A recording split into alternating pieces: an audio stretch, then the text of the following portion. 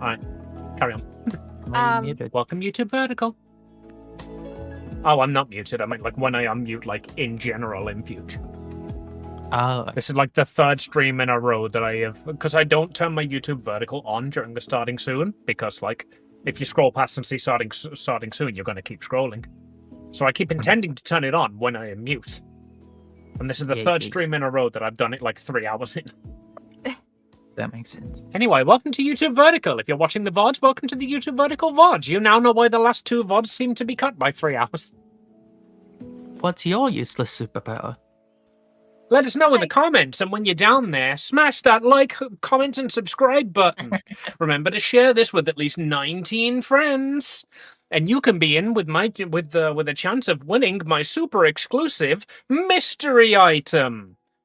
Mystery item may not be real. Terms and conditions apply. It's just a picture of a raccoon. Fuck yeah, I would share that with so many people just to get that picture of a raccoon. It's a really good picture. I mean, I'm an artist, right? So if I offered a picture of a raccoon, I could just sell that as an adoptable, you know? Exactly.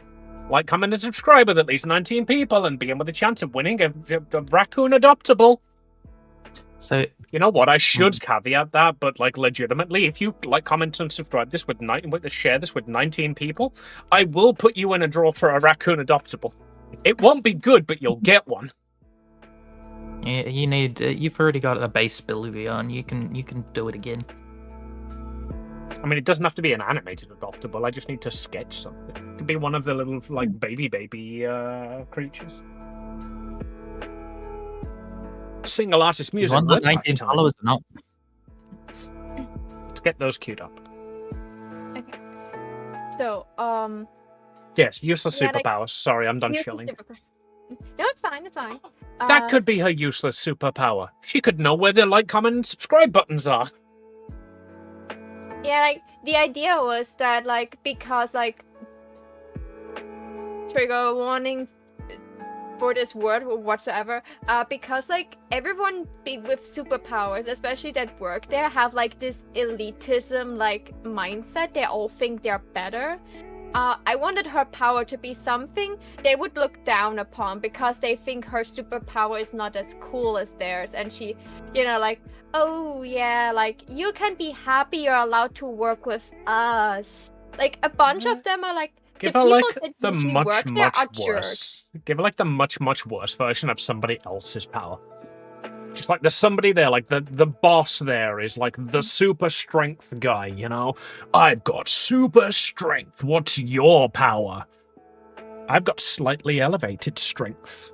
Wanna watch me lift this box of A4 paper? Yeah. Like that could be an idea that was similar to what Eden said. Like she doesn't have like super cold powers, but she has like very like cool, like, you know, like she can like very slightly change the temperature of something. So they like they just hand her like a cup of cold coffee and like, warm this up for me again. And then when she wants to go to the microwave, like no, warm it up here now. That's the only thing you're useful for. Like, bruh, I would lick my finger, dip it in, and stir it while I stared them the fuck down. Well, would you do that if? Do you want to bet if I have washed my hands after I used the bathroom or not? Enjoy!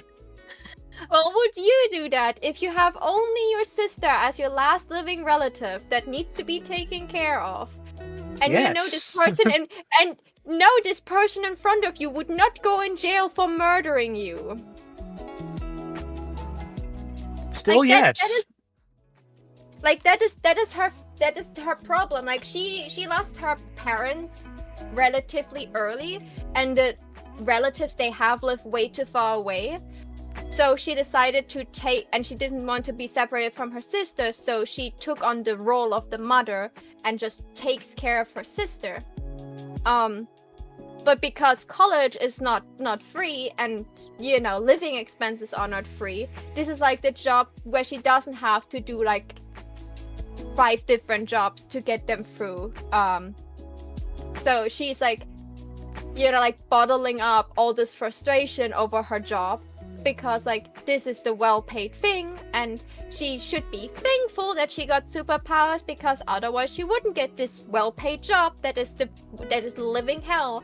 Like that's how she was like brainwashing herself to accept like every mistreatment she got there because she didn't saw a better option until like she meets a bunch of people that are like, hey, you're like smart, you can do like a bunch of things, why does the news office doesn't let you handle those kinds of things? Like, yeah, no, that this is handled by James. James has this like cool like levitate powers that he uses to like do things, and this is covered by I mean, Miss Luna because she has like this really impressive powers and everyone respects her, and that's why she's the news teller because she's pretty and she can like make her hair glow. I don't know, like so it'll help your story, but it'll be a lot more stereotypical if you pick a power that seems useless and can be made useful. Because then you could be like, yeah, like all my power is magnetism. It sucks. I can just like make paper clips come to me. And then the evil villain team is like, bruh, let me show you the schematics of the inside of a gun. You're coming with us on on the next raid. If a cop points one at us, I want you to remove the trigger from the inside. And she's like, I can do that? That would be interesting too, because like the story is supposed to be about like how like a corrupt system can look good on the outside and awful on the inside, and also like how sometimes meeting the right people can make you like elevate yourself. Like, you know, sometimes you need like supporting friends to see that you can do things you never tried before because you were too scared to try it. Even if those friends are evil. They're not evil. Like, when they fight, they make sure that no civilians are getting harmed. And they try to, like, keep, like, they're not attacking, like, anyone that is not involved. They attack heroes and heroes only, and they try to keep the battles away from, like, busy streets and roads. The only problem is, the heroes don't do that. So they drag those battles in the open daylight to get more fame that they fight an evil organization, causing a lot of people getting harmed in the process, even though those villains don't want that. Stay hydrated. Okay. I'll drink something. Well, looking for the chat message I was looking for. There it is. Have you ever seen one of those like speakers where it's just like a little round thing and you stick it like on a cup and it turns it into a speaker? No, it sounds cool. Basically like how to explain And I understand how it functions when you put it on there, but I never saw that. Yeah, it just like vibrates the chamber and then turns it into sound, and then you can hear the music. You could just give her that. You could just like vibrate a cup to make it play like show tunes.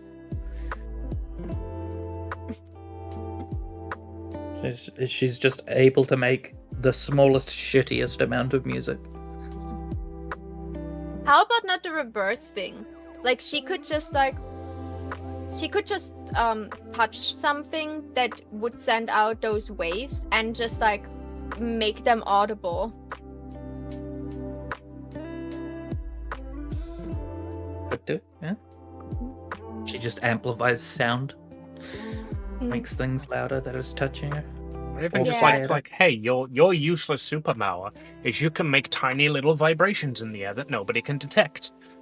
We're gonna put you on filing, and then the evil villain team is just like, tiny little vibrations? Hold on a second. Colby, get me a cup. Do you realize what you could do with that? Come here, hold this cup. Now sing something. And she's like, da da da da da da. Looks incredibly confused.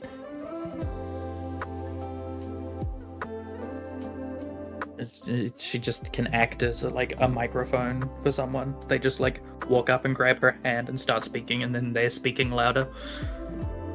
Yeah, just shit like that. Music could go fast. Music go brrr. Mercy go brrr. She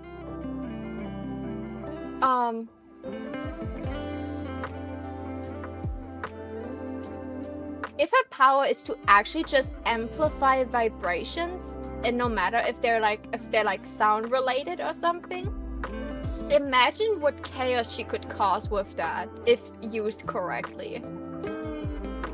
Like Turns out she can actually predict earthquakes and stuff as well. Yeah, like just shit like that.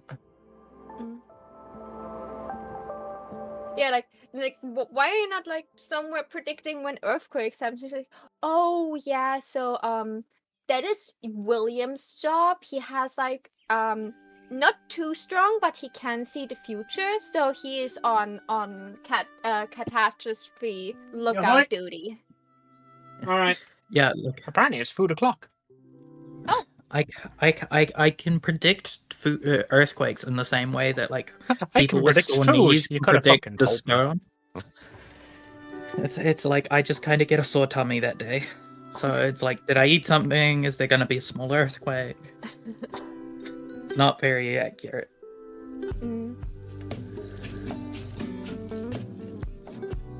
Or even if it's just shit like, hey, my power is that I can predict natural disasters in this exact town and only this exact town. And then they're like, okay, have you ever thought why you can only do it in that town? Oh, it's just the town I've lived in all my life. Have you ever tried to predict a natural disaster in a different town? No, why would I? I don't live in any of those. Like, bitch, you can predict natural disasters in the area you're in. That's your power. Why don't we go and put you in the fucking, World Trade Center, for example? We go and put you in, like, a terrorist hotspot, somewhere that, like, someone's going to attack. You could be guarding the president. That is very cool, but I kind of want my baby girl not to be in more danger than she already is. But that's a really cool premise. Ability to predict when food's gonna give you food poisoning, but it turns out later on that it's no ability to detect any poison. It's just no one really tries to poison each other nowadays. There's so many things. How about you go eat, Amy, and I will let Eden tell me some more. No, don't eat, Amy! I mean, JK and Max. Wait, we're on the wrong platform. Alright, I will be right back. I will leave the girls unmuted. I will see you all when I return. Bye-bye. We're going to talk about the superpower of Vor. She's gone. I scared her away. Alright. What other useless superpowers are there? Good. Right. In the DC comics, there is a character called Superboy. He is a clone of Superman, but he doesn't have any of Superman's powers. He can't fly. He doesn't have laser breath. Sorry, I'm moving around. He doesn't laser breath. He doesn't have laser vision. He doesn't have cold breath. And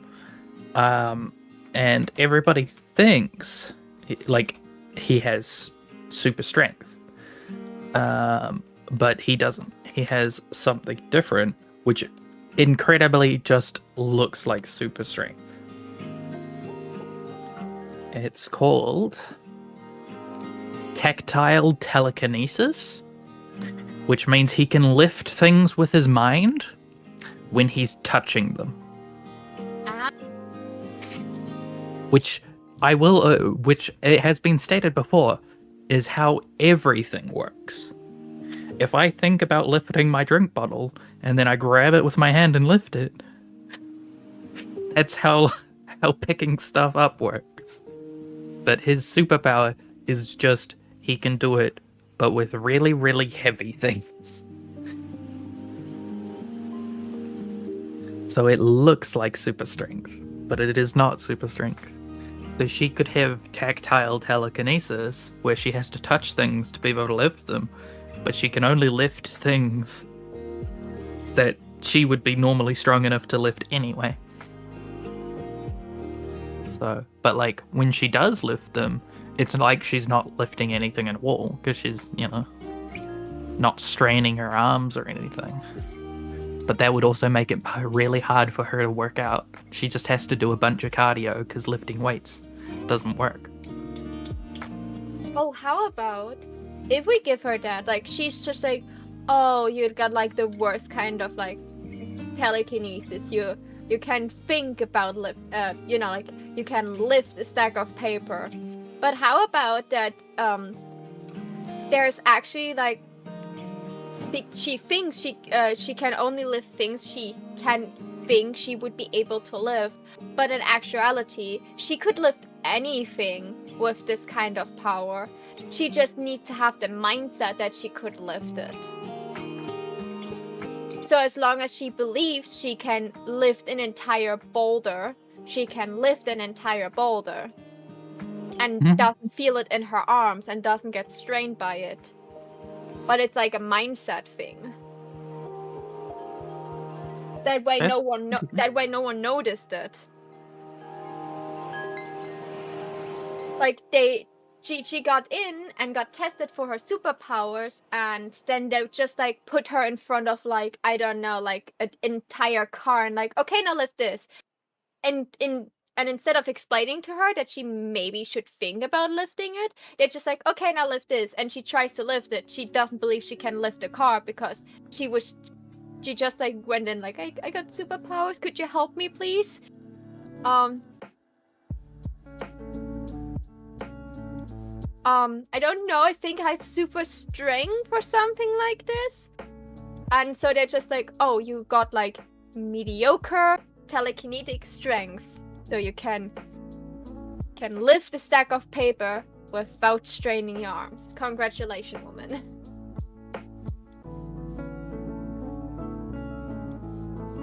I think we have use for you in an office. Yeah. With your noodle arms, you should have no problems carrying stacks of papers. Right, I'm gonna send you a picture. You tell me what you think this character's superpowers are. Alright. It like part of it's gonna be given away immediately. Oh, damn it. This is kind of off topic, but it is a I love that this character exists. Everybody out, I've never met other person who likes that they exist, but I love that they exist. What do you think this person's powers are?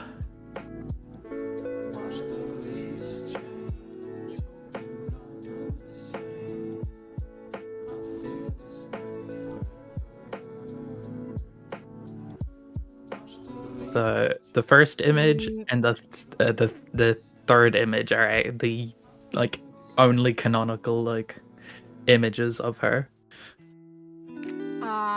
The second one's I think fan art. She can make soft served ice cream at will.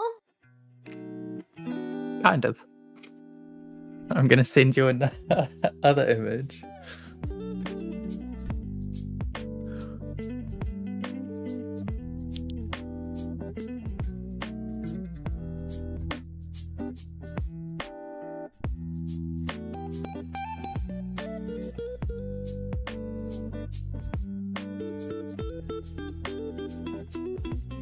This is a canon character to the X-Men comics.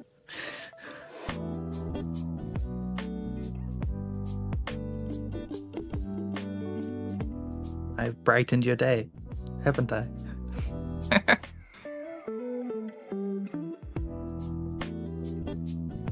What? She pooped ice cream? Yeah, her name is Soft Serve.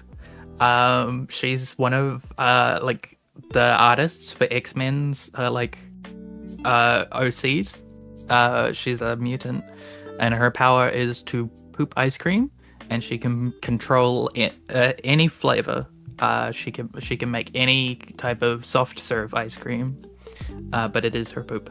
So that third image that I showed you is her at what Amy, you've heard Amy and me talk about the Hellfire Gala before, right? The artist just puts her in the backgrounds of some images as a laugh. So that's her at what basically the most prestigious event of the year for the X-Men and for like superhero society in the Marvel comics. And that's her offering someone an ice cream. And they all know. Oh yeah, no, because they know where it's come from. It's like it's normal ice cream. There's no like ill effects to it. It is 100% ice cream. It's just her stomach turns stuff into ice cream, and she can control the flavor. And so she's just like a background character. That is such a recycling of food because she will never have waste.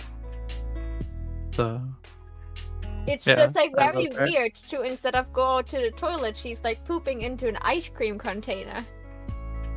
Yeah, like this is happening in the background of like comics where they're like, there's like weddings like for political like unity, and like they're attempting to stop genocide and make a new like nation for themselves, and like do a whole bunch of serious stuff. And then just in the background, it's just like the artist is like, I'm gonna draw a girl that poops ice cream, and everybody's gonna be running away from her. Like no story no story information, no nothing.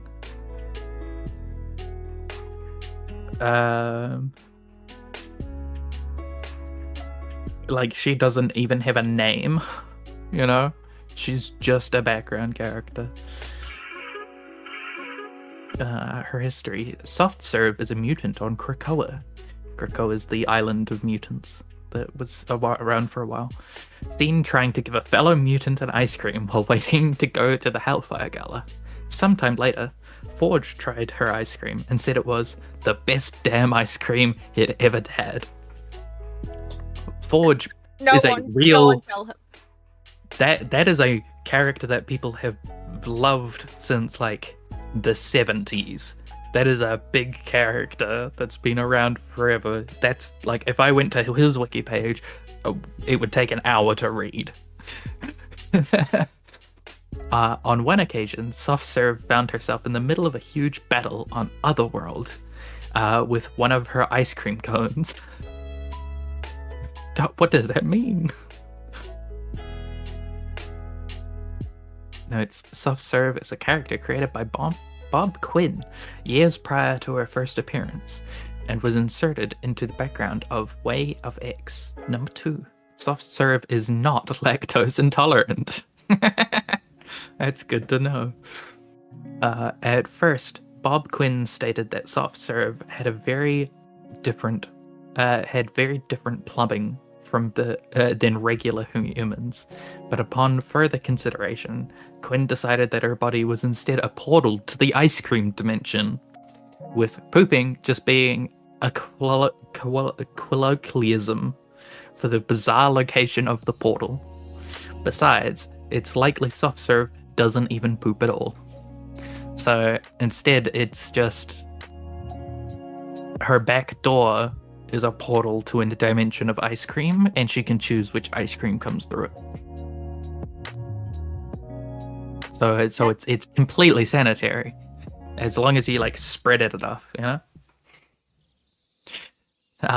Trivia: Soft Serve is not the only mutant with ice cream related powers. The other being the assassin, Ice Cream, with that's EYE, and then Scream like SCREAM, Ice Cream, who can turn himself into any flavor of ice cream. According to Bob Quinn, there is no relation between the two, but Soft Serve is a big fan of him. I decided to purposely leave this until Amy went away, so that way her chat could respond to it and enjoy it without her. Also, thank you for the self-care. I enjoyed it. I ate a slice of cucumber. Hey, my ice cream's getting here too soon. I got Ben and Jerry's. I got. I went out yesterday. No, the day before yesterday. Yeah, on Tuesday. I went out with my mom and ate some ice cream. It was very nice to eat ice cream again. What flavor did you get? Chocolate and vanilla with chocolate sauce. Oh, very nice. Oh, just need to get the door. Baby.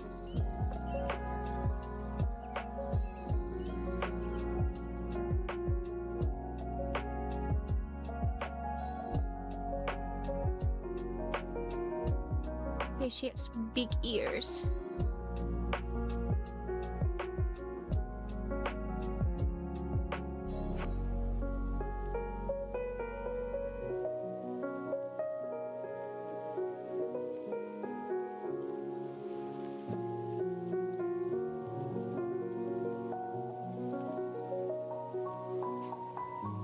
I'm back. What useless superpower did we decide on? Not completely decided, but I learned about a mutant that poops ice cream. I told you. Didn't have my ice cream. I told you she'd be giving you lectures on X-Men mutants, didn't I? I didn't expect the lectures to be quite so scat-centric. Then you barely know me at all. One thing that sounded really interesting is was it Superboy? Eden talks with about the- an artist with an with extremely the- specific kink. Yes, yes, I see. That certainly is one way to enjoy a soft serve, I guess. Superboy had like the telekinesis when you touch things.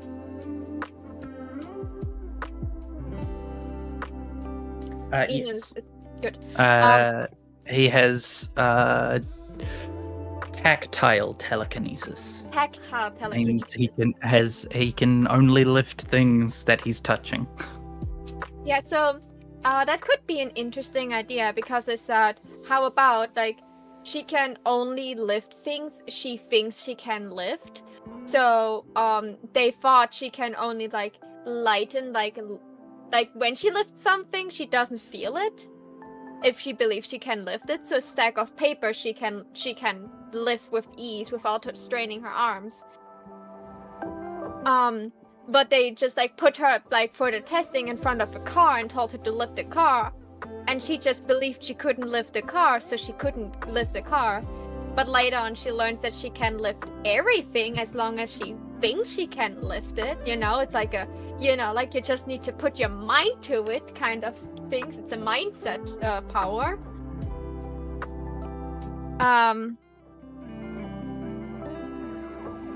That could be something. I don't know if I want it to be strength related. I am trying to think if there's another power that you could like have like this, that it's like, okay, like if she doesn't think she could do it, she cannot do it. But if she does think she can do it, she can actually do like amazing things. But no one like ever thought about it to motivate her and be like, hey, we believe in you, you can do it. And suddenly she can lift the entire car kind of mindset. I mean, that's the sort of thing that's like, I was given a useless superpower, but it turns out it's actually the most powerful in the world, kind of kind of cliche, isn't it? Just like, oh, Yeah, what's your power? I can do literally anything anybody tells me. Literally anything. Yeah, it's really useful at work. So like my boss is just like, hey, can you like file those notes for me? And I'm like, yeah, I filed those notes for me. Okay, I'm telling you to believe in yourself. I'm telling you you can do anything you want. I can do anything I want. Wow. It's really that good. Yeah, like that's why I wanted to like I usually when I was like thinking about it was like, I don't want a superpower that is like had like these really weird restrictions. Like, I don't know, you can only fly if you're naked or something like this. Or like you can only turn invisible when no one is looking at you, kind of bad superpower. I wanted one that, you know, like could be convenient in some situations, but most of the time people have like technology and other things that do those things way better than the superpower can do. Like heat up a drink. You cannot heat it up like super hot to like burn someone really with it. It's just like you can make something like pleasantly warm or pleasantly cool. You cannot freeze anything. You cannot make anything like boiling hot. You can only do like a very limited amount of base or liquid to this temperature. So it's not really that you can like go somewhere where something needs constant cooling and you just like stand there and cool it the entire day to save energy. It's more of a, oh yeah, like it's like the amount of like maybe 2 cups of coffee is the amount of like density she can heat or warm. Heat or cool down. Something like this was like the idea of like how useless her power should be.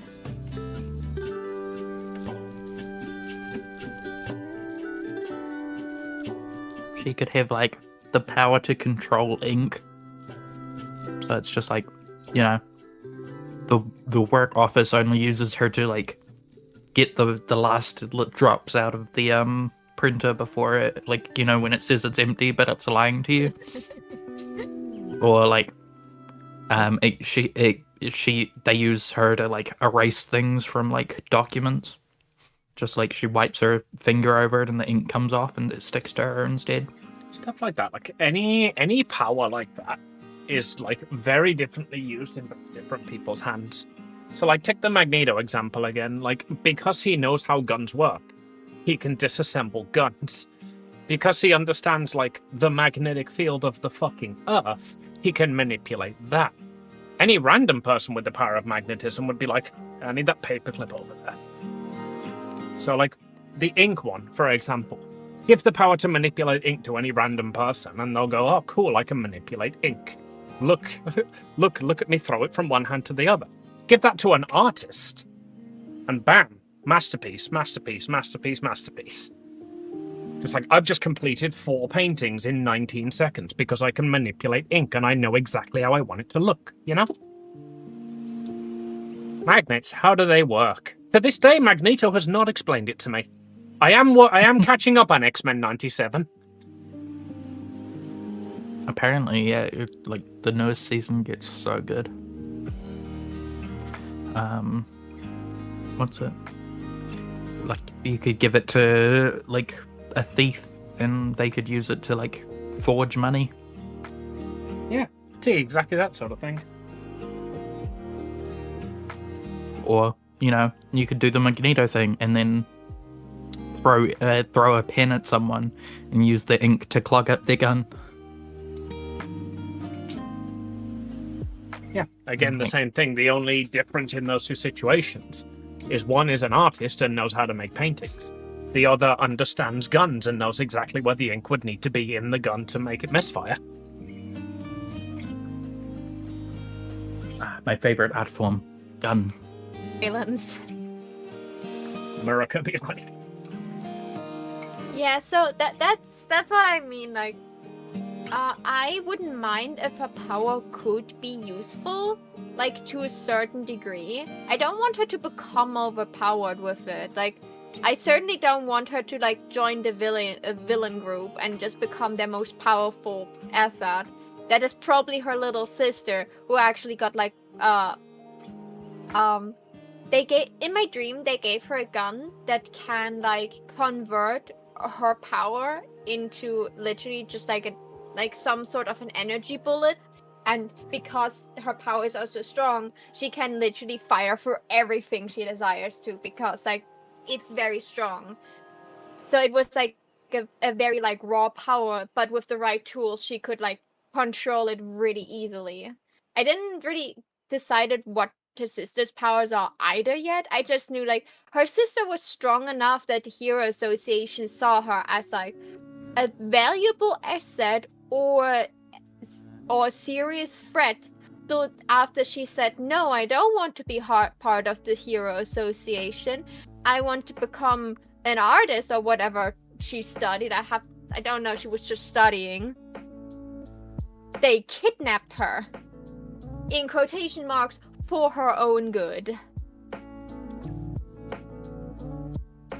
Like, you could have one sister control light and one sister control shadow. If it's like, if you want the sister with the useless power to control shadow, she can just like make shadow puppets and like make the room darker. It's like not very useful, or just like make her shadow move in ways that defy light. And then her sister has the light power, which can go into the gun and turn light into heat, or vice versa.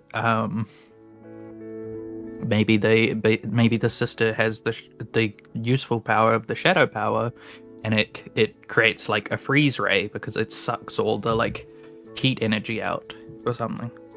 And then the useless sister has like, she can make like things glow in the dark if she like presses on them long enough. That ain't a bad idea, actually. Just give them both the same power, but one of them just like understands how to use it, and the other's just like, I can make the tip of my finger go like that one scene in Scary Movie 3. You're so old.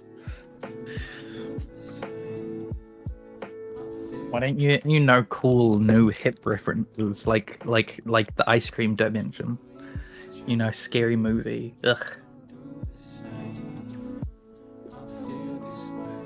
Alright, fine. One sister has got the power to create memes and makes it into like amazing stuff. She makes it into I Can Have Cheeseburger. The other sister has the power to create memes, but she's stuck in the office work because all she made was Skibbity Toilet.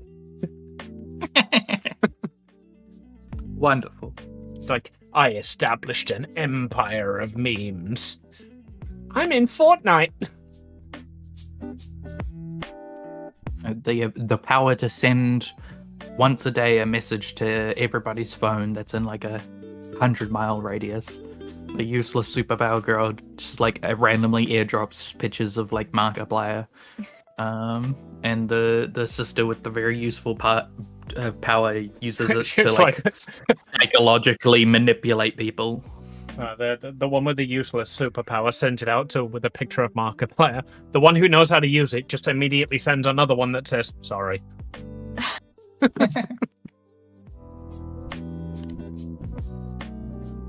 also like the like light and shadow, like that they had like a bit opposite powers.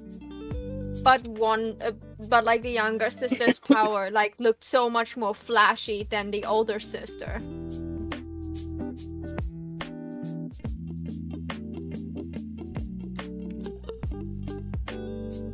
This shadow puppet thing sounds so cute. Like, she can like control shadows to a certain degree, but like the best thing she can do are like 1 or 2 shadow puppets, but because they're only like really small, they cannot really do much.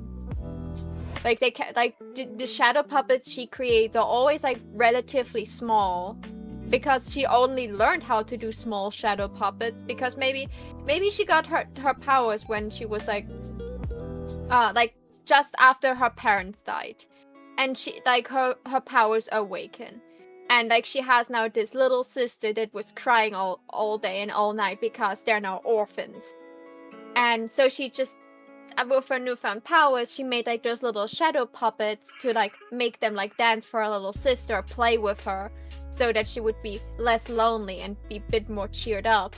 She doesn't know that she can make giant shadow golems, kind of deal.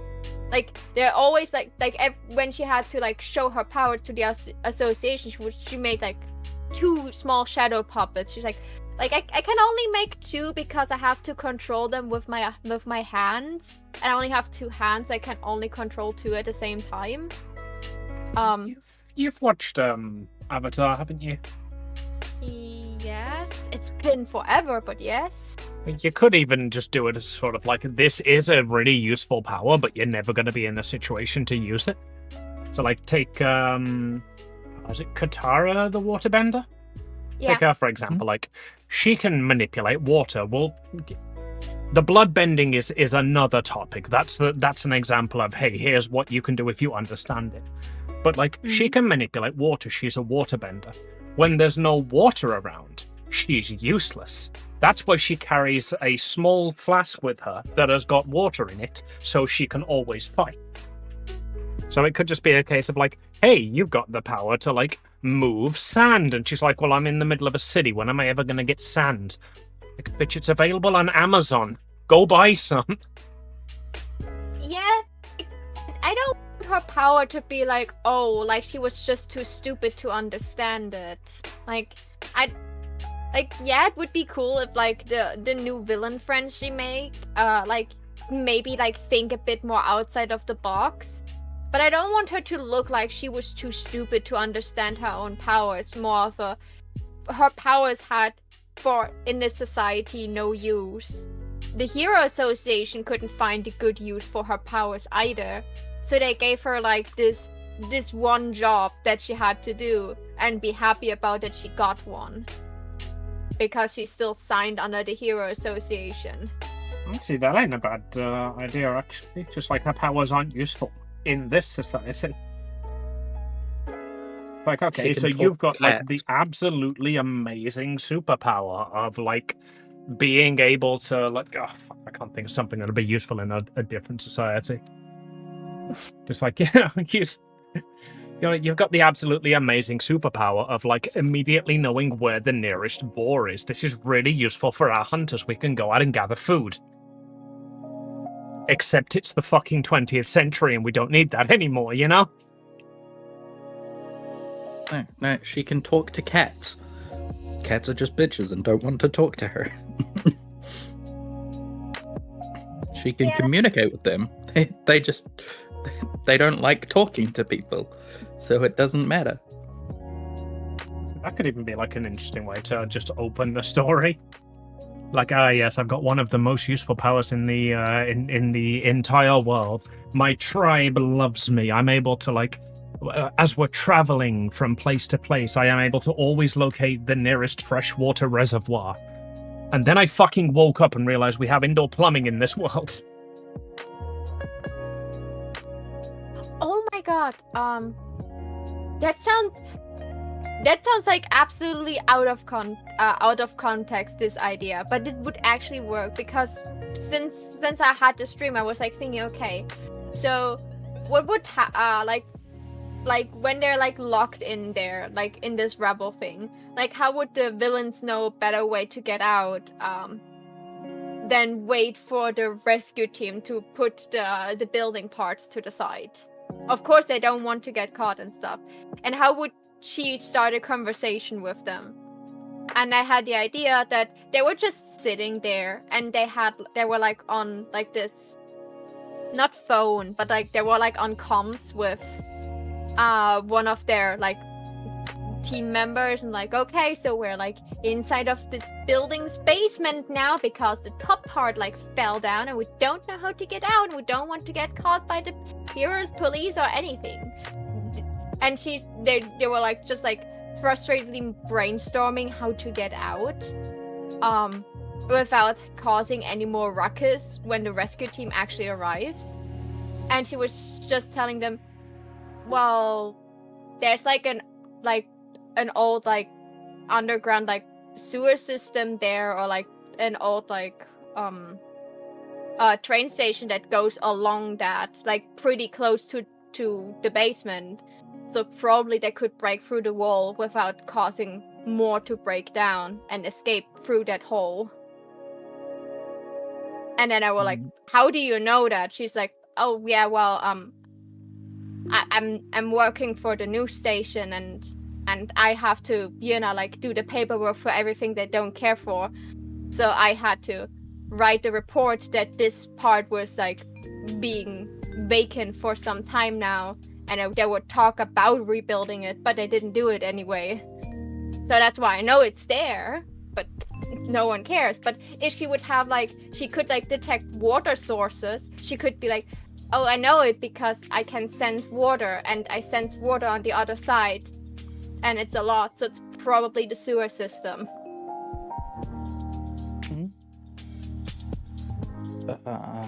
You could have like once per day she can summon like $5 worth of liquid, of any liquid. So like most of the time it's just she makes a small coffee for her boss and then goes up to pick up the rest of the coffees. But then in the emergency she can make like $5 worth of gasoline to like ignite something. Maybe they've got like a detonation, like a TNT charge, but they have to like light it from far away, so she can just like make a line of gasoline. It's just like, hey, I can make like $5 worth of any liquid. If we had like a lot of water, we could probably break through that wall, and the mob boss just gives her $5 and like, I'll pay you $5 to make enough water to get through that wall. You know, that is now officially $5 worth of water. Yeah. That's like a good idea, but like it's a not really well working idea, because if you put something like put a price tag on something, prices change all the time. Yeah, that's the basis between what I said. It's like, okay, you can make $5 worth of water. For the next 9 seconds, enough water to break that wall is officially worth $5 to you. Here you go. I mean, and then she, like, from then on, whenever she wants to use her power, she just takes $5 out of one pocket, puts it into the other, and then summons what she deems now to be $5 worth. Yeah, like, yeah. But that would be really overpowered soon. It could also be just like the global standard of like, this is what people think is $5 worth. It's not actually $5 worth. And then she just explains it. Oh, yeah, it's about $5 worth. It's like, if you picture that much, that's how much I can make. And then they're like, whoa, does that mean if I pay you $5 for 300 gallons of water, you can make it? And I'm like, no. Picture in your mind $5 worth of, like, how many bottles of water $5 will get you. That's how much water I can make. So, like, if you can change the global perspective of what $5 is worth, you know, change the $20 is $20 mentality. Yeah. Like, the same goes, like, You could just make it a cup, but I thought making it, like, have different amounts for different things could be more interesting. Oh, no, but sorry, yeah. Ignore me. I just like to ruin things. I knew exactly what you meant. But when you said $5 worth, I was just like, all right, time to fuck that one up for them. Yeah, so the next thing for the $5 worth is, like, there are like, if it's a liquid worth $5, do you know, like, that different, like, things can be liquid at different temperatures? She could literally, like, summon things. She could summon, like, liquid nitrogen and stuff like this. Exactly. Like, that's like, and that is incredibly. Well, shit like that is yeah, like, but normal that's people how, like, aren't gonna go, hey, summon liquid nitrogen. They're gonna go, oh, that's so cool. So you can, like, just give me a free energy drink. You know, normal people aren't going to think about it in this situation unless they're, like, creative writers and, like, superheroes are a genre in this universe, you know? It's like, they're not gonna have these tropes to look at. So when anyone else, including her up until this point, have gone, whoa, $5, they're not gonna go, $5 worth of liquid gold. They're gonna go, oh, that $5 isn't much, but, like, hey, it's a free coffee every day. Fucking 20 years ago, it's 2 free coffees every day. But, like, you know, when the villain group gets there, yeah, they'll go, $5 of fucking, that's probably enough liquid nitrogen to freeze the lock on this door so we can bust through it, you know? Stuff like this is why I always find it really interesting what people do with just, like, shit powers. Because again, like, going back to the fucking Avatar with the blood bending, like, Katara is the first person in the world to realize that, well, second person in the world to realize that, like, blood is made up of water, and therefore if you waterbend, you can literally control someone like a puppet. You know, Toph is the first person to realize that steel is just an alloy made up of earth. So if she puts enough power into it, she can move the earth within the steel. And that's why, like, when it comes to Legend of Korra, there are just entire fucking school, like, metal bending is its own school.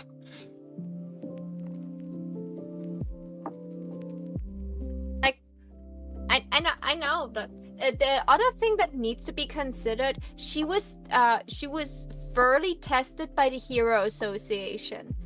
So, like, yes, if she, a normal civilian, wouldn't think of the liquid nitrogen thing, the Hero Association are, like, experts on those things, so they would probably consider it. That's why I wanted her superpower to, like, even sound to heroes probably more or less useless. That they even said, like, we have 5 guys that can do exactly what you do, but better. Yeah, I mean, if you want, like, a genuinely useless power, and that's, like, your intent with this, then I would go with that, like, hey, like, you've got a really, really good power. You're shit at it, and yours is, like, the F-class version of it. It's like, yes, okay, so you can, like, control the weather. Can you make it rain? No, but I can make it a degree hotter. There, and nowhere else. She just works as a space heater, you know? She just makes the room quite slightly warmer around her, or slightly cooler. She's free aircon.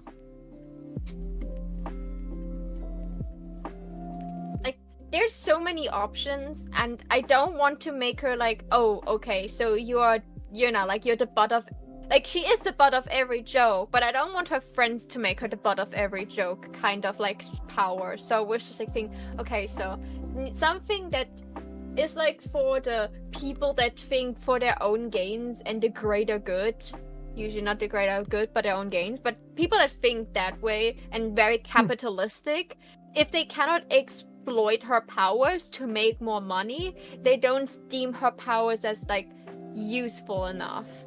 So if she's not, like, a very, like, good, like, radar to, like, discover things, like, faster than the dude before her could, or she has, like, powers she could actually use for combat and or like support in any way, like healing or making, like, massive, like, energy shields that could help people. If she's not able to do that, she's, like, getting the, like, the jobs that no one wants to do in this association, but someone has to do them, and they're elite people, so even their janitors are like people with superpowers. Yeah, just shit like, oh, what's your power? Is it healing? Yeah, I can heal any paper cut myself. Cool, you're on filing. She can make things softer, but it's just like going from a kind of firm pillow to a kind of soft pillow. You know, it's going from hard candy to, this is a bit chewy now. How you doing, Toxic? Thank you for the hydrate. Oh, I probably should have filled this bottle up when I was down to test. You're not going to be able to make someone's bones softer, but you might, like, because it doesn't pierce that far, but, like, you can make their skin a little smoother for just, like, a little bit, you know? Oh, if she could do that, they would probably, like, put her, like, on duties for, like, beauty treatments. She would definitely get it. If she could make skin softer, even if it's just for a short period of time, they would exploit her for that. Like, she would, like, be, like, hooked up with, like, with a makeup designer and, like, some other people that do, like, some beauty routines for celebrities, and then they would just let her, like, like, do the skin softening treatment. They would exploit her for that. Sounds like an awful power, but I could immediately think of something to make money out of it. Mm-hmm. But you could also have the pettiness of someone you don't like is eating pasta, and you just make the pasta way too soft. You just ruin the texture of their food. I never really had, like, I was never really bothered too much by too soft pasta. That was just the example. I don't know Yeah. what's a food you like. No, I get it. Making someone's ice cream less soft so they chip their teeth on it. That was me. Just you make their coffee softer so it just get like the milk gets chunky. Oh. Like it's not gone bad.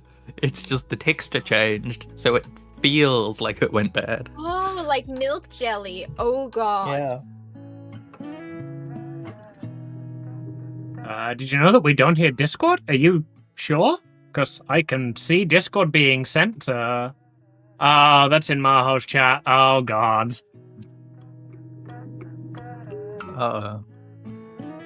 It's because Tell us when like you're unmuted. no, so the thing is the Discord window is Matrix Monday, but for some reason, apparently because I have a different window open right now, it thinks it's a different Discord output. Otherwise fine. It says otherwise fine window with the same type.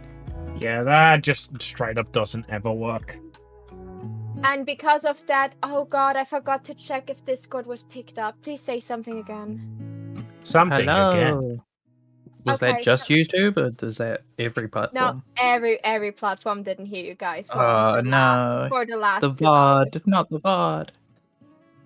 Well, just so you know, chat, we were talking about the ice cream dimension. Do you have questions? No, you don't. We're talking about pooping ice cream and useless superpowers. Mm-hmm. I mean, hey, free ice cream. That's not really useless power, is it? No. It Like- fucking should be. Like You'll my, never know until you take a lick. like who was the first person that actually tried this ice cream to figure out if it was actually good? Like, did she herself Probably her. try it? I don't know if I would be brave enough to stick whatever came out of my back door in my mouth. Hey, it's someone's kink. It's just true. Like One person's kink is another person's power. yeah, like I checked that my music was picking up and all, but I completely forgot to check if Discord is picking up. Well, Amy's got the VOD. Yeah, it doesn't matter. It's just like mostly me just rambling while doing art. People will forgive me, the 2 people that will maybe watch it.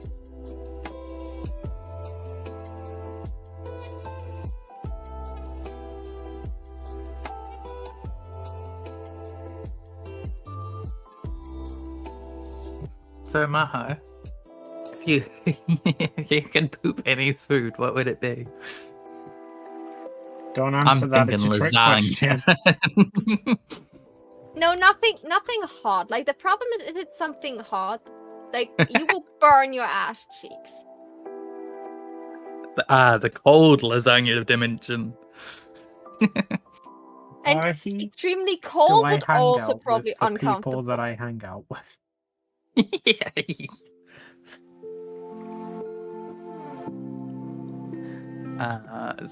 Amy? Well, what Maho's thinking. Probably chocolate. No, Colin that would be say? worse. No. You don't want to pick anything brown colored. Like that's the one thing, the one colored item you can't choose. Cookie dough. The chocolate Chunky. chips, the corn of the ice cream dimension. Yeah. You guys realize, like, on my not safe for work sheet for King, I have got her kinks and I have got hard nose. The only thing in hard nose that is not like a trigger point for me is scat. Yeah, same. But Eden started it. I didn't started it. X-Men started it. I'm just willing to finish it. Yes, it certainly sounds like you are willing to finish it. What would I choose? Ooh, bubblegum would be awful. No, Like, that obviously I hurts me wouldn't choose thinking it, about but- it. Yeah, exactly. That's why it came to mind. Like, now I'm thinking of what the most inconvenient would be. Obviously, if you ever want anyone to be able to eat it and it not to be 100% useless and a waste of food, you can't choose anything brown. It's just the rule. Like, it is insane that she chose to try and get someone to taste brown flavored in that picture. Like, you have to start with at least vanilla.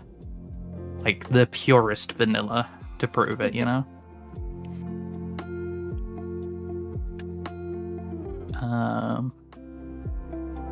Like, do you trust me? No. How much do you trust me? No. Hot sauce would also be awful. Permanent burning sensation.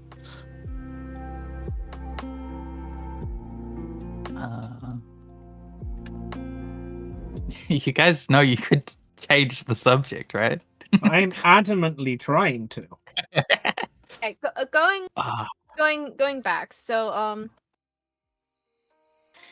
what could the Turkey. little sister's superpower be? Like something that is Licorice. that you know, like the moment it awakes and get known that she can use it, like everyone wants her to be like to join the association ASAP, and they want her as the new poster child. Just go with the nice generic stuff, like, telekinesis. And then again, just be like, okay, she is, like, way more powerful than all of our telekineticists that we've got so far.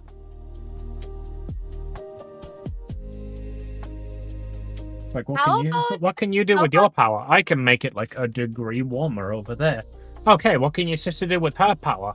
Oh, she can, like, literally summon subarctic storms to engulf an entire nation. Yeah, Huh, like she can. the reason this I just came up with, but the reason why the sister probably is like on their radar is when her power awoken, she was outside and had a power outburst. So like she awoken her powers and for the first couple minutes didn't know how to turn them off again. So she was literally causing like some hazard there until she figured it out how to turn it off and control it a little bit. And that's how she was immediately on their radar. If these are the kind of plot lines you're interested in pursuing, I would recommend you watch, at the very least, if you don't have time for the TV series, go and watch like the X-Men movies. Because a lot of those go into the sort of like, hey, this is the first time my power's activated, and like, hey, this is a really useless power that I haven't thought of a way to use yet. It's just a really good like exploration of that genre before the fucking every single isekai protagonist ever got their hands on it, you know? Yeah, like I don't really consume much superpower. Like there's like Tiger and Bunny, I think it's called. What is I like love Tiger and Bunny. It's like, you know, you have like this hero, like, you know, like heroes are like a part of just like day-to-day life, and they're like having sponsors and all. And I never watched it, I just know the premise of it, and it's like really exploring like how like high-ranked heroes are just like getting all the sponsors, and if you don't like, they sometimes steal each other's job away just to become more famous. They become idols and other things on the side, and actors.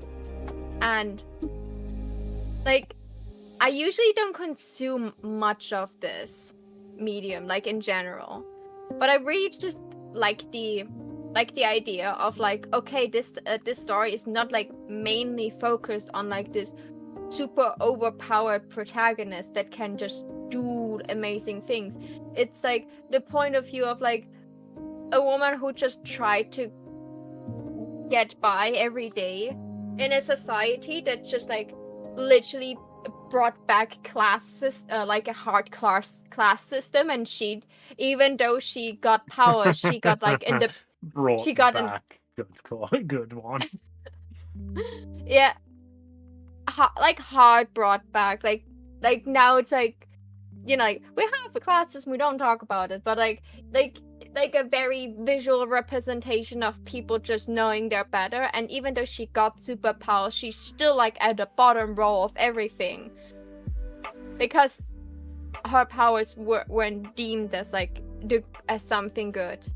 And now but she slowly like got in contact with people that did amazing things and realized, wait a second, like I was turning a blind eye on all of this.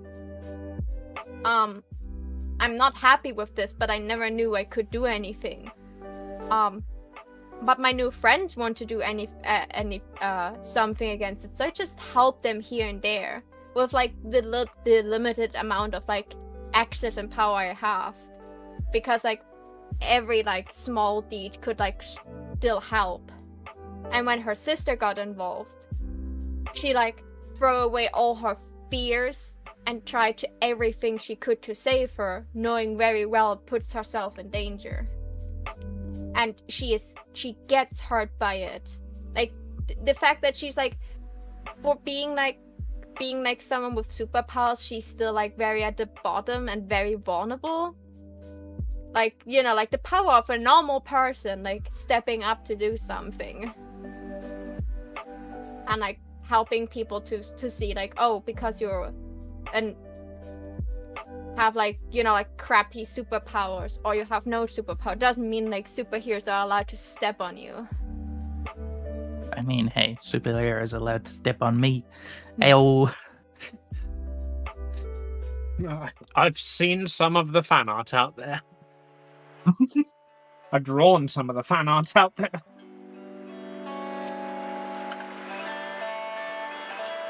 Who's your favorite superhero, Maho? Who's your favorite superhero, Amy?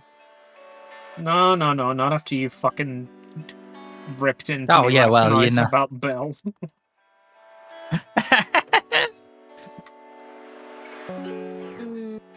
It's a good question. Come on, be not like other girls.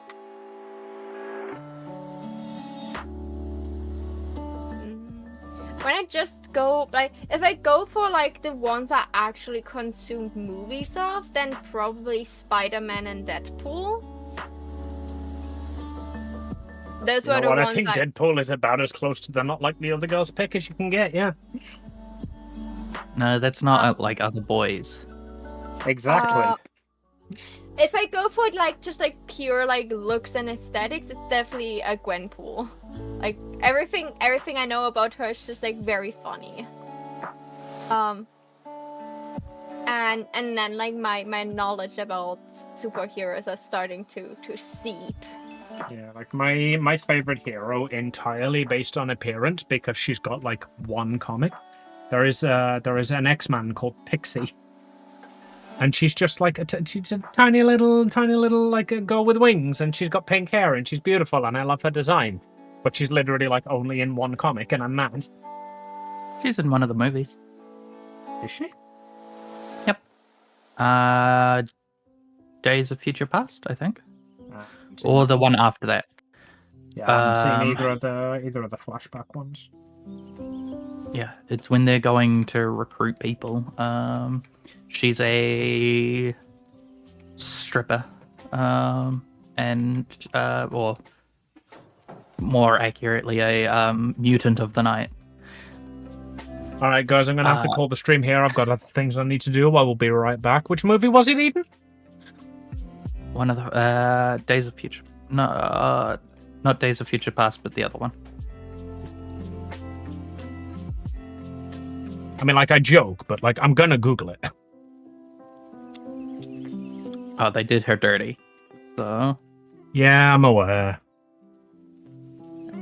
Pixie is a 2020 live-action Irish heist comedy drama featuring Olivia Cook, Ben Hardy, Daryl McCormack, Cole Meany, Dylan Moran, Chris Wally, and Alec Baldwin, following the daughter of a gangster who goes on the run after a heist goes wrong. I don't think that's the one I'm looking for. Is that Marvel? No, that is the Google AI being awful. No, I asked the real Pixie. Is that from Marvel? I wanted to look. She looks it's X-Men.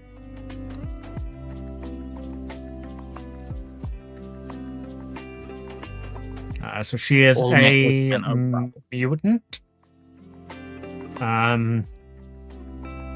Does it actually say what her powers are? She can create pixie dust, causing auditory and visual hallucination. She flies via insectoid wings. And she has been taught to cast spells as well.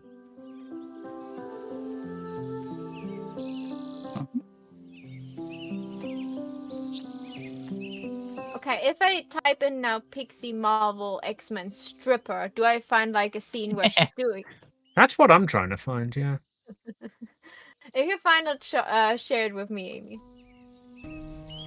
Like I watch sometimes like superhero stuff, but not too much. I was never really into Marvel. An alternate universe variant of Pixie appears in Secret Wars. This version is a member of the Runaways and former lover of Jubilee. It's the AI again, isn't it? No, Wiki. So probably. It's in X-Men First Class.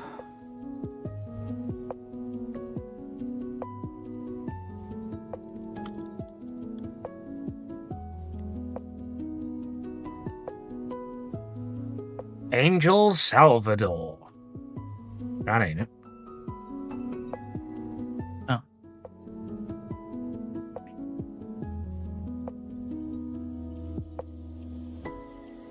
They do have the same powers, though, by the look of it. Yeah, that's the like. Okay, so they've just what they did was they took Pixie and then just like took her powers and then gave it to a new character that they made up for the movie.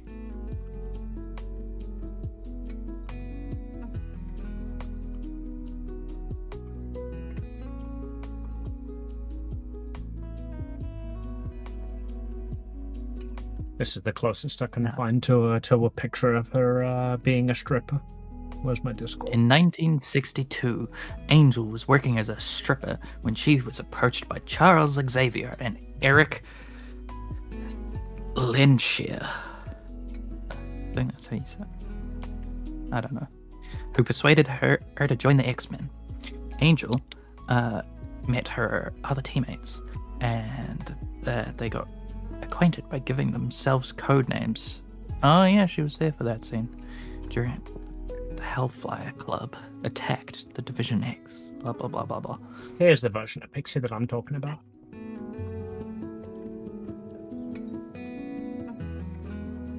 Picture. When I looked her up.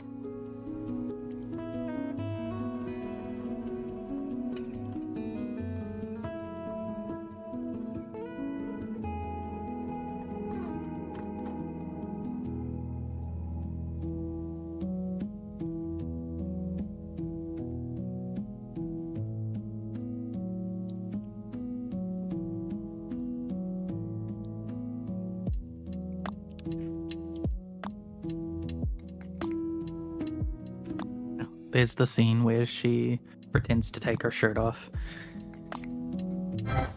Oh, Jesus, that's loud. My turn. Oh, of course, that's coming through voice chat. I can't play that then because that will definitely get myself copyright struck. I'll play it muted.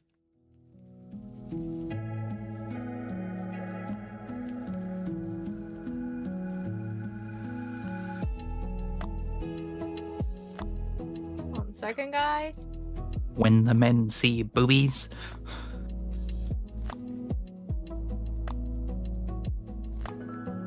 But it's an interesting idea that like her wings are like her tattoo.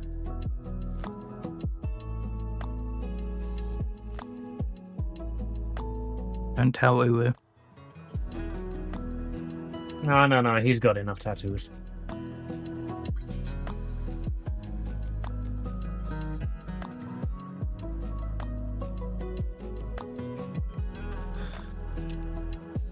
Christ, the animation on these is awful.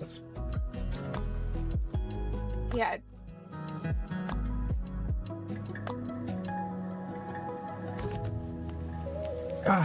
Anyway, leather.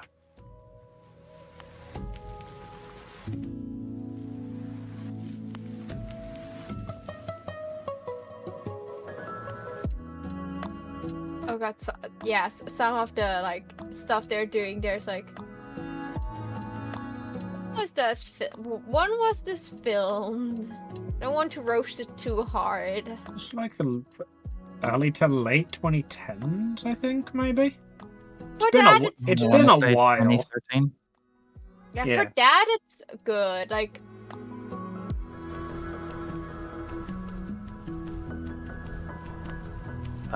X-Men First Class came out in 2011.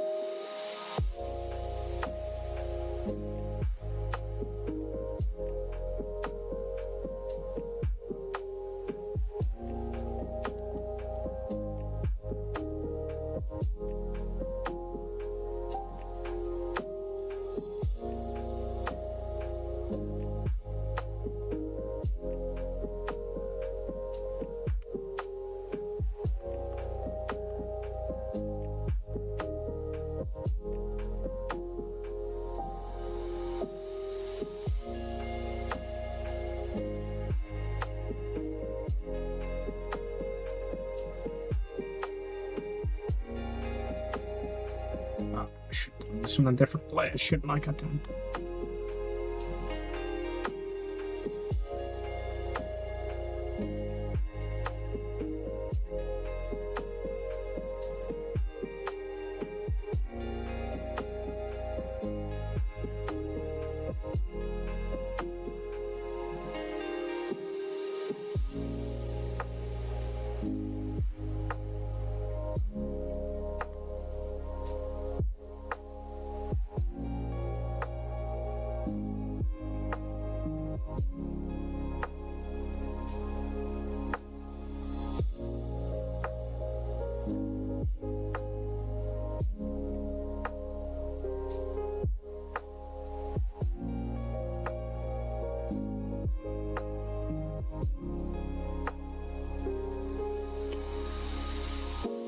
How's Samurai Jack, Amy, and Wolfie looking? I'm currently working on like actually shading and texturing them, so probably less Samurai Jacky.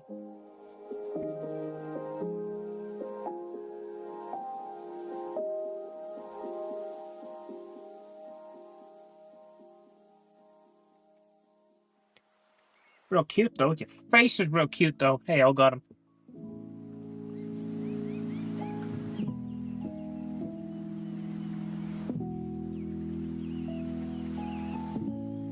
I got more or less the sketch down.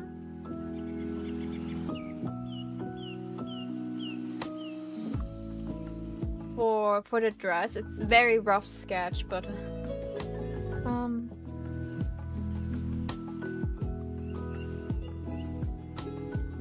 I have no idea how to fucking draw and texture leather. I probably should go and get several reference images for this.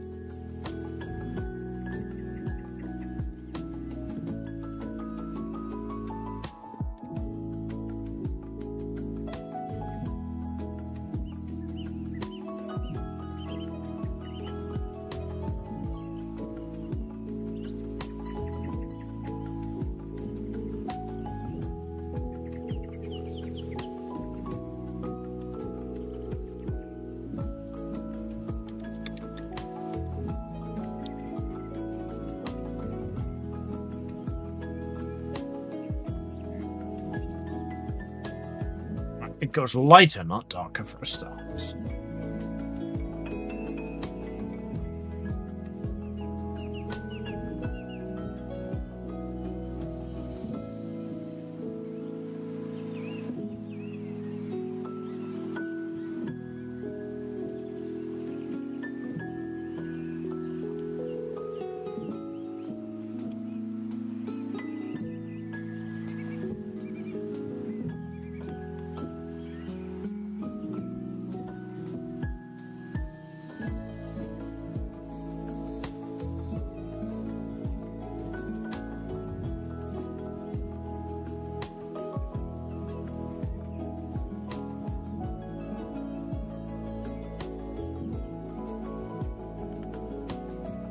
Reference how to draw butterflies.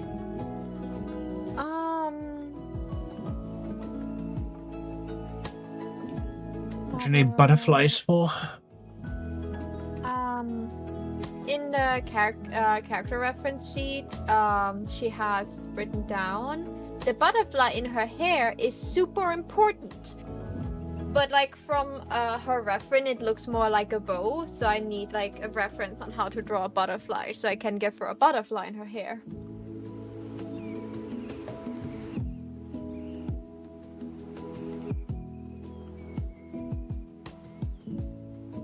I already decided that I made the butterfly angled, so I only have to really draw one wing.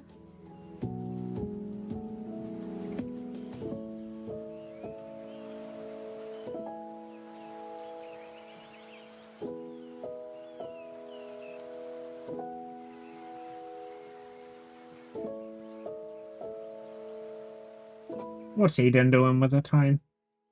What important project are you working on? Procrastinating. I was just enjoying the chat. What important project should Eden be working on? I don't know. I don't have any commissions because it's the only commission that I possibly do have turns out won't be paid for.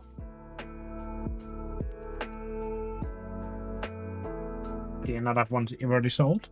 She's Not at the talking moment. about you. Yeah. No, I mean like genuinely, do you not have ones that you've already sold? Not Like- at the moment. Like No. Kirby's and whatnot? Did you finish all of those? I sorted it out with some other stuff, yeah. And I reimbursed part of it. So I still want to do art for her regularly anyway, but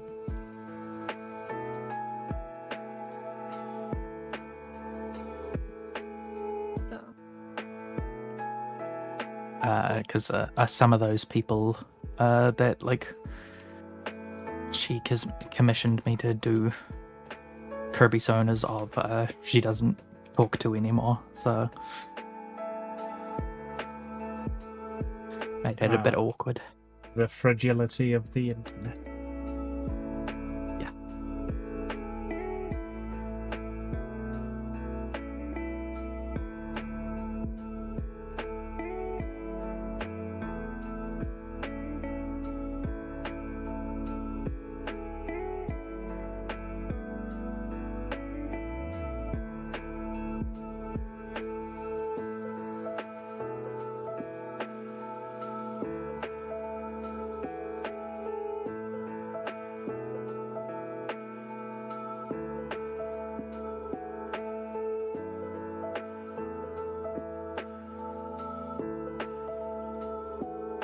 I've got something to draw. I just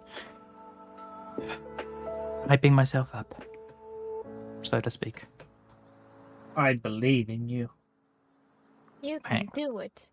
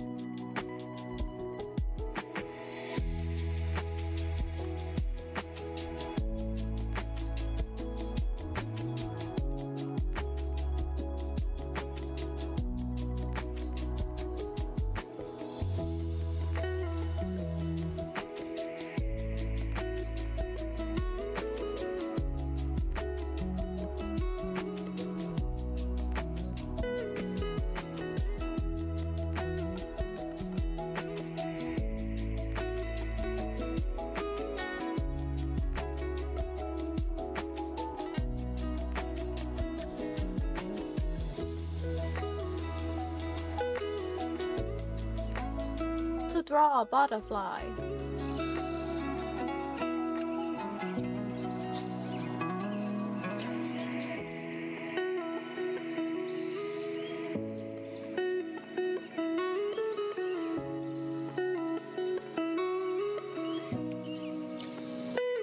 Video game music time. I just played it. Did you know? Were you tabbed out? Who's that? What did you play? Maurice requested a Chrono Cross song.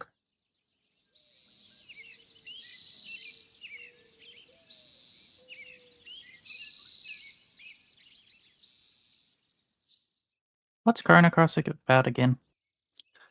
It's like the Dragon Ball art style RPG, right? Yeah, that's what everybody knows it for. You spaced. Oops. All right, I'll queue it back up. But don't think this makes you special. Makes you special.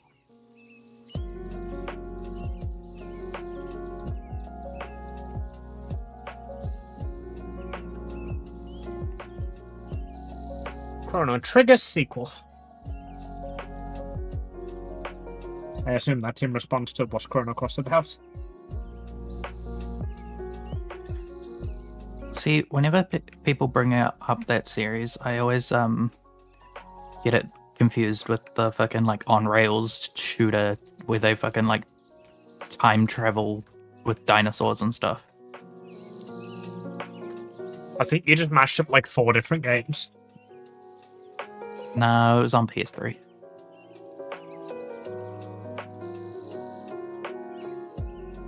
Are you thinking about Turok or Dino Crisis? Or Time Splitters? I think it's Time Splitters, yeah. That was PS2, babe. Oh, they had a PS3 one as well. And then most of them were arcades. Right? I'm sure I had it on PS3. Because it came in a 3-pack of on-rail shooters.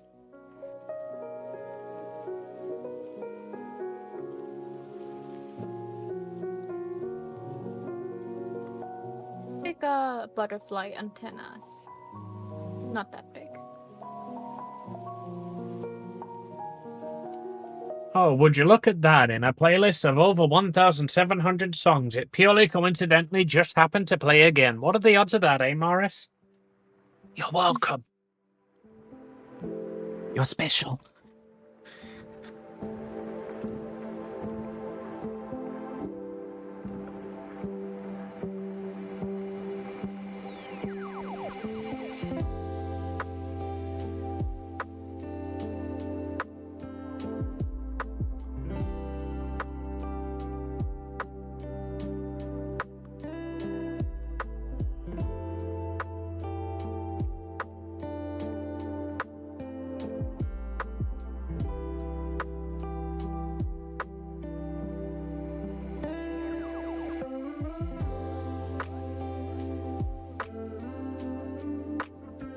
On shrimp?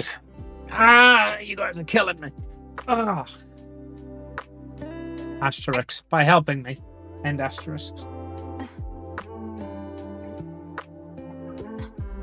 Right, we've got the break coming up. But...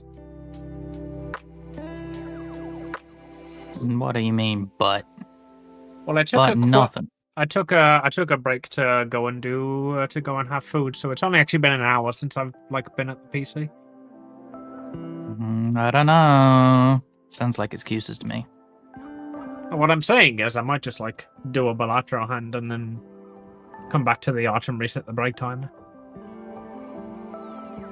How are you two? I'd rather you work yourself to the bone than play Balatro.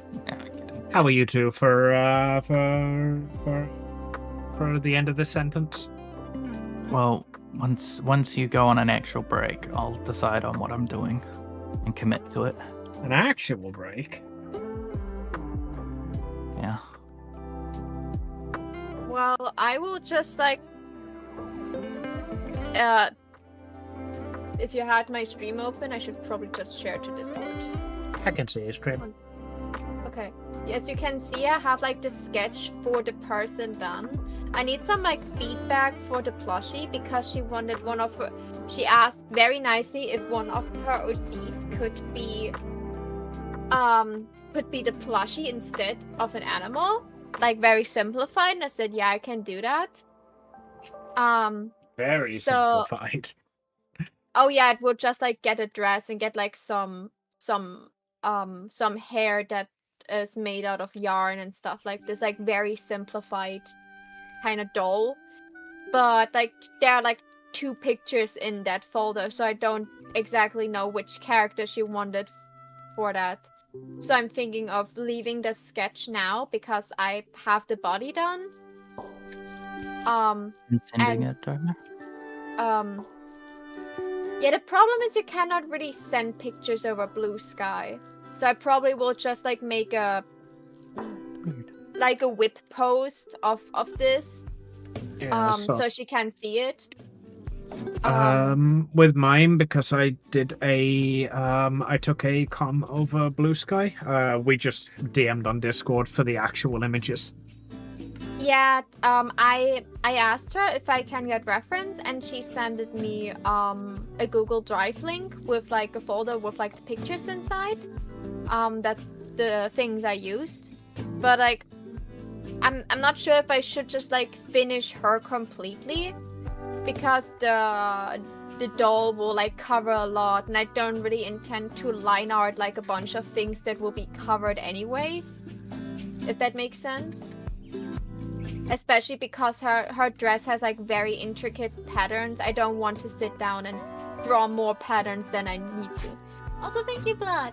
I would just send her an image of this and be like, hey, can't go any further until you let me know which of the OCs you want as the doll. Yeah, I DM'd already. I just have to wait until she replies. I have other things I can work on, so I probably just like stretch my back and move my hands a little bit and maybe eat something sweet, and then I will just work on a different piece. Good idea.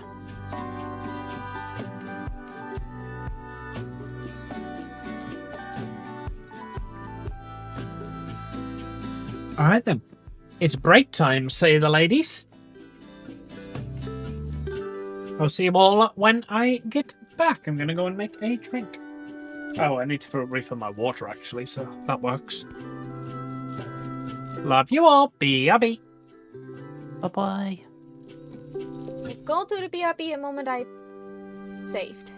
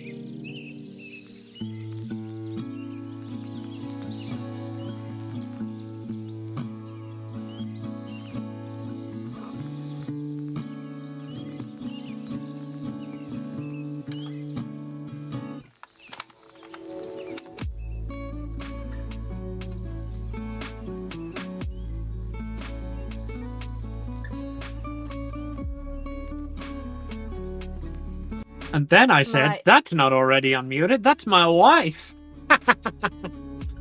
That's why I said that my. Who's not your good wife? Good to know. That's why I said my transition is all unsynced, because it changes the scene before the cards fall down. I haven't really figured out how to, like, make this work again properly.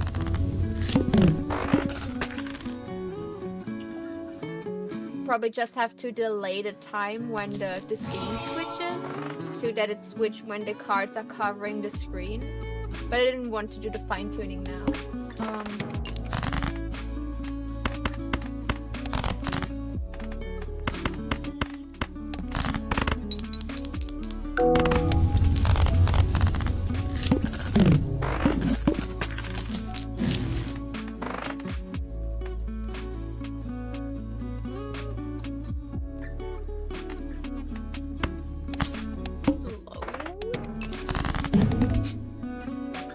Why am I loading? Oh no, not you. My artwork. Ma doesn't think I'm a pretty picture. You are a pretty you're picture, a whole but you're not. animation. But you're not buffering. I don't need to load you to appreciate your prettiness.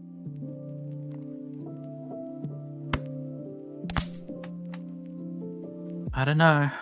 Unloading her could make her feel pretty. Well, you're not wrong.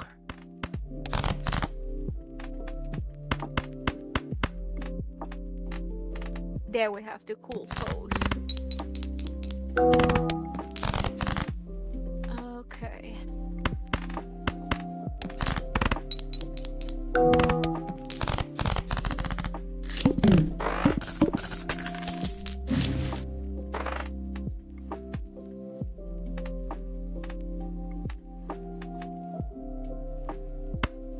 So, how to snout? How to snout. I find with chibis, it's actually very easy. You don't. That's it. You're welcome.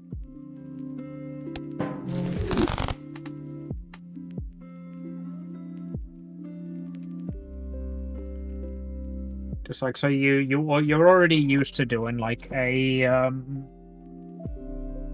nose for chibis. Just make it slightly bigger. It doesn't need to be snout shaped.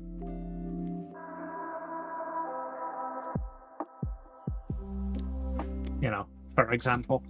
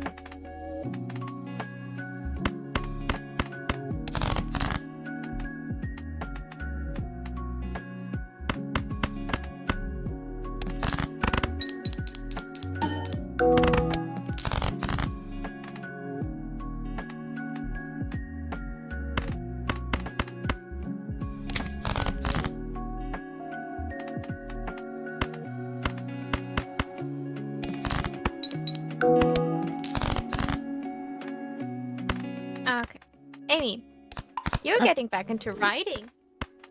I A little am. bit about. Let's talk a little bit about what you did in your server, and why Maho invaded the space already.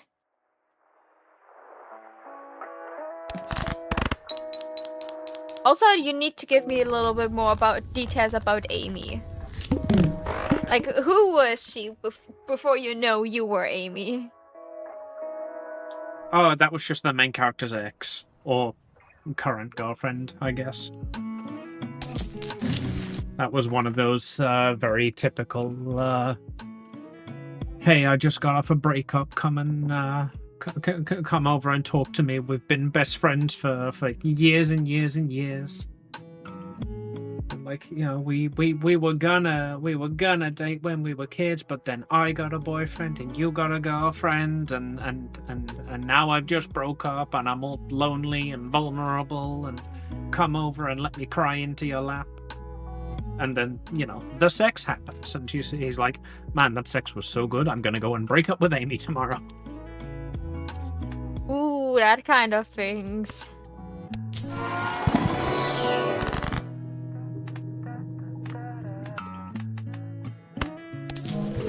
Interesting.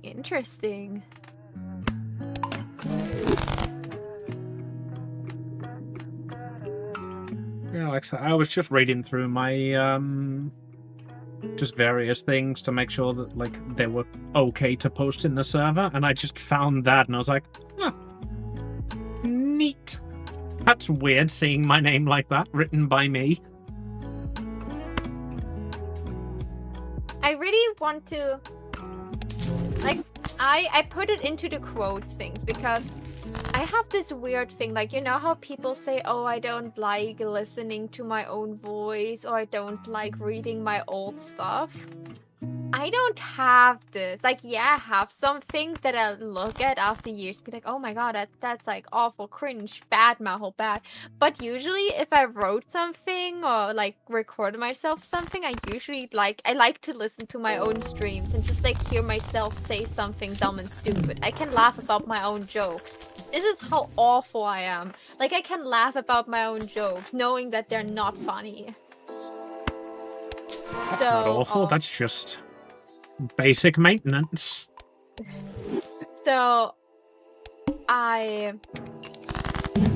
when I like put this story into pieces to post it, I had it like written down in my notes, and in my server I posted it as a PDF file for people to scroll through. But for yours, I just like cut it into pieces, and I had those like 1.5 comic pages I did, and I forgot to post them with the where they belong to. So I had to like read like through the story again to find the passage, so I can be like, oh, and those pages belong to this segment over there. And then I just decided to continue reading, and then I've stumbled upon like probably one of my favorite quotes a character ever said. That's probably peak Maho writing. I will never peak over that. Where's your server? I want to read that out again. I just found this so funny. It has no right to be that funny to me. General, where's the quotes there? Completely baffled, Susanna needed a moment to understand these two idiots who haven't married yet just because she's too humble for her own good and her brother is too love-drunk to and rather sulks and stop spoiling her. I just loved that and was like, oh my god, that is peak Maho writing. I will never get past this point of calling two of my characters that I wrote myself idiots for not being married yet, because they're both idiots. Absolute buffoons. They're idiots for not being married yet, because they're idiots. Yeah, like in this story, she's just like, oh yeah, she wants him to sign what is the contract you sign before marriage? What is this thing called? Prenup? Like prenuptial agreement? Yeah, a prenup. Yeah. So she wants like this entire story is like about her like healing over the fact that she got a lot of trauma from the past, and just because she got isekai, her trauma didn't got cured. And like, you know, like the way to save self-love and stuff. And this is literally the part that is more or less like the after story, that little bit that happens afterwards. Of she's living now with her lover, but they're not married yet. And his sister comes home after 5 years of, you know, just leaving the country one day because she's decided, you know, like this neighborhood country, I found love with the prince, I'm going to marry him now. Bye, mom and dad. Bye, little brother. That's like, this woman had like, if she set her mind to something, she would do it, and she would never regret the decision because it's her own decision. Like, even if something bad happens, she's not mad over it because it was her decision to do something. And then she meets like the girlfriend of his brother, who's the absolute opposite, like very meek, nervous all the time, doesn't talk to people. There are so many rumors about this woman. And yeah, like she doesn't like her at first. And then she heard that them argue about a prenup that he doesn't want to sign. And so she thinks, oh my god, this vile woman, this vixen, wants to like take all the money and land of my little brother, who's just too good for this world.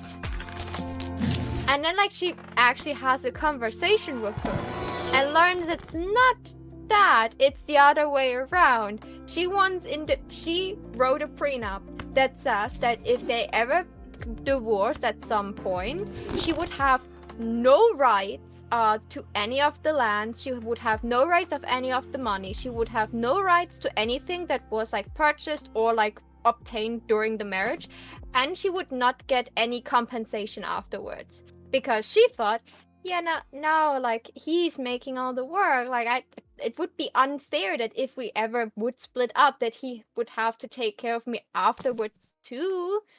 And he doesn't want to do that because like, no, I'm not signing something that would literally be awful for you afterwards.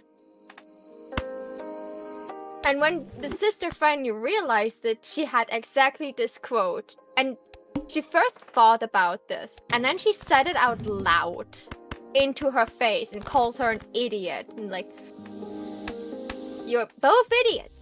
Absolutely buffoons. Dorks. You're She was certainly baffled. Like, oh my god. You love each other very much. You want to spend the rest of your life with each other. You cannot imagine being without the other person.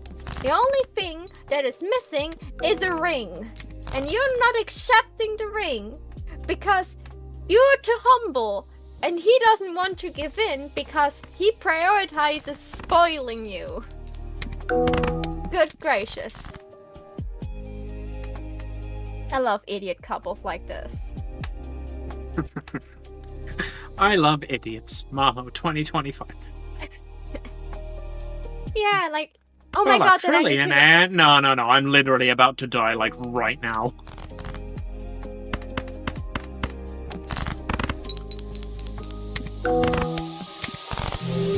Yay! Yay, you died, or yay, you survived? No, I died. I got a legendary Joker, which are like has got Jokers that have got insane abilities. Unfortunately, I didn't have the money to use its ability.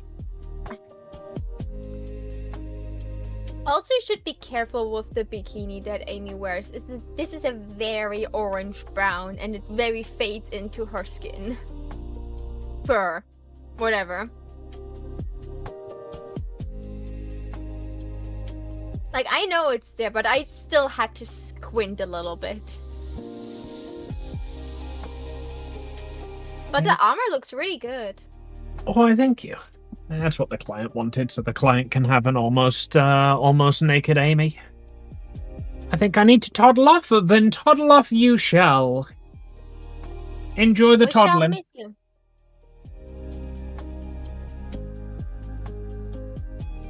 Amy, I just found a way to check my viewers without having it at the top. Just have to have your stream open when we share stream. Please do maintenance occasionally, lady streamers. Anything for you. We shall. Okay. Back to my reference. Right, bullets.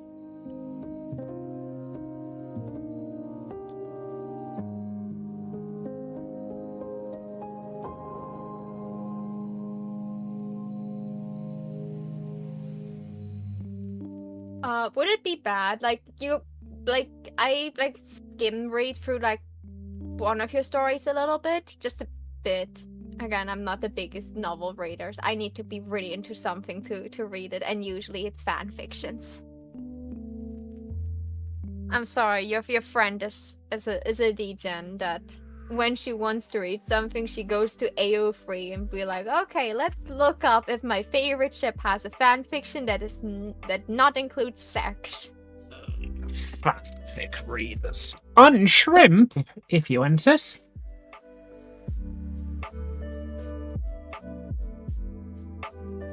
Okay, back to shrimp.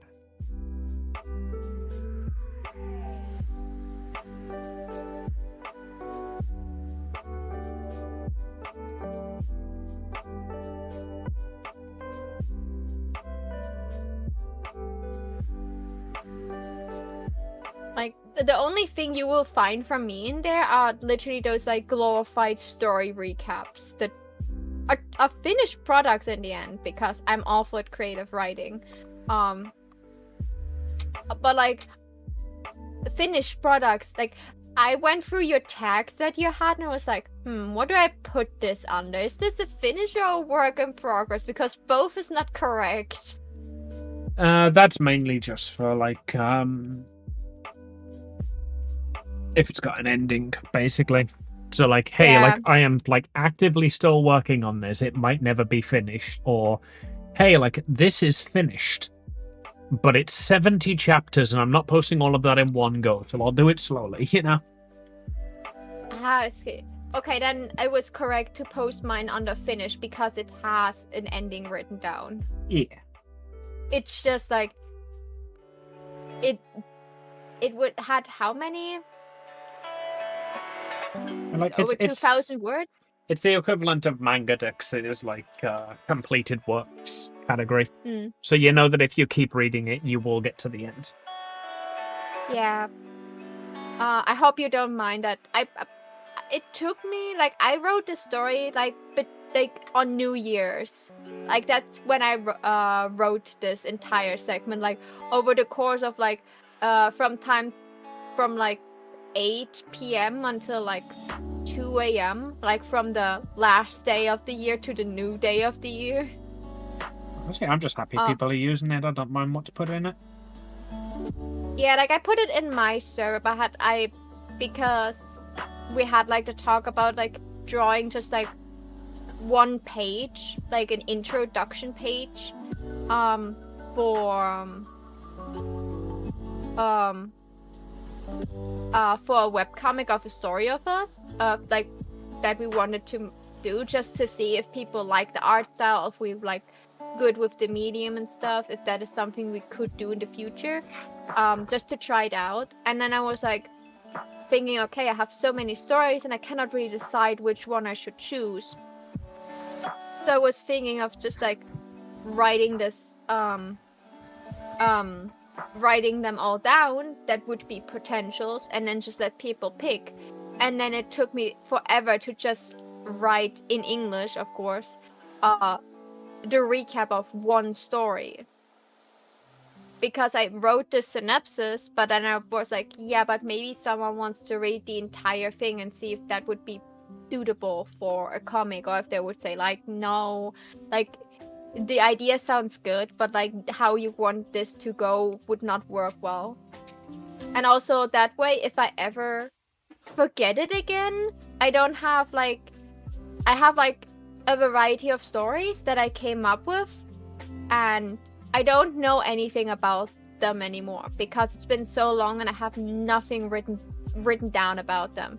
I have maybe like some artwork of the characters I did, and that's it. So I mean, it's called the forum is called Stories, not completed published works. yeah, it's just like it would maybe make more sense to like put them in your server, and when the topic of making a comic comes up again, I just like fetch the ones that I decide were like the best ones I wrote. And that way I could put all of them in your server, and if I'm getting hacked again, they don't disappear. That's a joke, by the way. I'm more careful now. I mean, yeah, like the suggestion there would be to not get hacked, wouldn't it? Yeah, like, of course not. I will have them on my phone too. It's just like, maybe it gets me to finally sit down and write down all the ideas I have in my head. And also like have the chance to finally give my characters names. That's like one of the reasons I posted is because like people did seem interested in the stories that I was going through the other day, and like I used to write a lot. Like it used to be like my main passion. So this just like gives me an excuse to get back into it if people want to see that. Someone that writes for you is a ghostwriter, right? Yes. I need that. I need someone that is like taking like the absolute crap ideas I have and puts them into like something that makes sense. Like I can come up with like fire plot lines and intricate like plot twists, but I cannot write for dear life. Because I think in scenes, I think in dialogue and pictures. So when I come up with a story, I have like mostly like how the characters interact with each other and stuff, and less like all the other things that happen, that is described around things that are written. The downside is also that I don't read much literature, because I get a headache if I do it for too long. I used to read a lot. That's why I started writing. Yeah, and for me, it's like I have so many ideas, but because like how the ideas work in my head, it's usually how the characters like act and interact with each other, like dialogues, like a lot of dialogues, pictures of scenes that happen, and less of a like every time I try to write it, it's hard for me to describe the all-around situation and fill the emptiness between dialogues, and dialogues just look like walls of dialogue instead of like a conversation that you see in a normal novel.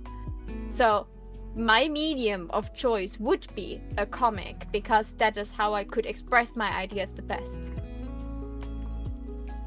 But making comics is hard. Everything worth doing is hard. And that's why I keep insisting that I'm worth doing.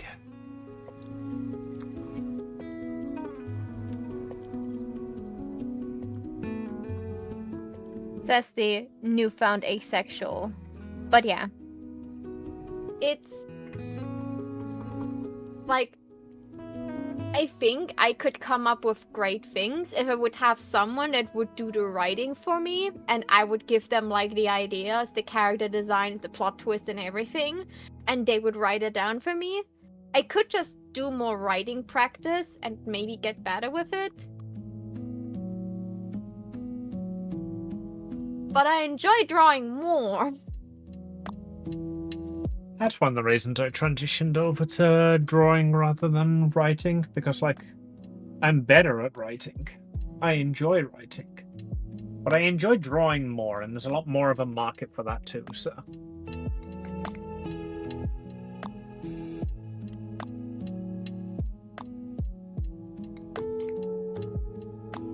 What you could do is, light novel style content, because like there are like multiple light novels that just like have like a drawn page in between from time to time. That way it would be mostly writing, but it has like some artwork for like impactful scenes or things that maybe are better expressed with a drawn page. I don't know, a bad idea actually, because like I can write way easier than I can draw. So the reason I haven't like started a manga yet is because I don't think I could commit to drawing like 5 or 6 images per page. Yeah, when I can like, just write all of that out in the space of like 3 hours. Yeah, I'm surprised that you haven't thought about like light novel kind of. Like it's similar to making a visual novel. You mostly have it in written, but then the impactful scenes have a CG, and that's the same thing. The same rule you go through light novels. I don't know if every light novel has art in it, but some do. Do I get kicked off of Weird Talk about if I say I've never read a light novel? No, I never had read a light novel either. I just know they exist. I flipped through one once or so.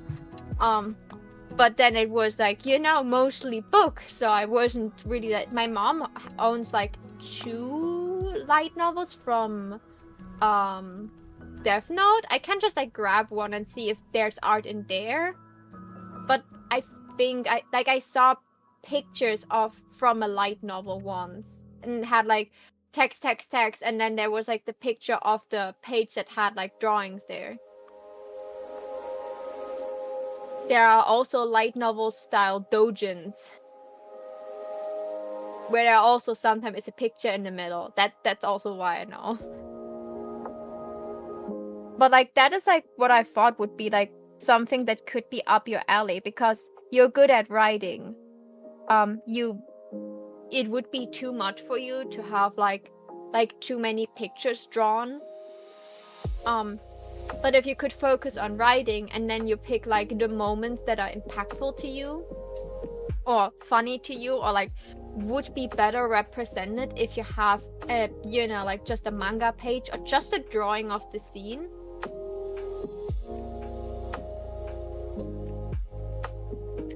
That ain't a bad idea actually, and you're right. I don't know why I didn't think about doing it in that format, because that's literally like I have stories I want to tell. You have ways to tell them. But my preferred media is drawing, but my easier media is writing.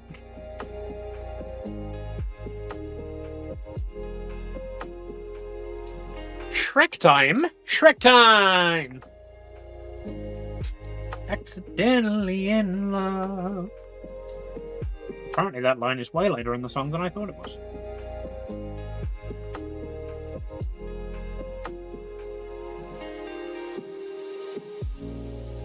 You have one advantage against me. You can actually write. Like, light novels, that would be cool for me too. Like, oh my god, I could like convey my stories and have like, don't have to draw an entire manga. But I cannot write for shit. That's why I had the idea to just like make my Reverse Magical Girl thing a visual novel, because visual novels are still very dialogue based things. So it's like has a little bit less of the describing everything around aspect that novels have. And more of a visual communication based storytelling. What I could do, but still doesn't require me to draw like 1,000 pictures to get like half of the story like converted. I draw like what, 20, maybe 50 pictures, depending on like how many CGs I want.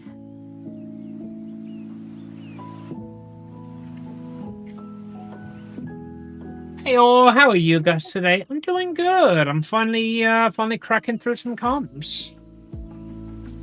And talking with Maho about writing, because that's apparently the thing Maho wanted to do today. We're discussing unexplored potential. Ow. Yeah.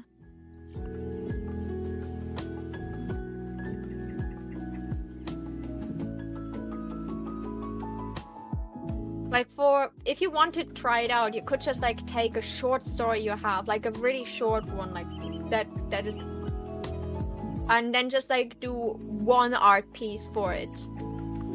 That is like your favorite scene out of this short thing, or the most impactful. Yeah, most of my short stories are just smut, so.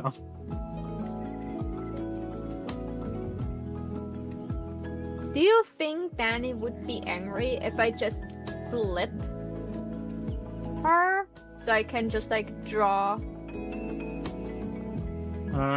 No, I don't. Not even slightly.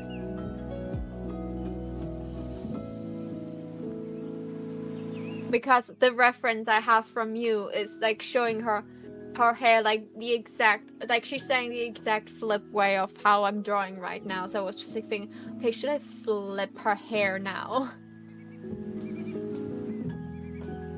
Or do I follow what Amy did and make her head look at one point a little bit bold, because that's how I'll see how it looks like when I draw her hair like this. There's a Balatro in the way of my Maho stream. Where's my Maho stream?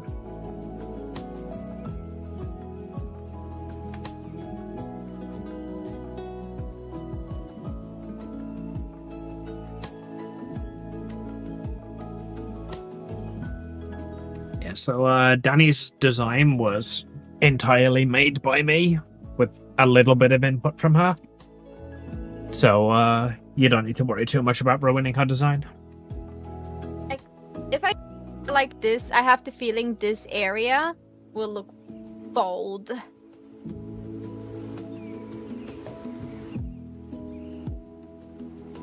Well then, do it on the other side. I guarantee she won't notice. Like, I would have to look at the reference image to know which way her hair goes, you know?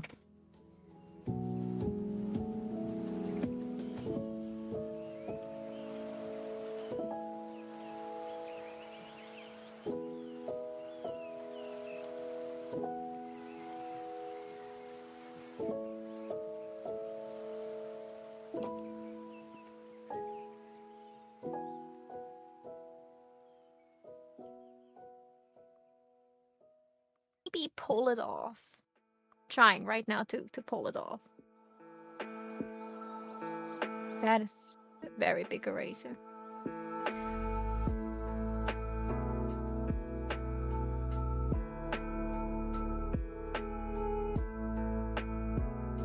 I hope her snout looks okay like this. I still like, to give at least the feeling of a snout. She is a wolf owner, so if you want to do more of a snout, you can do, but, like, generally in chibis, they're quite small. Like, even in the full body I did her snout quite small. Mm. Just because I find longer snouts harder to draw anyway, so I do them more stylized. And, I'm the furry artist, so...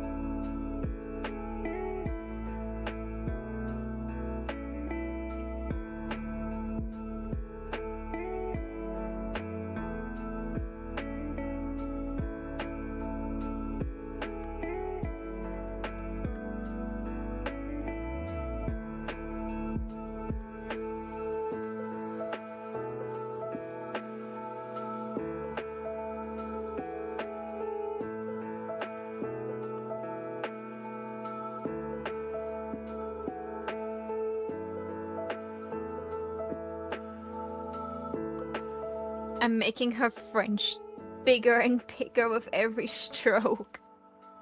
Like every time I notice something I want covered, I just make the fringe even bigger. I do that all the time, like mainly with my line art. I would just start off like generally quite small with my line art, and then by the time I've gone all the way around, I realize that my line art is like doubled or tripled in size, and I have to go back and add some to the first lines. Do you remember what Danny told you about the scar she has on her cheek? I would like a scar on my cheek. Okay. So it was not like, oh, it's supposed to go over the eye or under the eye or anything. No, the design brief that I got from Danny basically was, I want to be Luna from Hell of a Boss, but I don't want people to call me Luna from Hell of a Boss. So I went with that, and I just designed what I could.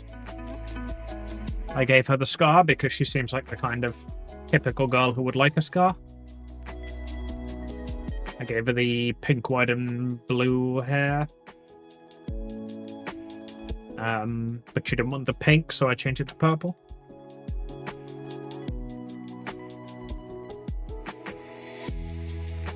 I would have just given her like the roughy scar underneath her eye.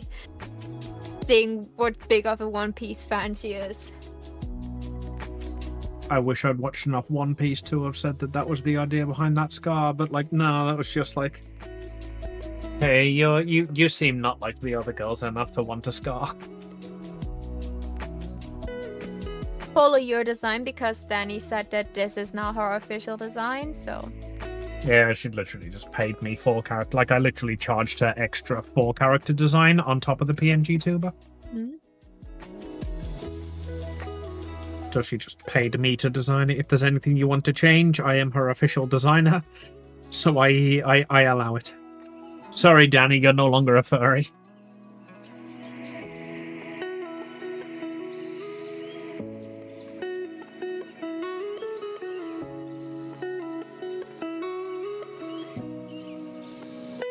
Figure out like how I do her fur markings. This arm was taking longer and longer and looking worse and worse.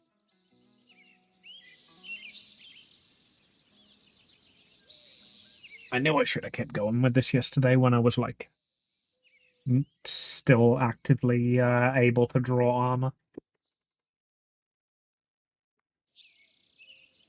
Want some help from your friendo? Let me take a look. What exactly bothers you right now? It just doesn't look good. Like, this armor here is great. I like this. And I've tried to replicate that on the shoulder pads and this little, like, Kevlar plate down here. And now I'm trying to do leather. In shading? Is that what stops you right now? Just the general design of it.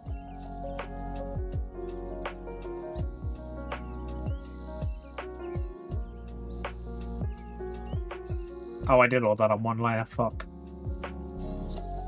Well, I guess that's stuck there now. Well, at least the colors are apart from each other, so... Yeah, like, so the belt I did that's got the ammo on it, the scuffs in it are on a different layer so that I could color shift and change them and lay them below it. But, like, all of the scuffs are on the same layer as the color here.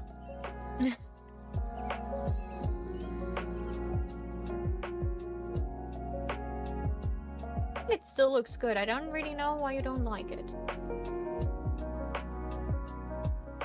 Because I'm incredibly overly critical of my work.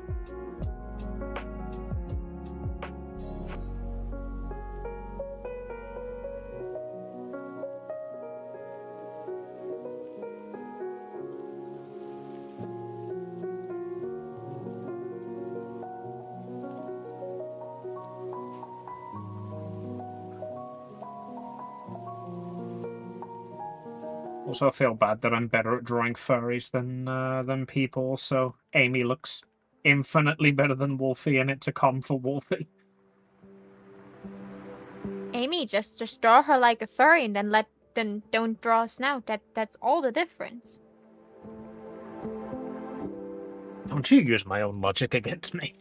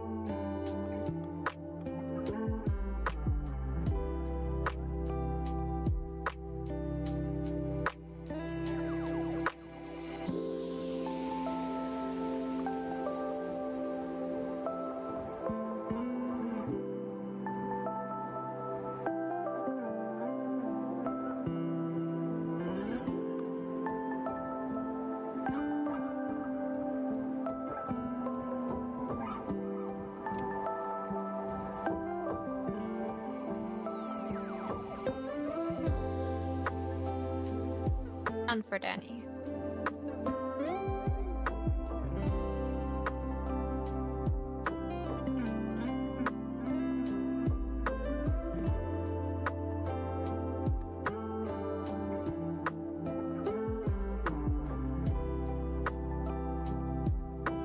I also really need to learn how to draw without using the blur tool, because I feel like I lean on it too much and you can very much tell when I've blurred something. Amy? Uh-huh. I'm literally living on the blur tool. Do you know how much of my shading relies on airbrush and blur tool? This is literally the only thing I can do shading well. It is fine to use the blur tool, that's why it's there. Oh no, I'm not saying, like, I shouldn't use the blur tool. I'm saying I rely on it too much, and I'm not good at using the blur tool. Well, like, if you look at the piece I sent, like, Amy's hair looks really good. Wolfie's hair, you can tell has been blur tooled.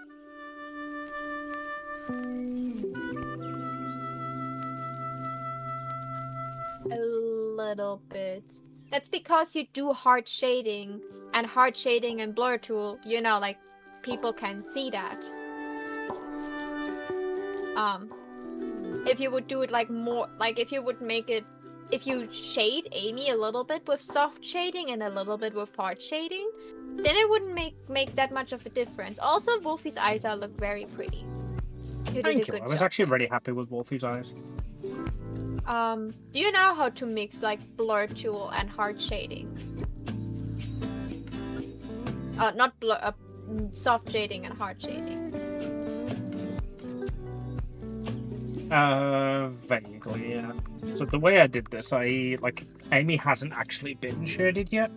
But It's Wolfie, just if her I just hair. drag that out so that I can do this. Like Wolfie, you can see I shaded beforehand because I wanted to try that technique out. And then if I just put the colors back in. That looks actually not that bad. Bladong? I am drawing a commission right now of Also, welcome to chat. Jacobi? Jacobi, the girl who's hard to get. I should give my stream the furry tag now because I'm drawing a furry. I made your character here's recently, and one of my commissions is drawing my wolf friend. Her reference sheet will be on screen soon. I just want to finish the line art first. And I just finished the sketch and now we'll move on to do the line art. Just Joe is fine. I don't know how to pronounce my username. It's okay. TTS doesn't know how to pronounce my username, if that makes you feel any better. Also love the Music Man reference there. Would you think less of me if I said it's a Family Guy reference? I watched a problematic amount of Family Guy when I was growing up. I didn't like Family Guy. Don't roast me for it, but I just never liked it.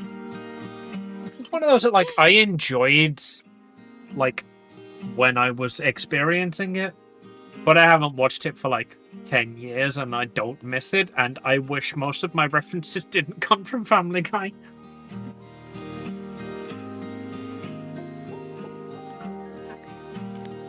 Stabilizer working. No, wait. Maho, you were about to do it again. If you color your line art, Maho, listen to me. If you color your line art, then make your line art colored, because that way you can actually see which is on which layer. And you don't have to go back and forth. Then color your line art. Ah, yes. Yeah, no. The floor here is made of floor. No, it's if I usually do the line art in black, and then I go in afterwards and color it, like when I have the base coloring down. But then I see like where lines, because everything is black, I could not see where lines were like on top of each other. And I did a bad job with erasing things. So in One Piece I did, I made Soleil actually. I colored the line art from the beginning in not the colors I wanted to be, but just like different colors, and that way I had an easier time to see where I should erase something and how I should layer it. And I should do that again, and I was almost doing it not again. Okay.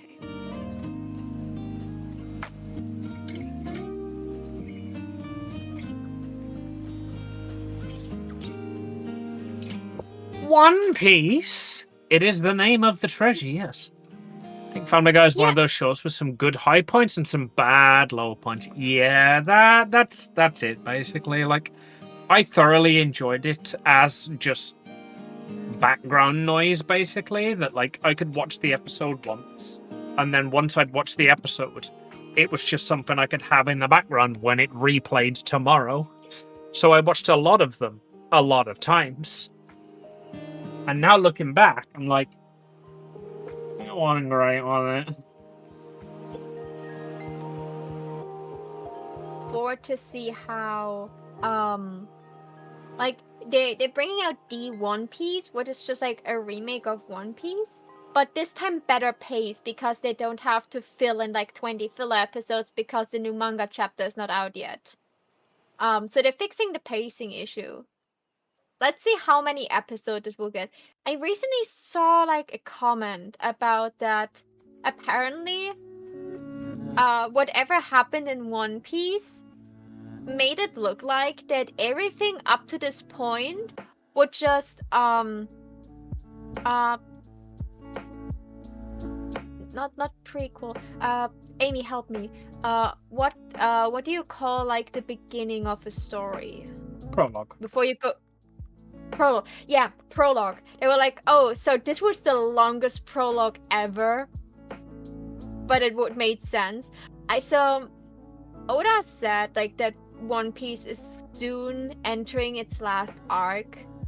It's been a while since that comment was made, but One Piece may end soon. I'm so baffled. I have to watch. I watched One Piece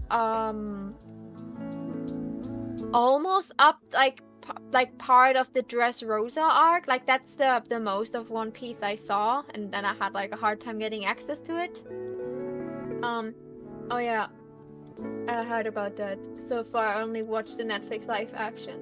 The Netflix live action adaptation is surprisingly good, as far as I heard. Because the person that was like the director of this is a huge One Piece fan, so he, because he was a fan, he like kept like you could, even though he rewrites certain things, he still kept them in a way that you can see them as One Piece. What I think is cool, and yeah, the reboot is like it's called The One Piece. I don't know when it's supposed to come out. I just know it was planned, and people were like baffled that they make a reboot of One Piece while One Piece is still not done. But then it was explained that they just like fixed the the general pacing issue that One Piece has, because they pumped it out really fast, so they they caught up with the manga multiple times during the series, so they put in filler episodes and filler episodes and filler episodes.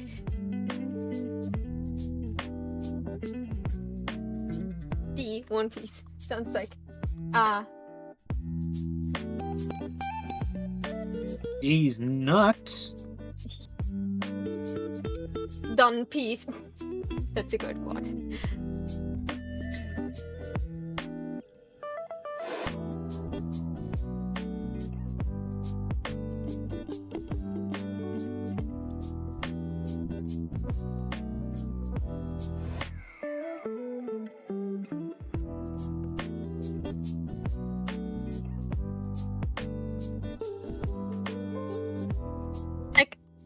Curious to see how it ends. Like that's the same like what I had with was waiting for these nuts jokes.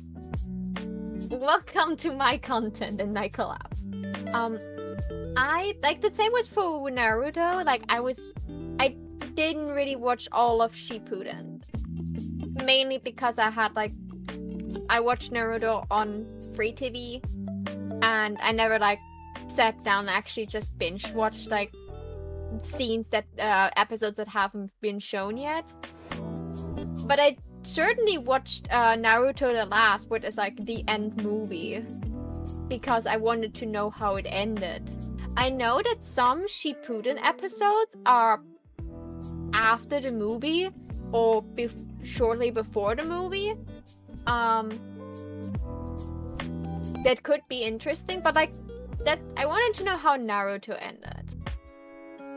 I wanted to see my boy grow up and finally picking best girl. By the way, I'm not taking any other answers. I'm usually a civil person. Everyone has the right to have their opinion.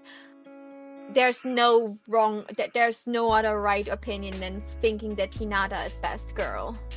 At least as Naruto's wife. I've told this story before, but I did not realize Hinata was so popular, and that everybody universally was like, yeah, Naruto should definitely end up with Hinata, to the point where even the author agreed. I thought I was the edgy girl for being oh my god, Hinata's my favorite character. I know it's an unpopular pick, but meanwhile, no. Everybody agreed. Yeah,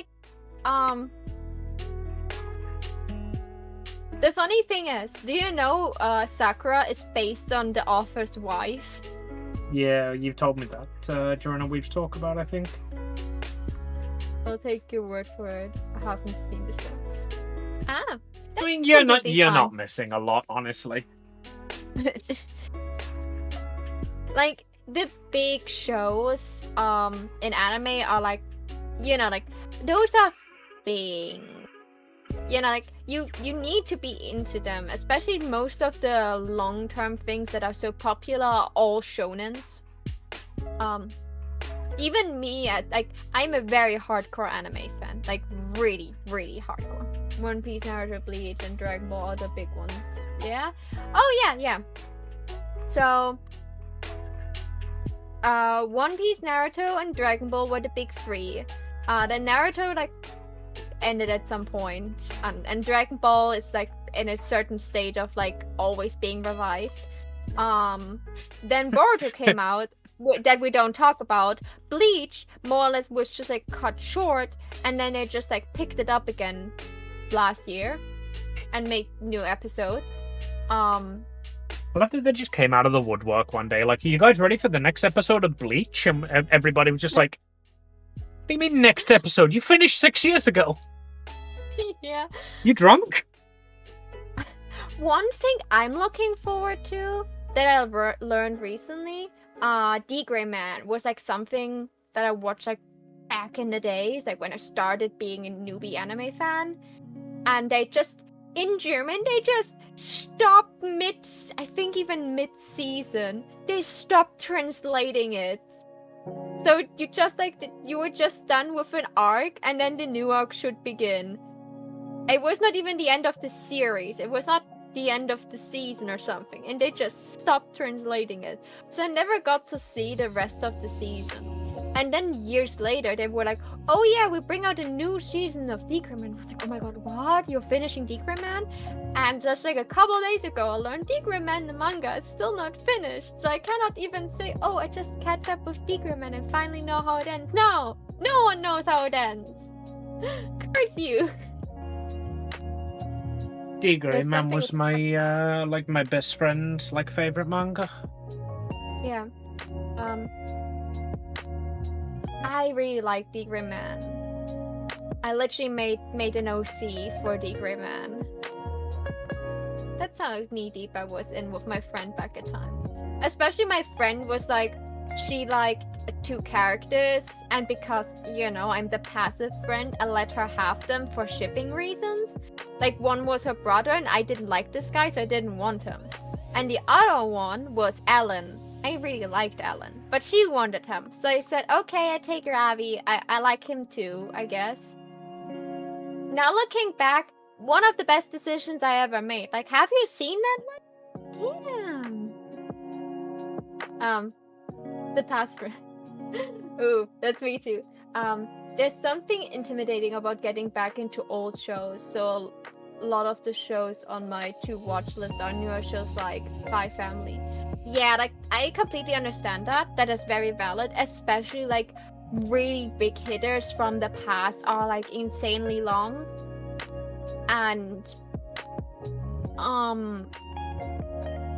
what I can recommend is Fruit Basket, because the remake is really good. It's like 3 seasons long.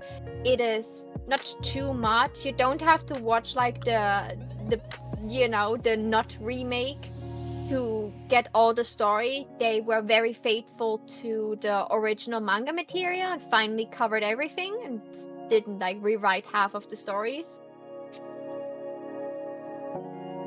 It's like a cute romantic thing, but also with some drama and stuff. The animation is really good. If you want anime recommendations, first of all, I would recommend you join my Discord server, because that way you have always a direct hotline to me.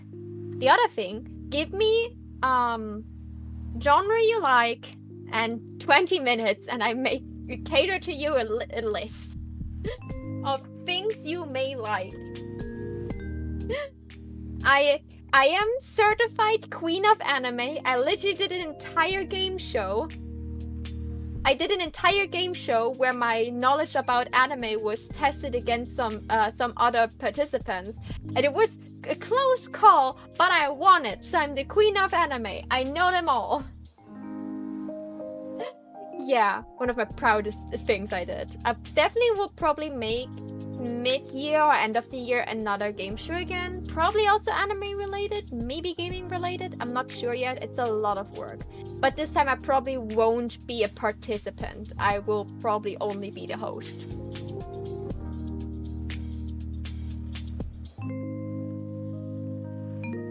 I also do talk shows like every second week. This Sunday we will talk about tabletop RPGs. And 2 weeks later we have Weeps Ramble About. This is just when my co-host and me are sitting together and talk about recent things we did, recent things we consumed. And in 4 week time, in 4 weeks we have the first Weep quest. It is the quest is like the quest is to do something creative. Oh, you like Record of Ragnarok? I just see that. There's a new season coming out soon. I'm so hyped, but I'm so sad because I read a little bit ahead into the manga because I wanted to see something, and then I saw Hades comes up next. Let's just say, I will not spoil anything, but I cried. And I'm so scared to watch the new season. Yeah, there's a new season coming out this year. Season 3! I'm so hyped! The Buddha fight was epic! I love Buddha. This man could convert me to Buddhism too. Hell yeah! That's why you're with me! I may not know all the anime news, but I know a lot of them. Watch My Hero Academia. Never watched My Hero, actually. I know a lot about it. I read a lot of smutty fanfics, not fanfics, doujins about it.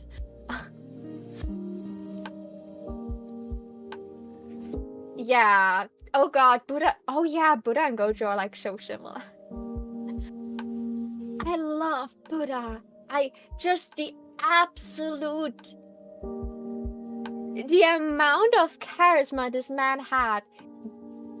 Safe, that is a good call, Ethan. This man was called in the arena, stepped inside, and walked over to the human side and is like, now I'm fighting for the humans, you suck, God. The greatest thing I ever saw. I was so happy.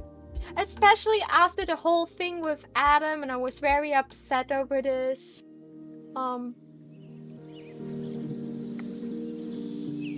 I certainly... Like, I'm rooting for humanity. But the fact that they put, you know, my boy, Hades into the arena. And Persephone looks so cool. They have like those flower tattoos. It's so nice.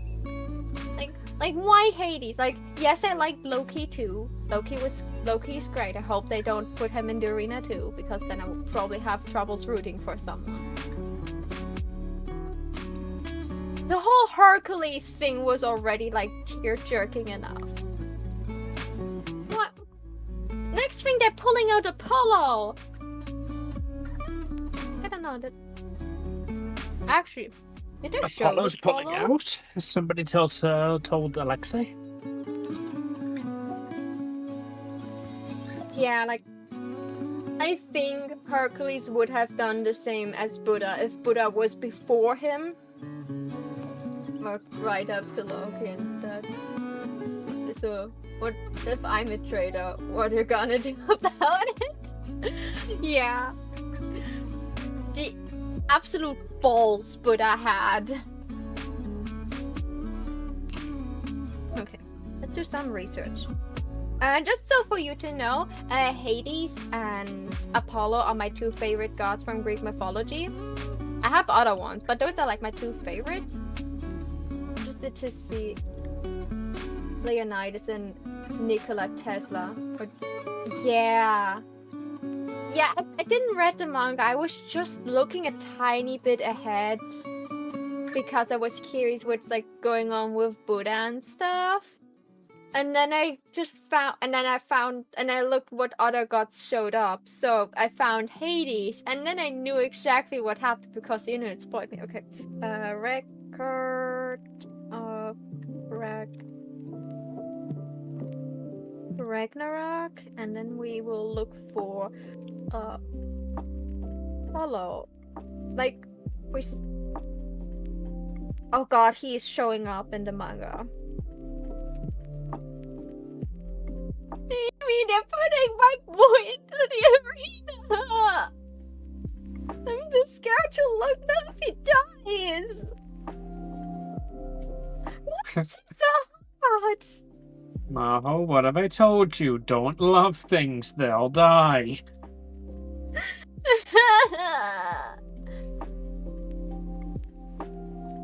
Cry, VTuber model, cry for me. Jack and Lupo got their own spin-off story? Oh, that's cool. to be honest, as much as I hated that Hercules died, I really liked Jack the Ripper. Like, he was absolutely an absolute asshole. But he was, like, even humanity wasn't happy about this victory. But they had to send someone. Wait. Live upon is the god.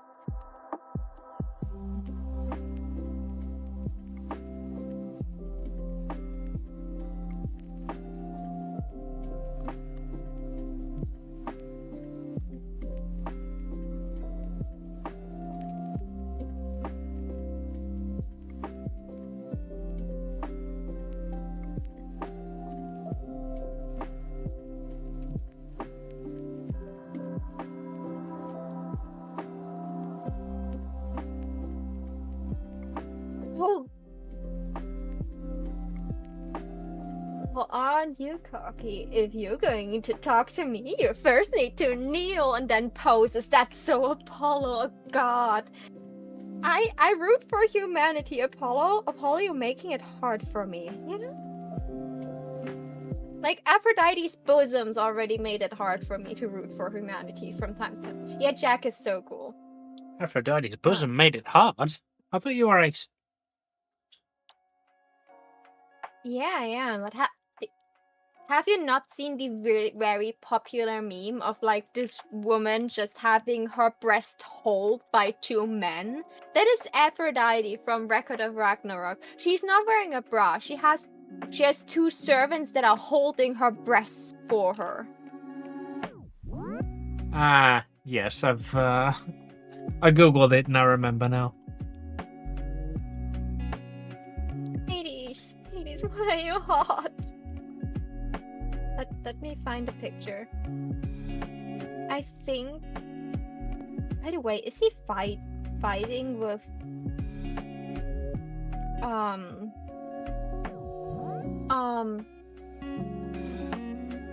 You would think as an epic fan I would know the god of the sea. Poseidon. Poseidon, thank you. I looked at Hades and Apollo, so of course my brain was like absolutely washed. Yeah, Aphrodite is my least favorite character. For me, it's probably Ares and Zeus, like God Daddy, like no. Okay. Yeah. Oh, you missed it. We literally the last talk show was like about Epic the Musical. We are big Epic fans here. Really, really big Epic fans.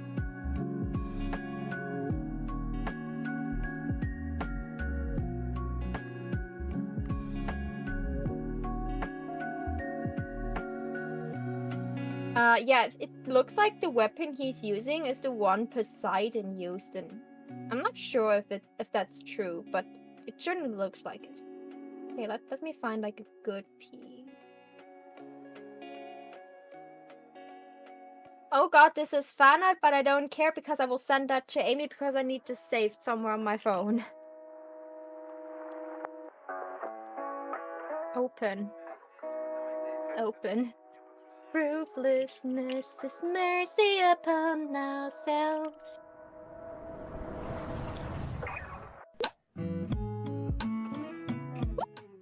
You know what? There's nobody in my chat right now. I'm gonna fucking throw on Epic the Musical rather than Pancake Island Radio. Thank you for the follow. And oh god, it still has like activated the Fansly notifications and when someone follows.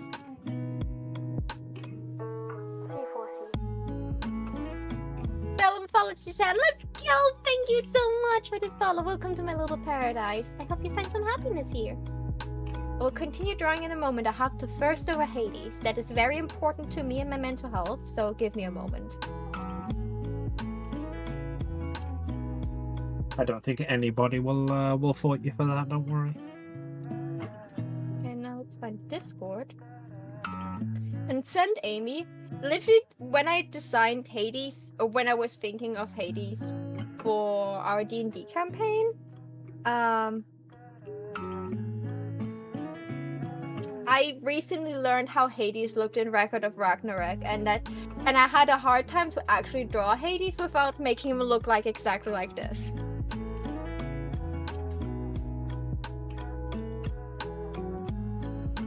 will continue drawing in a moment, but first I have to thirst over Hades. Sounds like a summary of a Greek myth.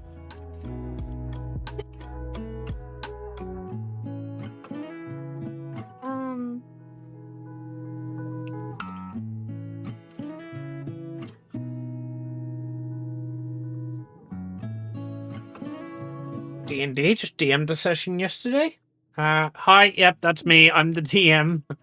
I'm the forever DM for my group. We're currently up to... we're doing a 3-year-long campaign. We'll be doing episodes 89 on Saturday.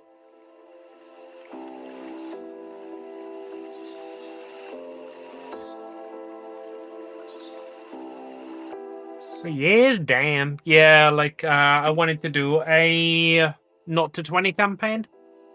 So I've been dragging my friend along, kicking and screaming.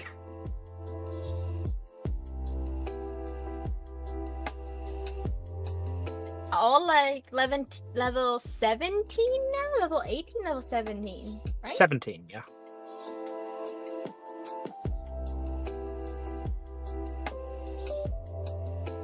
So far I've stuck to mini campaigns. We do a few one-shots. Normally my one-shots are things that tie into the main story. So like we do things like, hey, like 20 years before the main story, here's how one of the characters was almost auctioned off.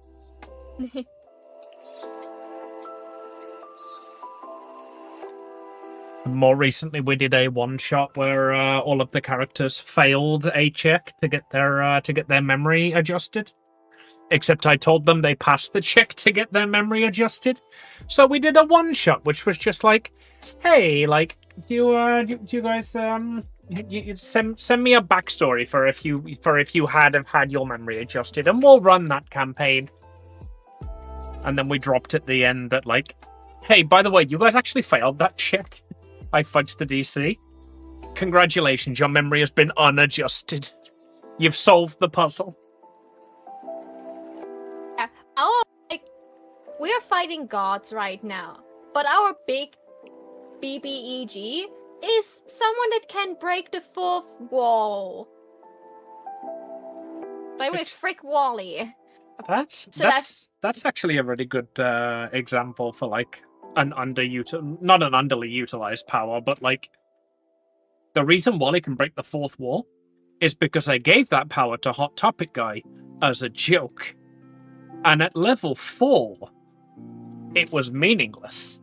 Now that he's level 17 and the big bad evil guy, because I realized that I gave him the power to break the fourth wall way back then as a joke, as the big bad evil guy of the entire campaign, he would know exactly how to use that power.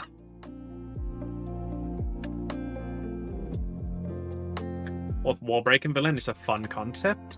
Yeah, so in the last session, it ended off with one of the players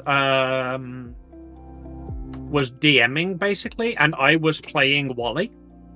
And like the big thing at the end of the session was, hey, if you guys all agreed that this was a one-shot, and therefore I win, then I'll give you whatever you want. I can break the fourth wall. I'm the DM now. I literally can give you whatever you want. And I had to tempt each of the players. Not the characters, the players. That was a fun one. The was like an hour after the session, I had such a great idea what me as the character and me as the player could have done to scam him out of a favor without doing what he wants. Because my character is mostly a warlock, and her patron is an archfey. It's Persephone, by the way. She's my character is a follower of Hades, and Hades' wife is an archfey, so Persephone is her warlock patron. There are literally scenes of her petting Cerberus. And for dealing with a group of murder hobos, I am actually quite fortunate that my party aren't murder hobos. That is because I give them the combat that they want. So I've got 2 characters in my group who could very easily be murder hobos. I throw really, really big enemies at them particularly, to scratch the itch of murdering. That's how I handle it. And I've also like really started to like dip into them participating in the roleplay and try and give them what they want out of that, so that they don't feel the need to walk into any village and say, okay, I'm level 17, I could have everything I want in this potion shop. Another trick is to just give them everything they want in the potion shop. It's empty. No, they can have everything in the potion shop. Absolutely all of it. Including all of the potions at the back that are marked as incredibly rare, do not consume. You know, the sort of turn your insides out kind of potions. Yeah, so far the add more combat surgery has been helpful for me too. That's good. Yeah, like the one tip I always give to new DMs is figure out what your players want. So in my campaign, I have got the role players, and I have got the combat junkies who want to min-max. So I make sure that the session is split out so that like the combat junkies have got good, challenging, interesting fights to do, and the ability to like, you know, one of them, for example, is a monk who uses his key point and gets hundreds of attacks every turn. So I just throw enemies in front of him that he can use hundreds of attacks on. And then when that's done, I turn to the roleplay junkies and go, okay, now time to figure out how that fight affected the story. So, I'm a roleplay junkie. If my co-roleplay junkie is not around, I'm literally the group leader. And my character is the most unlead-worthy person. She's a succubus, she's a thief, she's incredibly emotional. She's a bitch. That is the best description for her. She's an absolute massive bitch. She is flirting her way through things. She's scheming her way through things. She is manipulating people to get what she wants. But she has a level of human decency. And her almost girlfriend is on the other side of a portal that she cannot enter because the curse of death took over the place. So she has a very, very private motive to get there, get her girlfriend, and hope that she's alive, or she will literally kill every god. It's not like that she doesn't do that already, but she's very desperate to fix things. Not because she thinks that, you know, world peace and all. No. She cannot have her normal day-to-day life if the sun is, you know, disappeared, the sky is dark, and monsters and dark gods are just like destroying everything. So she's like, nah, guess I will go save the world then. Yeah, there's a good example for you, actually. So I've got Marvel, who really loves roleplay, and I've got Uwu, who really loves combat. So what I've done is I have taken something from Maho's character and locked it away so that she can't get to it. And now she has to roleplay her way towards her girlfriend. And the thing that's keeping her girlfriend is literally a series of gods.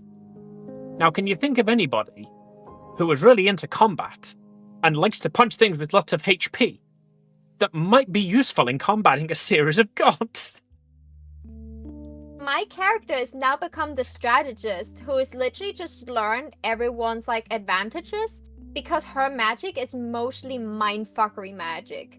I literally seduced the dragon. Proudest achievement I ever did. I seduced the dragon, and then I convinced it to be my friend and my servant. So now I own a giant dragon. But because I don't want to get my dragon killed, I turned it into a phantom steed, and now it's our group vehicle we use when we want to go from point A to point B. Yeah, I'm far too nice to my players. In the first arc of the campaign we did, they wanted to steal a mech. So I was like, no, you can't do that, not unless you roll well. And of course they rolled well. And they role-played it, like, really, really well as well. They came up with a great idea for it, so I just, like, let it happen, and I gave them a mech. And then later on, they also they fought a dragon. And she was like, I want to seduce the dragon. I was like, all right, fine, but only if you roll well. So she rolled well, and now she has a dragon. So then in the next arc, I introduced an even bigger dragon, this one made of slime, with all the properties of a gelatinous cube. So my plasmoid player says, I want to seduce the dragon. And I said, no, not unless you roll well. So he rolled well. And now the party has got a mech and 2 dragons. Also have now a giant tech company that belongs to us. That is literally Amazon of the magic world. Rule of cool, DM? Yeah, we love rule of cool at our table. If you can make it good for me, this again, like roleplay and combat. If the roleplay, what the roleplay players want is rule of cool. What the combat players want is rule of cool. So as long as you dish it out very, very infrequently. Hey, running player are the bane of DM's plans. Well, my general rule is I don't let my players roll for anything that I don't intend to give them. So as soon as I say to them, okay, you can have the dragon if you roll high enough, that is on the table. That's my rule.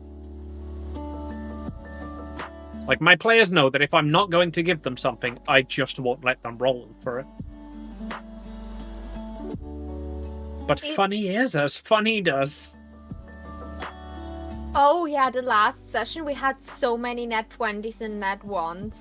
And we had to like roll good to figure out that we're actually like being played in the one-shot and this is not a one-shot. We had to realize it. The amount of nat 1s were very concerning. And my character has now a bunch of features to re-roll certain rolls. And even then, I was like, okay, so, roll a wisdom save. Okay, roll a wisdom save. I mean to say I roll a wisdom save again. Rolls bad again. You know what?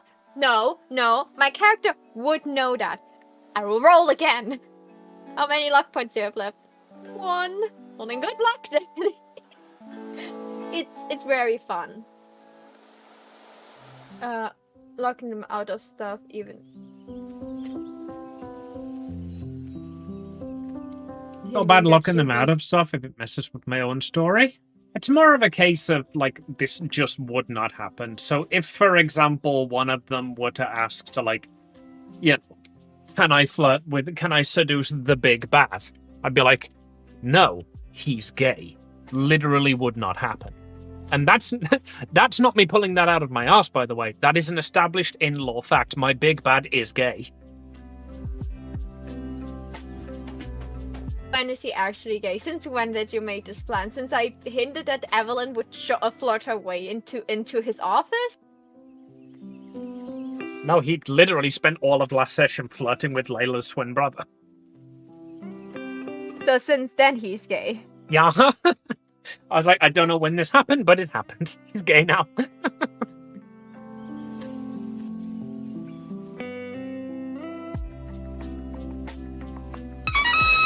Oh, welcome, Jesus. Jokerp_211. Jokerp!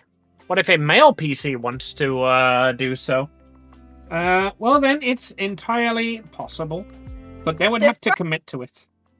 The problem there is our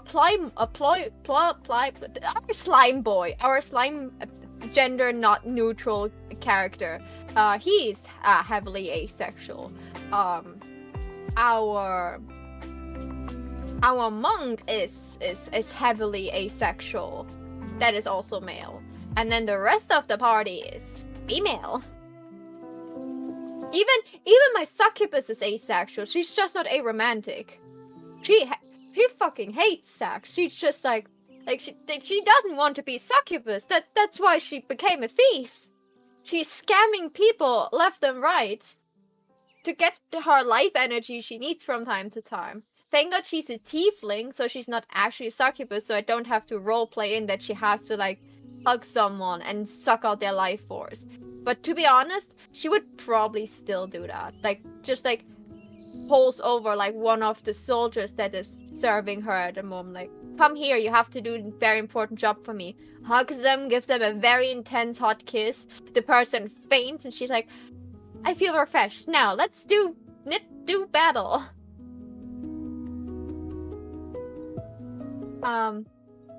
Being I've yet to have an ace PC, maybe it can be a character next time I play. Yeah, like the funny thing is like I am asexual, like me as a person. So most of my characters are asexual too, because unless I like I want to focus on the story and not of them banging. Our slime boy, the player, is also asexual. Yeah, we've got 3 ace players and a newly ace DM. Yeah, so but it's still a weirdly sexual campaign now.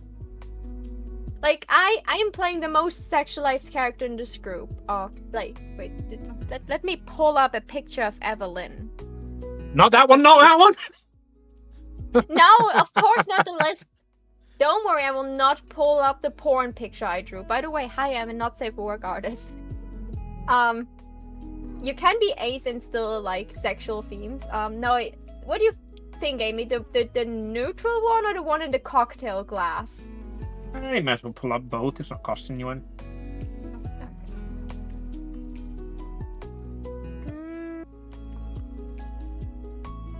Open with.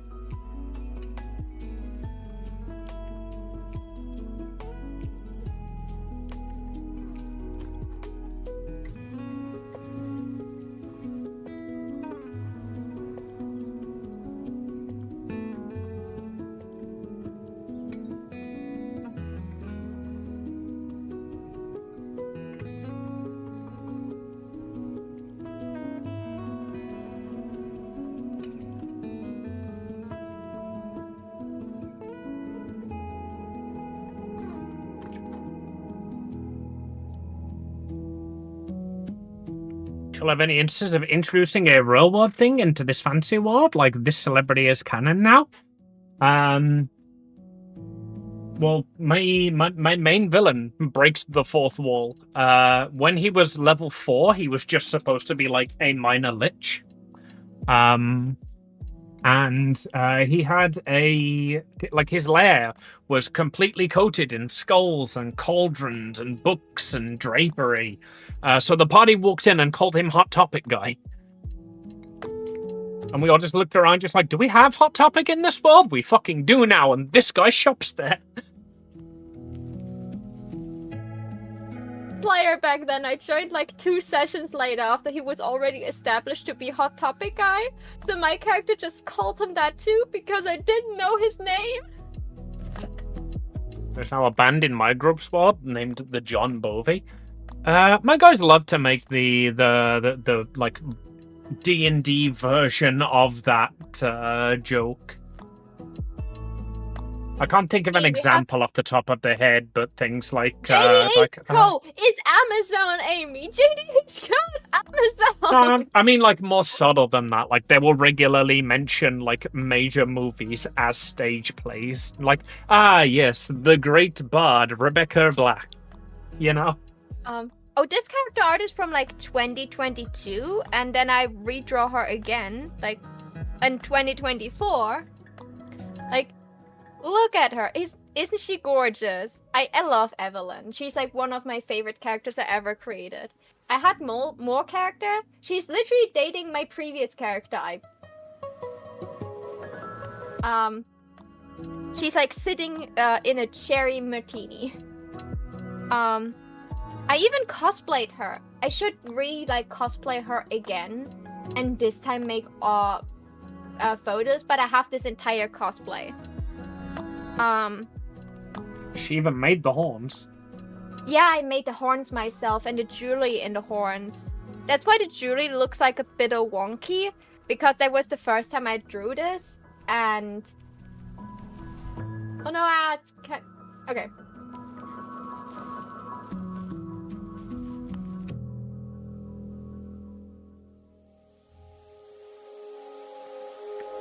Hey, you make those jokes all the fucking time. Can you think of an example of like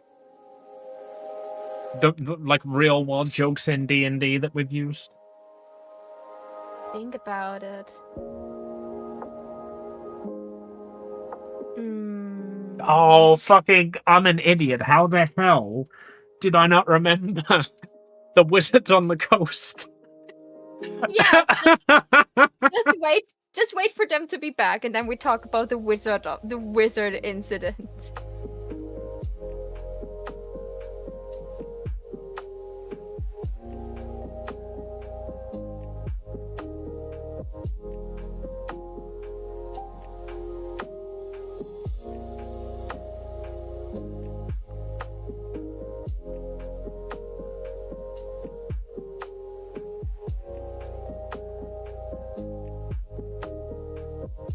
I can't think of any. Well, then you're as useless as she was. Shoots with ray gun. Oh wait, that wasn't a Simpsons reference, that was a Family Guy reference. Not again. The family again. I'm filled with shame.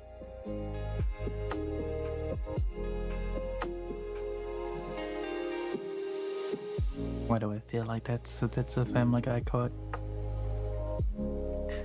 You seen Family Guy? You should always be filled with shame.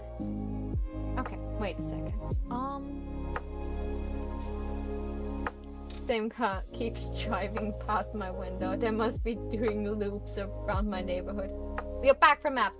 Welcome back. Okay, we just remembered something. A very obvious reference. Go on, Amy. Yes, we remembered a big one. So, do you...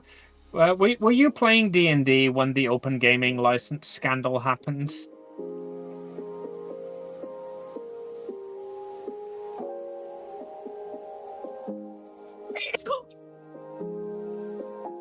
I'm sorry.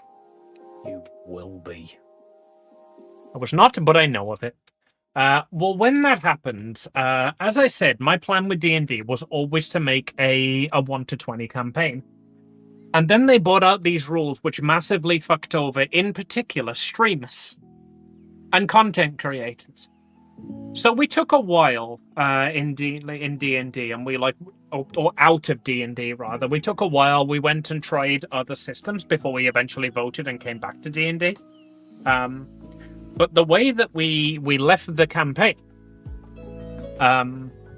was I brought my players back to like the main setting and had them like investigating the mysterious disappearance of everyone on the island.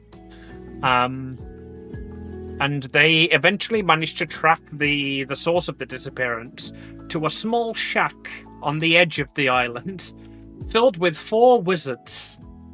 And that is how my party fought the wizards of the coast.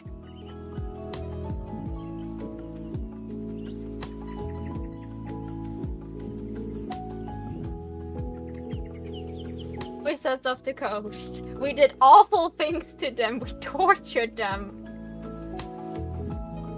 With like giving them wait, what did we do?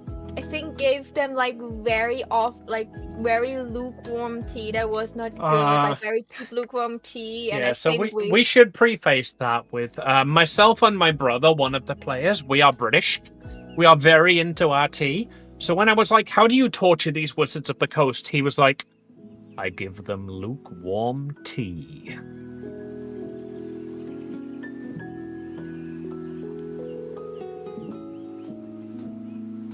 What did the other players do?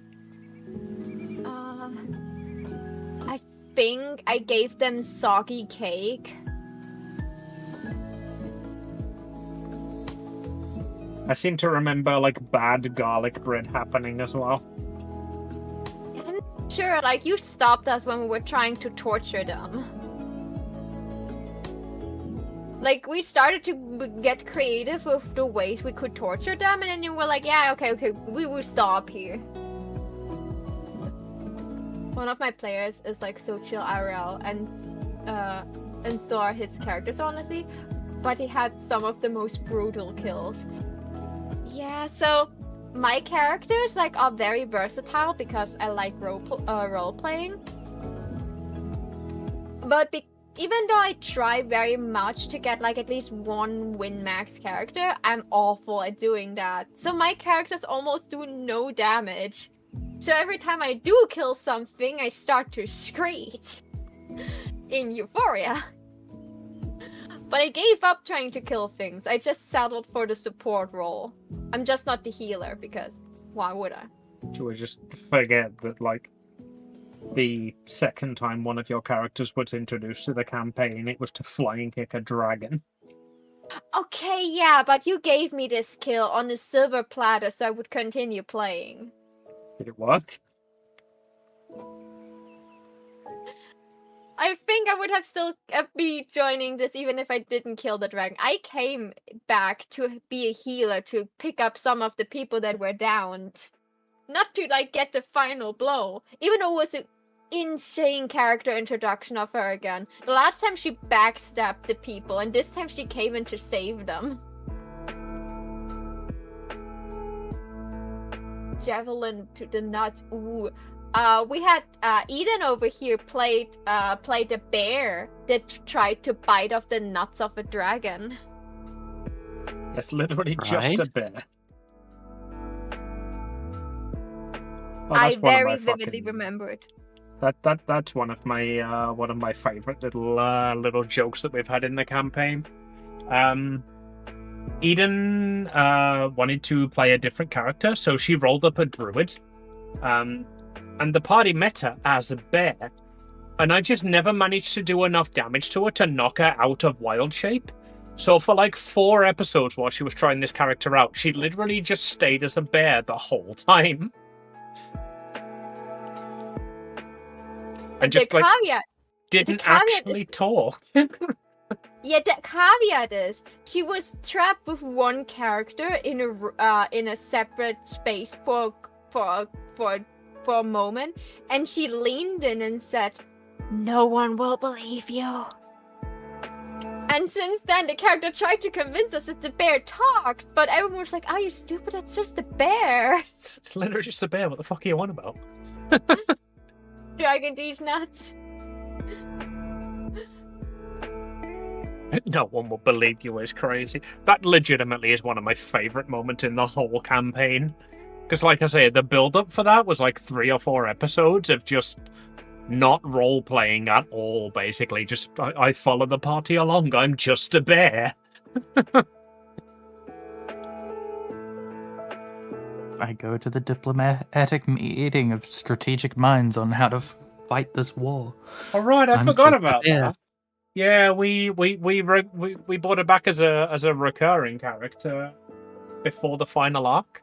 Because, like, the rough premise of the final arc is that the Dark Gods have united and sent various curses out across the land, and the party's got to go and kill each of the Dark Gods. So there was obviously, like, a big diplomatic meeting of, like, all of the states saying, like, what the fuck are we going to do about these evil gods that want us to die? And we just, like, had the bear. The bear was just there. Still not talking. Just exclusively there, just to mock the one character. I'm pretty sure that character's dead.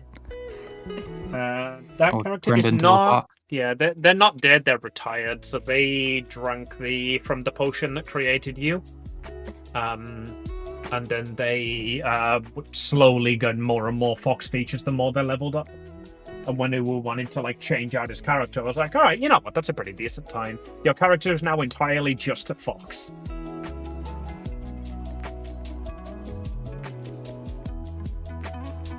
One of my favorite moments was the John Bovey thing I mentioned earlier. A group of pirates kicked down the boss's door with a conga line while singing "Living on a Prayer." That's beautiful. I love that. Oh, we did like an entire Christmas campaign where the party went out to a frozen palace to fight a snow queen, and of course I filled the entire thing with Frozen references. And then everybody Greatness. decided to make friends with the bad woman because she wasn't that bad, except for one player who decided to attack her, and then we just let her kill that player. Yeah, that was awful. Like she had like a reason why she acted the way she acted, and we all like we calmed her down, and you know, went the diplomatic way, and one character just decided to attack her anyways. We were all very pissed at that moment. Yep.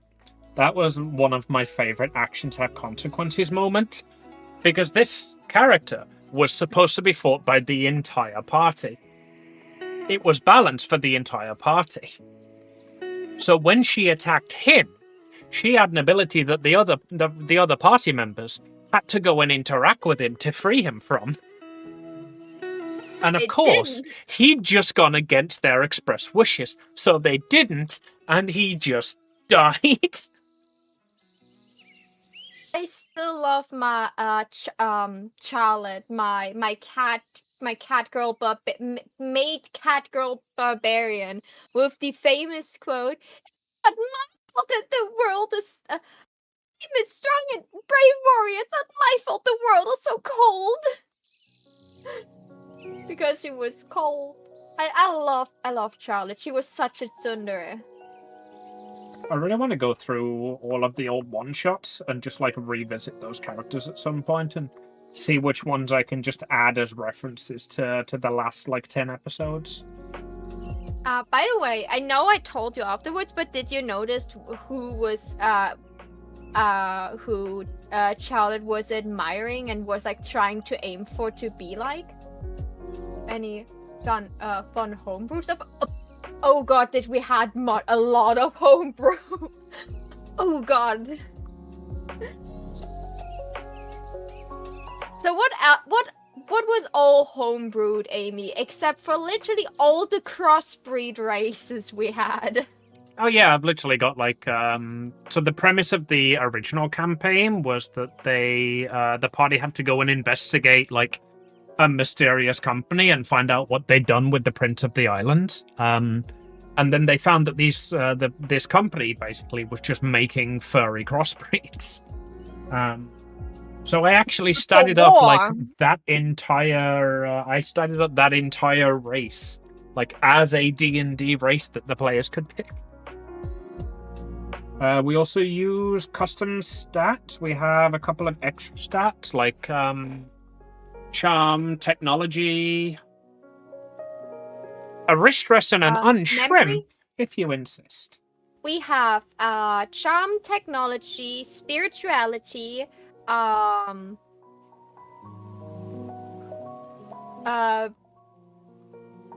memory, yeah. and tolerance. Oh, and luck. Yeah, we just like straight up luck. added luck as a stat.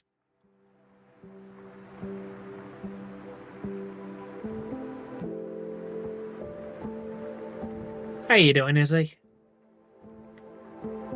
Also, like, literally the entire campaign is homebrew. It is said in my homebrew world, it literally started out as a way for me to explore like my VTuber backstory and my OC origins, and it's just grown greatly from there. So every time somebody rolls up a new character, we like make their story, we make their race, we make their kingdom. For example, like Maho's last character, she made an entire fucking kingdom that we had to go and save. Yeah. So, I homebrewed 3 gods. 2 of them are actively used. One is Apollo and one is Hades. 2 are vastly different. We have RNGesus as a god. We have Alethea, what I also introduced, but only very briefly. She was supposed to, like, you know, like, be like a god that is very much worshipped on the main continent because she is she's the goddess of, truth. So, like, this, like, my princess character, very much, like, was not a devoted follower, but, like, at least, like, believed in her teachings of, like, finding the truth. but I never could introduce her. Then Hades, of course. I literally wrote in multiple paragraphs of backstory how the underworld looks like and how the lore system is there. And then I wrote down the characters have never rules. been nor will ever go to the underworld, and yet we have the underworld entirely fleshed out as a setting. Yeah. I loved Hades' rules for the underworld. It's like the you know, like if you bring something to the underworld, take it with you unless it was like given as a present and stuff. Like, you know, don't litter and stuff. Don't leave your shit. Don't steal shit.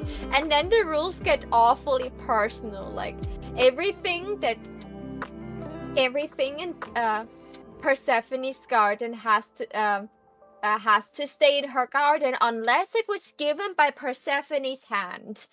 Because I said that Persephone had like a garden with almost every plant imaginary.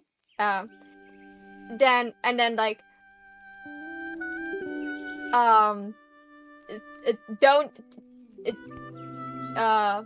don't feed Cerberus and stuff like this. Like it's literally don't feed the puppy. He gets more than enough treats, you make him fat. Stop that.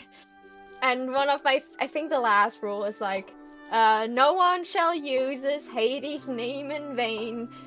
Hades' name has to stay out of the bedroom. The only one who can scream Hades' name in the bedroom is Persephone. I pulled an all-nighter, and then I was like on a very long train ride, and I had nothing to do, so I just wrote that up. It was like the most funny thing ever. Don't feed the puppy. Yeah, this is what I was saying earlier, like, make sure your RP characters are involved in the RP. Meanwhile, I've got entire settings, like literally the character that we mentioned earlier that I took from her, and like is now in a state of limbo. She doesn't know if she's alive or dead. That's because I unleashed the curse of death on that entire world. Celeste, which is also one of her homebrew creations that she added. Yeah, it's the realm where Apollo rules as a god, and it's like a very like with a lot of angels and like very light and stuff. And I introduced that my character Evelyn loves Celeste because this is just like a very chill place to be. The merchants there are very like fun and trustworthy. And the angels are fun to tease. She's like her best friend is Alexei, who is Apollo's left hand, and they hate her. Like Alexei doesn't, and they hate her. Anyway, next story. Yeah, Alexei doesn't like Evelyn a lot because she's always stealing their credit card. And like do bullshit. Apollo doesn't like Evelyn because she sat on his desk and said, "Okay, what can I do for you, Sky Daddy?" That's the other thing that pisses me off that my fucking characters do all the time. Any big bad evil guy I introduce, any big villain, they all get called Daddy. Yeah, it started with just like renaming like the big demon guy. We didn't know its name, Demon Daddy, and like some dragon's Dragon Daddy, and then it just like became a thing. You know the most annoying thing about it? He was the big bad evil guy for the longest time, right? He has had his campaign, he has had his entire arc. You have killed him. I still don't remember his actual name because I call him Demon Daddy. I have it written down. By the way, I'm the lore keeper, so I'm keeping the notes. I'm the only one that's actually taking physical notes. Let me check for a moment. I'm pretty sure I wrote down his name. Let me find it, okay? That's a good time to like take a small break for me. Anyways, Courts of Magic.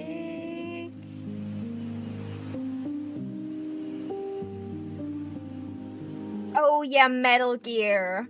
Metal Gear was also a fun reference. Ooh, got news. Yeah, that's a fun point on the homebrew. I homebrew like almost all of my monsters.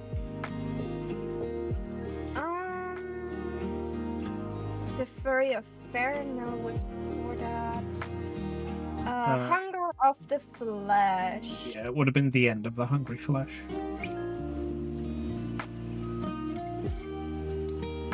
Okay, let's. Varian. Varian, that was it. Because I didn't wrote down Demon Daddy, I wrote down his name. Good girl. To be Very fair, proud that's of you. the only one where it is accurate. He was a demon and he was a daddy. Yeah, he killed his daughter. Wait, did he kill you? No, like 2 beholders killed. One of the beholders he summoned killed you. Oh yeah, that's our other homebrew rule. I am looking forward to introducing Evelyn to that one. So our homebrew rule in our campaign is that if the party fights a beholder, the tiefling has to die. Shit, oh shit. Eden, do you want to talk about that one? Tell us about the fate of Therese. I think everybody gets it in context. So the party in the sewers in Celeste, there was a load of beholders, and the party fought one.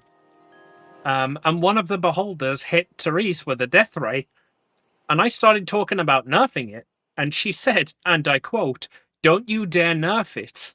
I want this to be authentic." So I death rayed her, and she died, and the party brought her back to life. And then they fought a beholder again 2 sessions later. Much more nerf, because it was like a minion to the actual boss. The beholder again rolled a death ray, and again targeted Therese, and again Therese just had it just few enough HP to survive and died. So it's just like it's established canon now that beholders are just super effective against tieflings in my campaign. Well, Therese got reunited with her dead lover, and she got like reborn into like the family of the best friends of her lover. We're all now dead due to a death curse. Yeah. Oh yeah, they're also on Celeste. Yeah. And if I had a nickel for every time I killed your tiefling, I'd have a lot of nickels. I should start cashing in. No. We even got the beholder. Amy didn't allow me to adopt one. That was like one thing. That was one of the first things I wanted to adopt. It was just like a fluffy beholder. I wanted that version thing. of a beholder called a spectator. There is, but I just like nerf them on the spot. As I say, like most of my encounters most of my monsters are homebrewed anyway. So I'm very like well practiced in. We stream every Saturday, and so I would like be happy if you would show up to one of the sessions. You can get the DM view if you stream, if you watch over Amy, and the player view over if you watch with me. You hear everything. Just for Amy, you can maybe see some hidden monsters. That would be so great. It's annoying because if I could tell you what they're fighting next session, you would be very excited. But I don't want to tell you what they're fighting next session because 2 of my players are in VC with me right now. Don't worry, we won't tell a soul. Each other. Like, Amy, be totally real. Okay, so we have Layla, our walking nuke. That is maybe a dangerous part to let her know what spells she should like look into first. Okay. Me? Me? I'm literally the strategist of the party that cannot hit shit. No matter when we're fighting, probably Evelyn will be the first one that is getting knocked unconscious again. Thank you, by the way, for last time. Dragon Mommy picked me up and slammed me into the floor. We fought the Dragon Goddess last time. Don't worry, I can keep a secret. This isn't a case of I don't want you metagaming about it. This is like I don't know how to explain it without giving it away, but like, you need to not know what it is until I reveal what it is.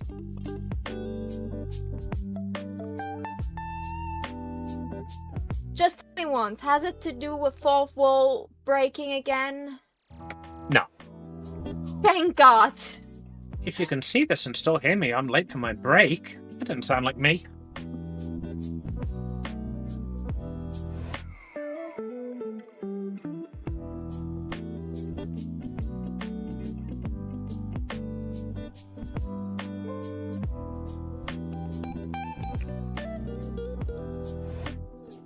So you go on break then? Pig? I mean, probably. I should, right? But on the other Should. hand, I'm shading Amy's leg. That is very important. Amy's legs are very important. They indeed are. Now I'm shading Amy's crotch. I'm halfway done with the line art. On one hand, it's midnight, and I have to help my mom tomorrow at the Persian. But on the other hand, I could get in another 2 hours, probably whatever I'm doing done. At least the line art. Up to you. I will still be live because I am not quite finished with one comm yet, and I do want to at least make progress on the other one. So you will take a break and then, oh man, it's midnight for you? Make sure you get some rest soon. Yeah, so hi, I'm from Germany. I always stream like relatively late just because my day-night cycle is completely ruined. I do get hungry again and like Make yourself some food at the very least. yeah, I should probably do that. Let me save. Amy, when did you last save? What do you mean, just? I wouldn't jeopardize 4 hours of progress on a commission. What was it? Is that right? It is now, because I hit the save button about the second before I said just, so... Sorry, what was that? I was interrupting. Maho, go get food, and you can either in-stream now and just do as much art as you want to when you get back, or you can get back from break and decide. Either way, you need to go eat food. I should. You got a decent amount done, and you've been doing like art. How much?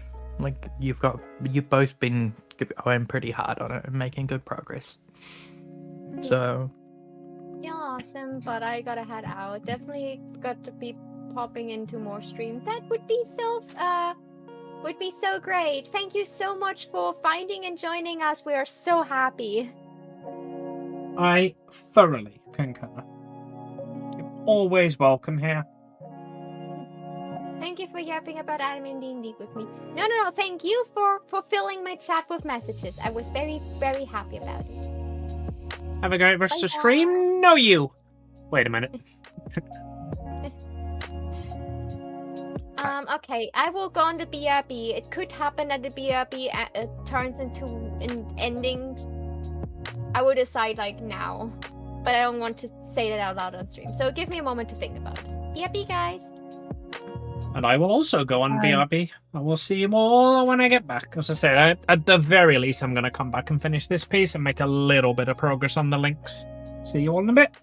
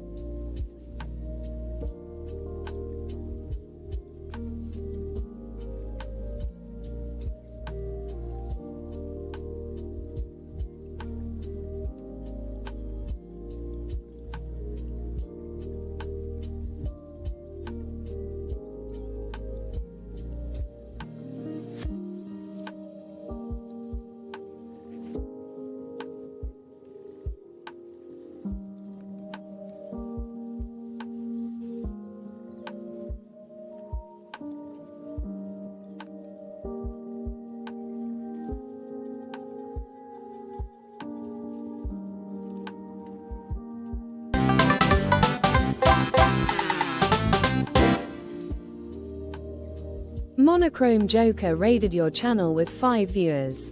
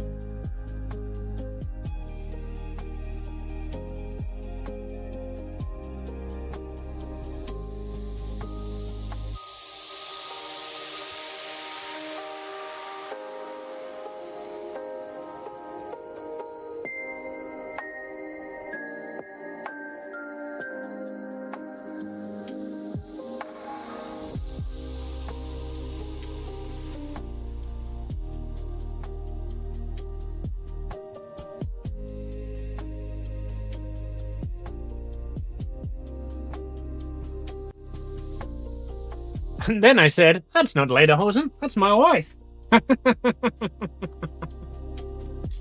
How we doing, chat?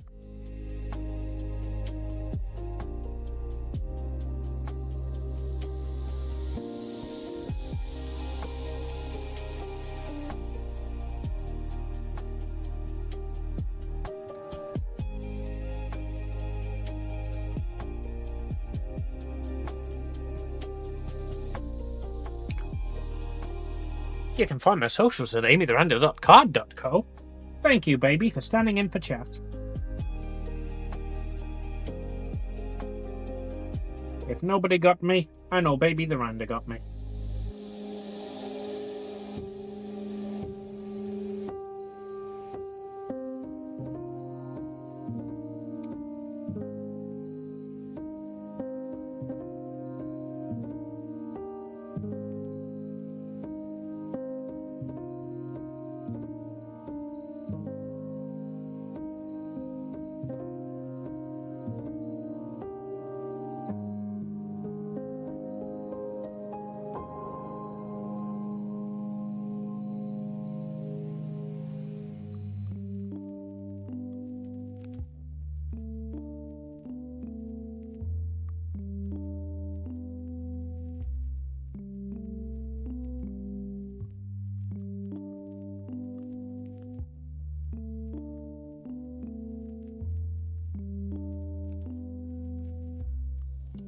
So, plan for the rest of the stream is to get this finished and then do at least a little bit of the line art on the other comm.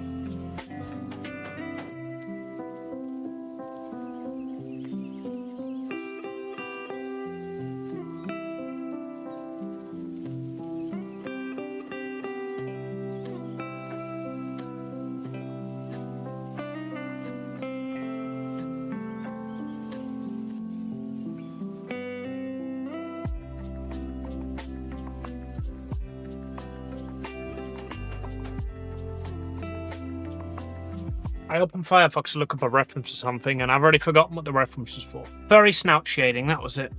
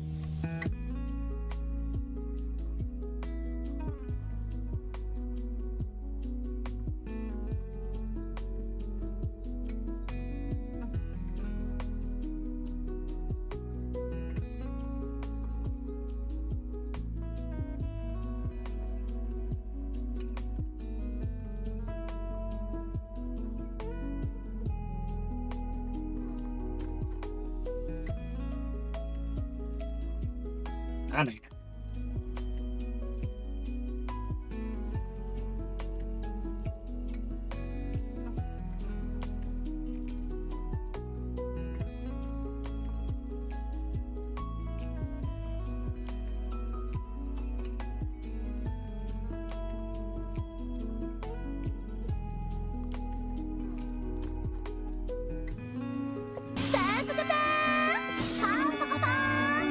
Put. Erin! Thank you so much for the resub, sweetheart.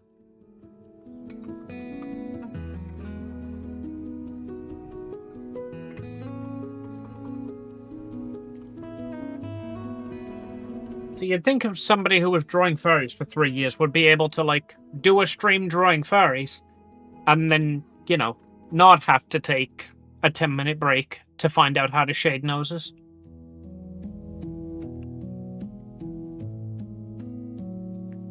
How have you been?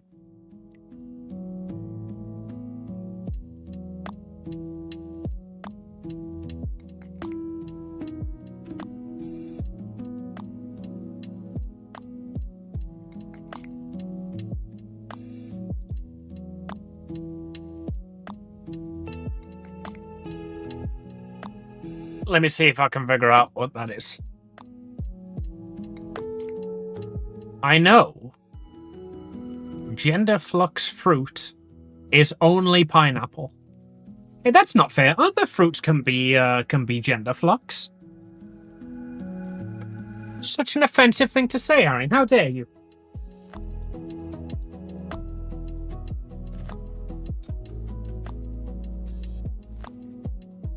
Let strawberries be gender flux if they want.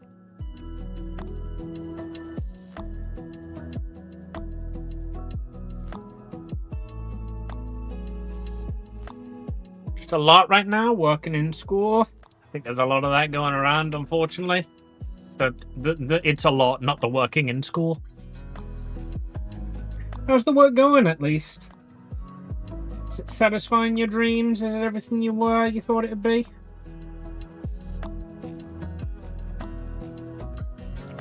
Trying to still have a social life despite having a job. Well, you see, I've got an easy hack for that one. My social life is my job.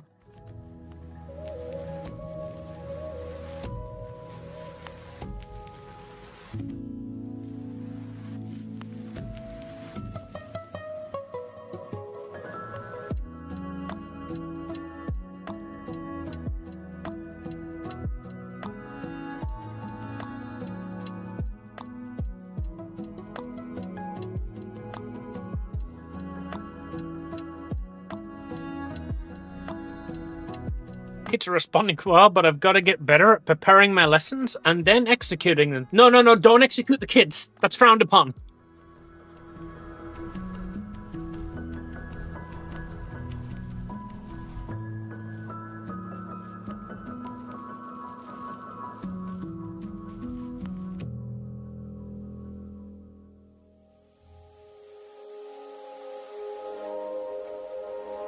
Is it prerequisite in teaching? Is there?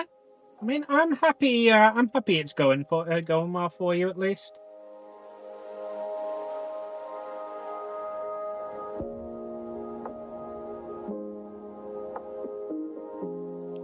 We all gotta start somewhere, haven't we?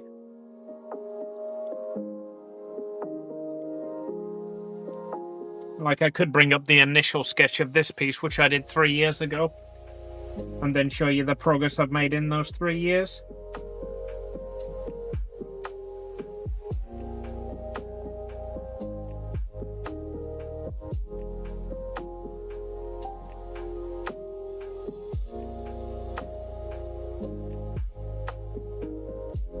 Suffice to say, it's a lot. And I'm sure in 3 years you'll also be able to draw this well. Wait, that's not what we're talking about, is it?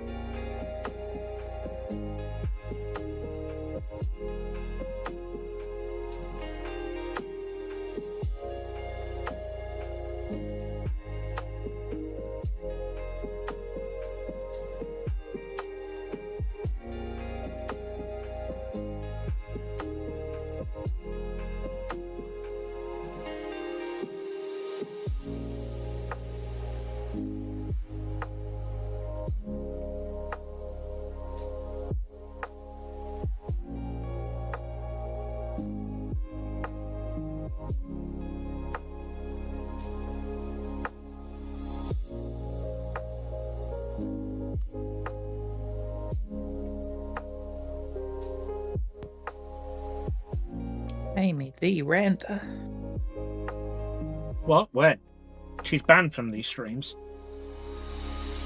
Okay, I'll make sure to. I've got mod access. I'll make sure to ban her. She keeps coming in and stealing all of my clients. You hear that, chat? Do not commission Amy the Ranter.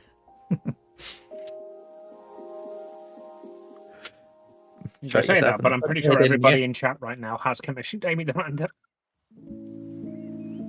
Anyway, Aaron, meet Eden. Yeah. Eden, meet Aaron. Hi, Aaron. Aaron today is playing the part of my chat. Whoa. That's awful.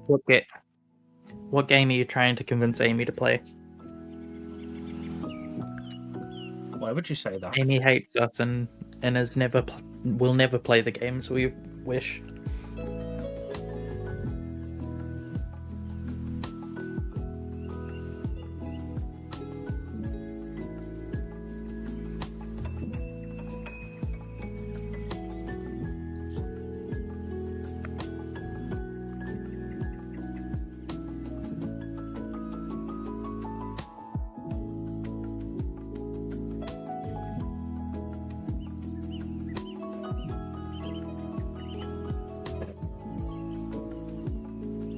How's your art going? Those arts that you're sending, ones that you've drawn, or just references you're using? Those are the ones I've drawn. The things in the top right are my reference. Those are really well copied. I've been finding trying any to use, styles in there that you're liking the look of? I'm trying to use the ink tool. Not really. I don't really have the right brush for them. And I do basically everything with G-tool, pencil, and gouache paint. Yeah, they're they're close-up eyes, which, you know, I don't draw close-ups, so it's like difficult to learn. And it's like one of those things where, like, you know,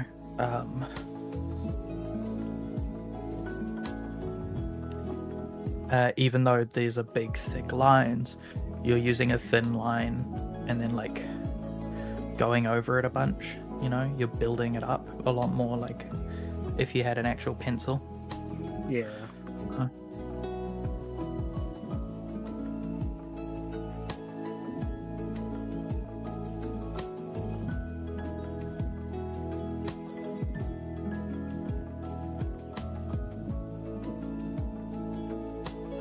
Let me pull up chat, see what Aaron's yapping about.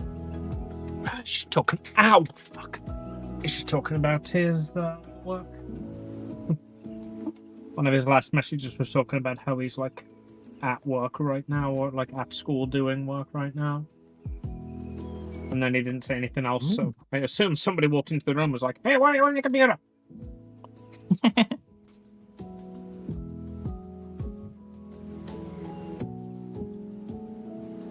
Who? What? I guess not. Am I going nuts? Did you not say that you were at school? Or is that just in general? I'm working in school. Oh, is that just like a generalization? Do you know what time it is? Okay, right, but like, you know, teachers and the stereotype of staying late to plan lessons, yeah? Like, tell me you don't have at least one colleague who is not, like, at danger of being at school right now. Aaron, we need to bully Amy into making more gaming content. She needs to stop this damn art bullshit. Don't do that. My art's finally getting good and people are paying me for it. Yeah, but people will pay you to play video games too. How much? Because an art piece is worth about $100 to me right now. To be fair, they'll mainly pay you in forms of giving you that video game. But a job's a job. Okay, and while that is fair, the only video game I want right now I own, so, like... I swear to God, I will get Balatro removed from Steam. I mean, I was talking about Monster Hunter, but sure, Balatro too. But come on, if you're going to be asking for games, ask for a AAA one. Have some scope, Eden. I would like you to make gaming content, but only if the game does not contain the letter F. Like, in the title or the whole game? Because the whole game's going to be a lot harder than it doesn't. Welcome to Amy's series of games that don't contain the letter F. Today we're going to be playing Etrian Odyssey 5. Until I see the F letter, and at which point I will stop. You know that visual novel you've always wanted to make? Can't have the letter F in it anymore. Legitimately, that's the sort of thing you would see that sort of fucking content on YouTube nowadays. It's like Skyrim, but if I see the letter F, I have to reset the playthrough. What games could you get away without seeing the letter F in? Balatra's out. You've got 5 of a kind. God damn it. Anything with furry characters is out. All right. Probably. I play Final Fantasy, right? Hear me out. In Japanese. Because I know where all the buttons are, and I know what all the buttons do. No, I think we'd just have to find the Japanese equivalent of the letter F. Yes, Although- as hilarious as that workaround would be, I'm pretty sure even the Japanese Final Fantasy title screen has the English text of Final Fantasy on it.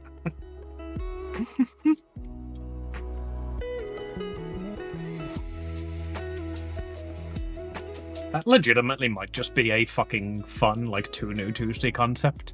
It's like, it's 2 New Tuesday, but it's 40 New Tuesday, because as soon as I see the letter F, I have to move on to the next game. You play Borderlands until they say fuck.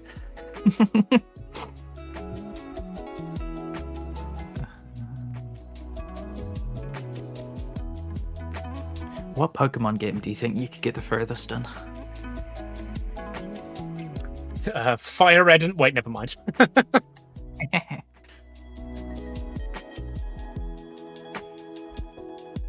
Charmander, Squirtle, Bulbasaur, you'd be fine. They start in Pallet Town, right? You got Pidgey in the start. Is Farfetch'd in the first one? Was that in Area 1? Yeah, but it's a trade that you get post-game. Oh, that's good then. Oh, as soon as you, you couldn't take Charmander because it's a fire type. Yeah. You Oh couldn't wait, even no, that approach it. that just locks you out of it completely. Because no matter what Pokemon, no, you'd have to take. Oh fuck, I should know this. You'd have to take Squirtle, because then your opponent would leave Charmander. Yeah. So in, Aaron would be happy. Sword and Shield, you'd have to take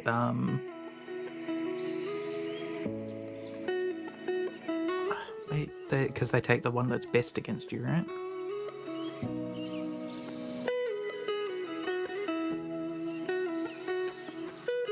I was gonna make a joke about HOL4 having Ferrant, but then I remember what the O stood for. No, in Fire Red, you'd have to take Bulbasaur, because then they'd take Squirtle. Because they take the one that's, like, weak against you in that one. And Sword and Shield's the only one where it's inversed. And they take the one that's strong against you. Because they... No, they 'cause always- Hot has Wooloo. They No. always take the one that's strong against you. That's like... There are memes about this. It was fucking... Is it X and Y that finally had them take the one that's weak against you? And that's only because there are 5 of them? I'm sure. Oh. I They don't know. always take the Speaking one from that's strong Pokemon. against you. Why don't That's you just why agree with that's why they me? don't learn their type effective moves until like level 7 or 8. Because otherwise you wouldn't be able to beat the first trainer. Oh, that's right, because you start at level 5 and they're at like level 4 or something. So your scratch is slightly more damaging than their tackle or whatever. No, you both start at level 5, but because of the way the AI works, sometimes instead of their tackle or scratch, they will use their growl or tail whip. Which means that if you just either spam it or, you know, use growl or tail whip correctly, you can beat them.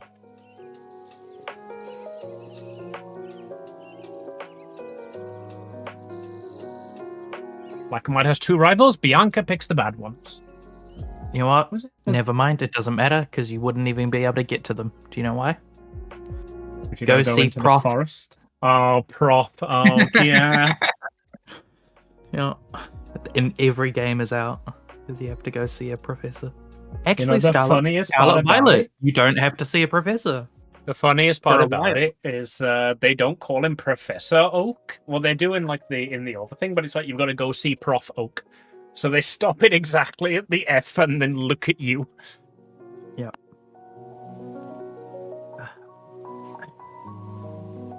Alright. Wow, how would this hair be shaded? Paldea. I'm sure they say fight when they're trying to introduce the concept of Pokemon anyway. Battle. But still. The game's got to be Peggy 3. They can't say fight. Is that real? Is that an actual, clause? Is Pretty fight sure. too aggressive? Be a great TikTok playing each Pokemon game until I see the letter F. Yeah, that's what I said. It sounds like one of those YouTube series. Like, how fast can I touch grass in every Kingdom Hearts game?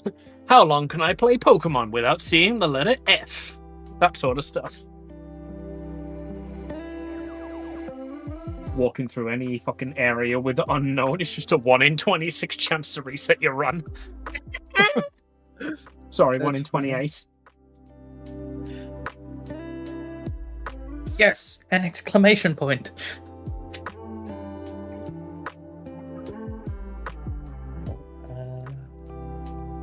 What are some other games that you might get, like, past the opening scene?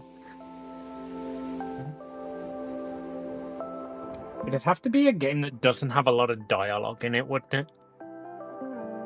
Anyway, EOV when? I mean, I've just told you I'm gonna play it like pretty damn soon until I see the letter F, and then it's removed from my repertoire forever. What's that? That battle royale that everybody loves, where you can get all the skins and Batman's there and Goku's there. Oh, Marvel Rivals? that one probably could. I mean, I guess, yeah. Which characters have the letter F in their names? Well, you wouldn't see the letter F. Not unless you turn your subtitles off, right? There's the first fucking hurdle. I think hearing the letter F counts.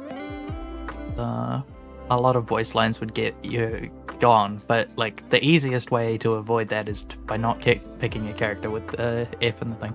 So as soon as someone locks Mr. Fantastic, you're screwed.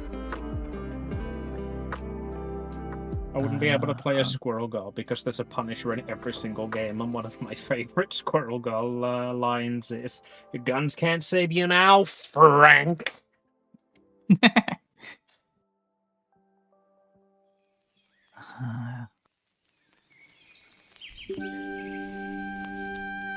How far would you get in Spyro?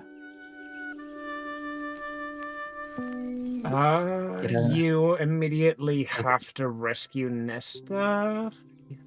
He is unskippable. I mean, you could go around him, I guess. The speedrun has to rescue him because he's on the route. You could skip Nesta, you could skip basically every dragon. If you skip through the cutscenes, there would be no dialogue. Yeah, I probably could go all the way through Spyro if I skipped the cutscenes fast enough. Yeah, does it Wait, Flame Breath. tell you how to... Yeah, I was gonna say, does it tell you how to, like, play the game? What's the villain's name in Spyro? Ganasty Ganolk.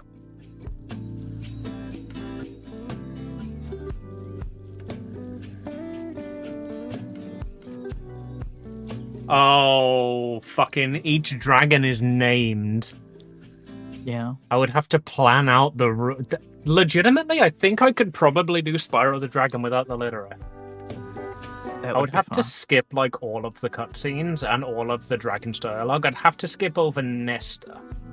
And then I have to figure out which 40 of the 70 dragons don't have F in their names, because their name comes on the screen when you rescue them, even if you skip it.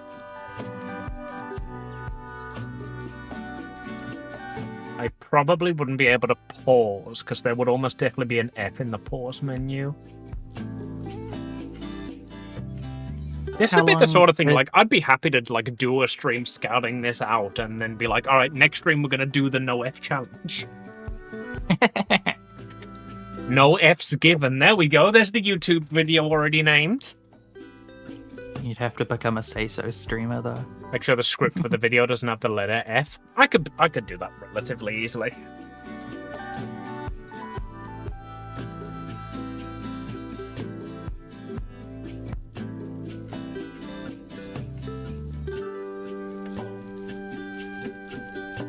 No F's given is the thumbnail text. Fair. I couldn't call it that. Crap. Oh, bloody... I wouldn't be able to explain the challenge.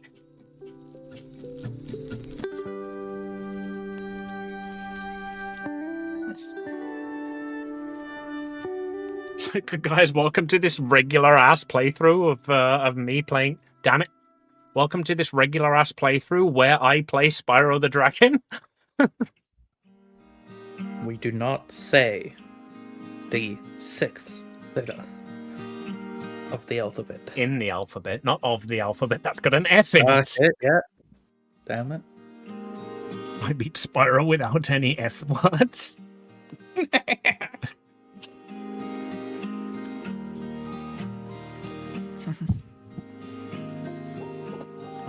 Yeah, I think that would be the way to go if you wanted to like exclude a certain letter. Would be like retro games where you can skip all of the cutscenes, and the gameplay is relatively easy to understand, so you can skip the tutorials.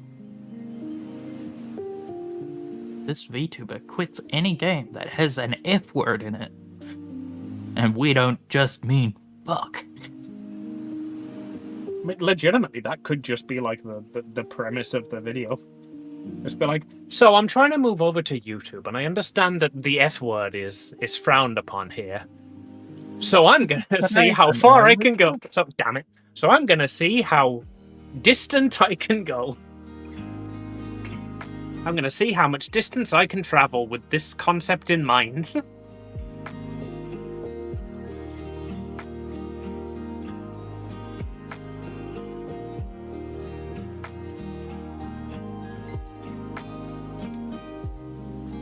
Frowned upon. God damn it. But remember, guys, if you see an F at any point in this video, you have to let me know by dropping a comment down below. And then I just leave in every F and play the game normally. That'd be funny. You'd do that as like the 50th special. You know? 50th game! Fuck! Guys, welcome to the Fuck. It's just the 3-second clip. I could do 3 episodes. Welcome to episode 1 of going until I see that letter. Welcome to episode 2, where I go until I see that letter. Welcome to episode 3, where I go until I see that letter. Welcome to episode cuts. And we're back with episode 6. Last time we played quite...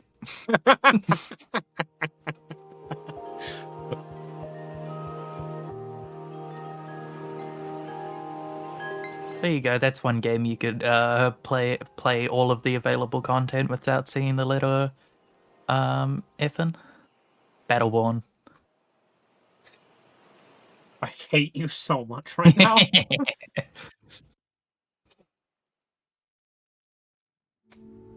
That, like, legitimately, that could just be a fun series to make, because that will either be, like, a long-form, like, 40-hour fucking grind to get done and actually completed, or just be like, welcome to episode 6. Today we're playing Final Cut.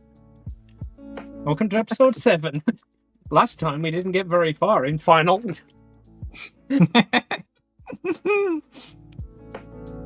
Welcome to episode 8. You guys have said in the comments that I should avoid saying let up.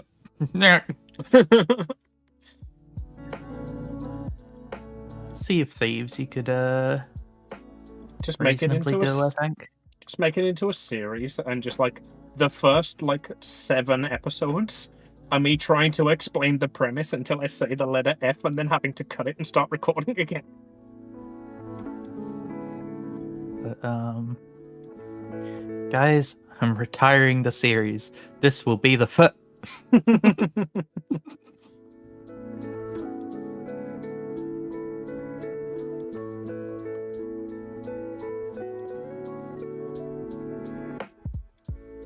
You reinstall Apex Legends and it's going fine. Yeah, I couldn't do Sea of Thieves. Oh yeah, you're right. Got me. Toonie Pop. Hello. You would not be able to talk to the redhead. Just go all the way through the game as carefully as possible, and then be like, get to like the first like sex scene, and be like, wait, this game has foot cuts.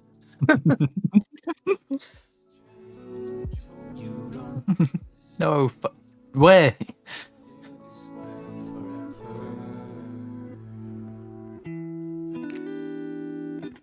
Have you ever played Going Under, Aaron? I feel like that game's right up your alley.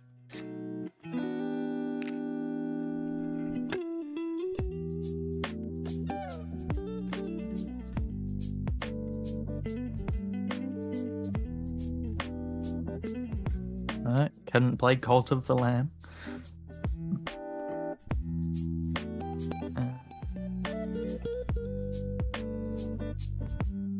What else is off the table?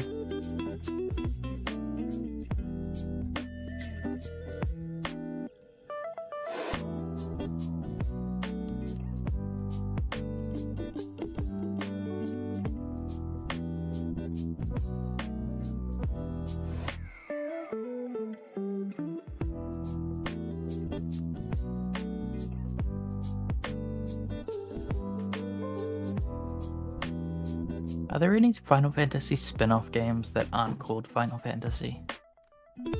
I mean, other than Kingdom Hearts?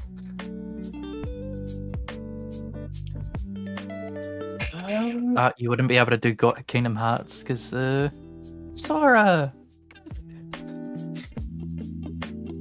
That's a double F. Can we skip this song? I don't want to hear them. But it's sushi being fed through a hole in the wall. I'd legitimately love this song because the entire thing sounds like it's about to be an innuendo and it just never is. Well, that's Lonely Island for you.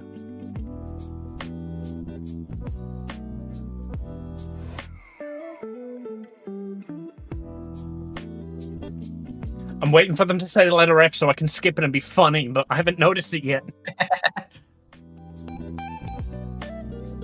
Oh wait, no, it's all about fish. Skips. God,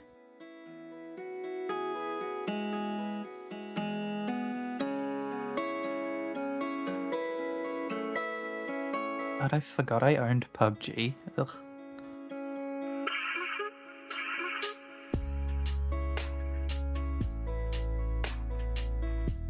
Never actually played PUBG. That's like the one battle royale that I never gave time.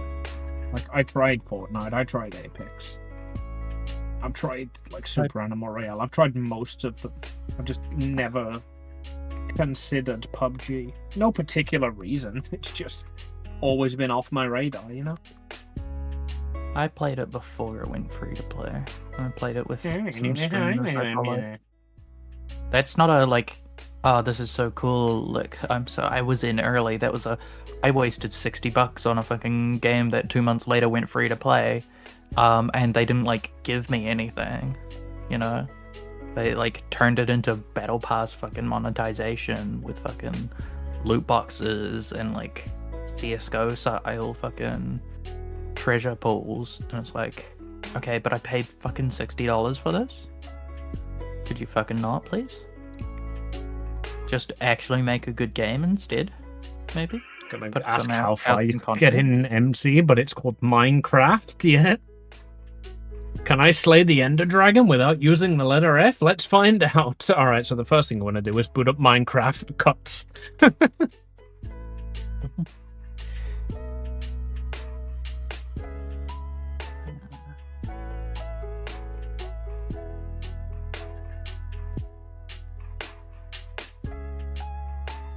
How far into one of the Tekken games do you think we could get?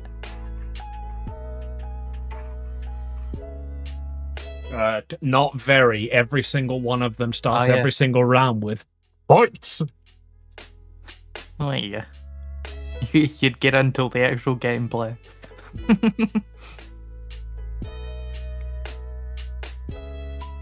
Plants vs. Zombies, the original. Sunflower. Sunflower. Literally the first one they give you. I've got high hopes for this. I can probably do at least a few before I have to plant a flower. Let's me plant this flat bollocks. I like that. It legitimately could be a fun challenge. Just shit, alright, we can't use the sunflower because it has F in it. How far can we get without using plants that have F in them? You know, we could have the joke episodes of alright, we're playing Minecraft episode cut, but then we could literally just have, alright, so Here's a 30-minute video of me trying to beat Minecraft without using the letter F, like, genuinely. Like, identify a game that I could do, like Spyro, for example. Like, how far do I go until I find the letter F and have to restart the playthrough?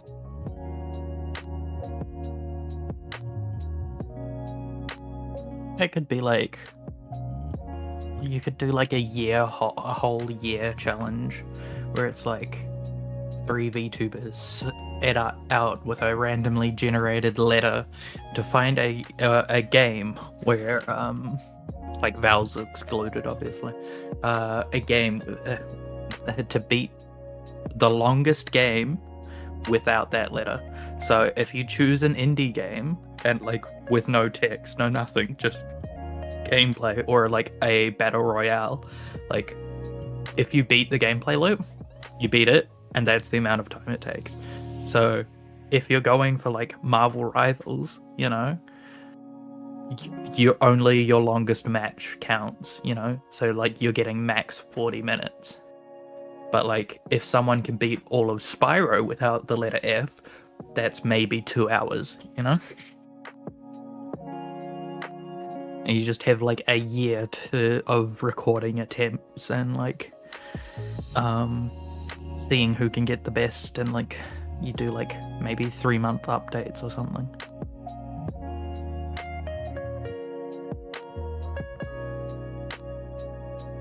But you know, it could be extra hard because like, you know, one person's doing the letter F and the next person's doing like the letter P. So it's like something that might work for someone might not work for the other one. Like you could get away with playing Spyro because you don't have to worry about having a fire attack. But like if like you have to like never push the pause menu, you know? You can never pause your video game. That's the letter P.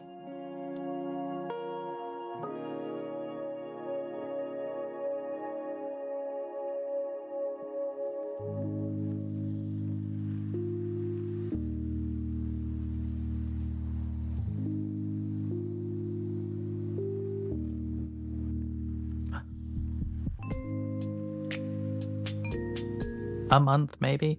I mean, yeah, but like, I'm more meaning like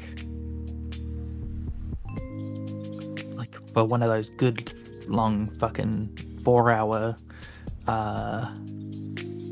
video essay style videos, you know. Like realistically, none of us actually want to do that. It's way too much work. Legitimately, I think that could be fun saying content. It would be good content. Like that's what I'm saying, is it would be good content, you know. I'd be happy to set aside a day for that. I could do it on stream and just literally make it like every time I see F I have to restart because I'm recording this for a video, you know.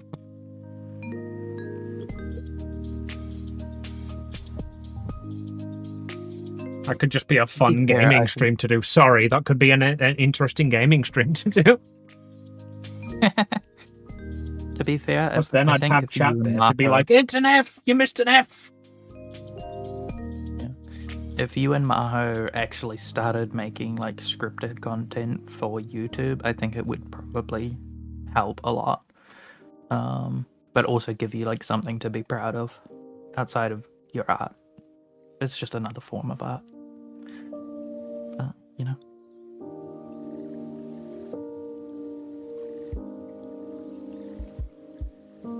You never got to play Biomutant. I did not. I mean, it's not good, so you weren't missing out on much. But like, you know, you could have made a pretty good render. I enjoy the like gameplay of it. It's just, it's not good, you know?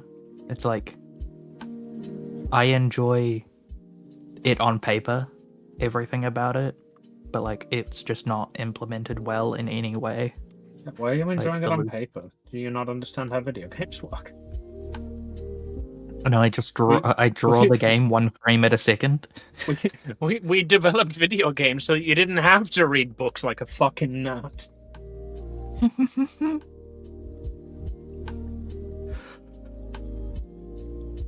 Oh, dang it! I can't play My Friend Peppa Pig. However, I can see. I can play Pajama Sam. No need to hide when it's dark outside. So.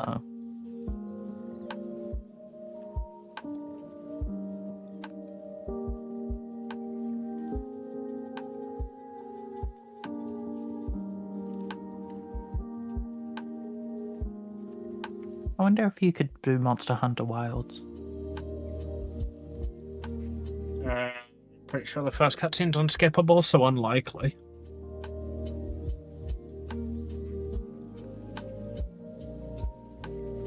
Maybe. As soon as you got to a bioweapon anyway. Yeah,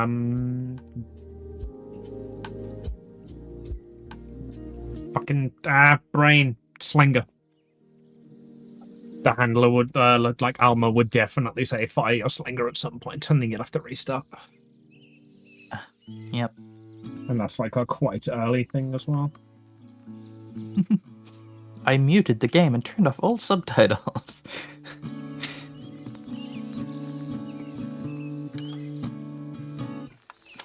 Right. It made for an awful quality video, but I finally beat bollocks.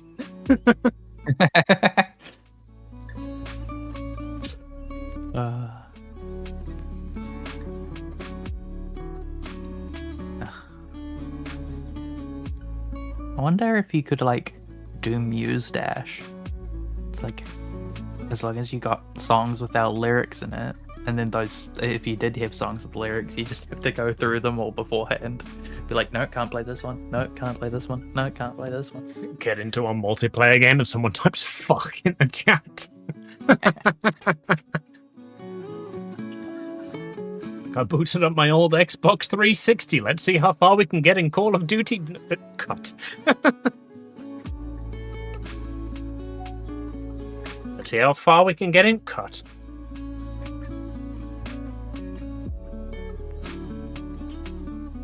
I keep saying F before I get to my joke. Send help. You could do Ni no Kuni, Wrath of the White Witch remastered. Of. Ah, fuck.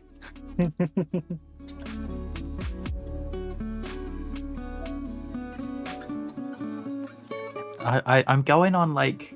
Are you literally just going through your Steam library right now, saying that one doesn't have an F? That'll do. I'm going through like interesting ones, but like it's hard because I think your brain wants to go on like the literary rules of like when a title starts with the, you don't like put it under T. So if it's like what's a video game that starts with the The Legend of Spyro. It would be under L for Legends. Oh god, Spyro the Drag. Wait, no, wait, never mind. I swapped the letters. You're an idiot. I've been awake too long, clearly. Amy doesn't know what an F is. I literally have no Fs to give.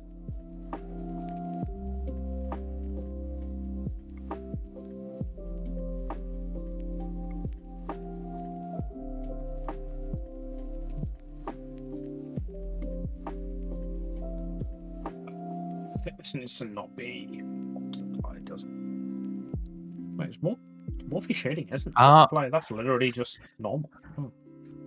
Right. You'd have to play the original version of Spyro. You couldn't play Reignited Trilogy because Spyro Year of the Dragon. Oh fuck, I couldn't do Spyro even if you skip the cutscene. It literally opens with "In a land far away." Wait, no, it might be in the Land of Dragons. I think In a Land Far Away is 3.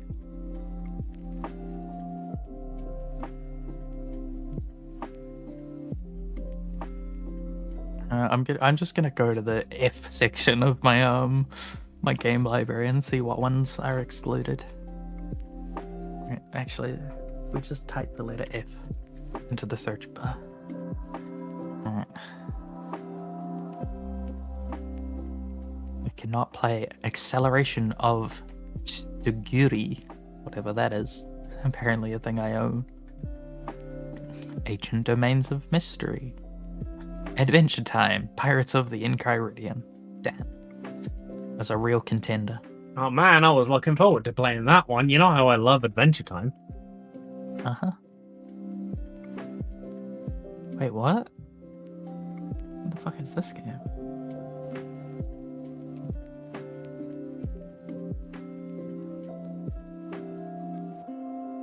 Oh, apparently I own Age of Advent, which is a HoloLive game. Weird. Probably given Okay. that for free at some point. I have still not coloured the leash. I should probably do that.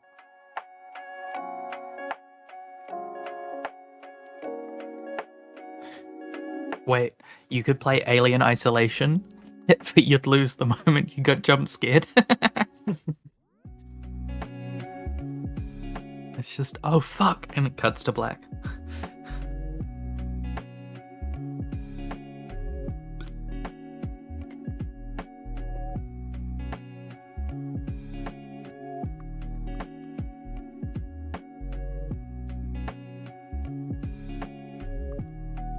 You couldn't play Bone Out from Boneville. Yes, because you all know how I love Boneville. What is it now?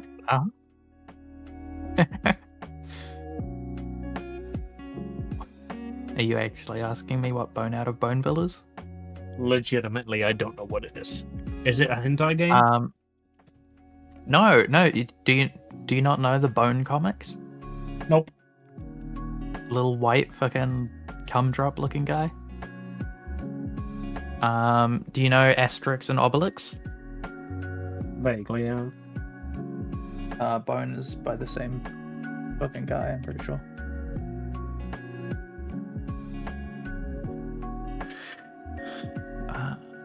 I'll send you a picture.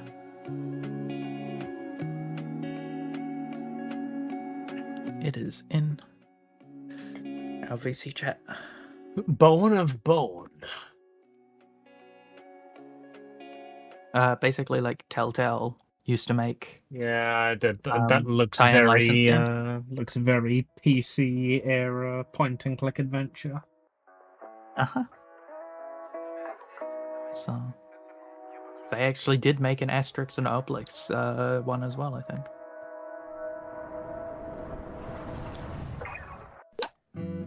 No boyfriend dungeon. No, any game where you have a girlfriend is out. Oh no! This challenge is anti-lesbian.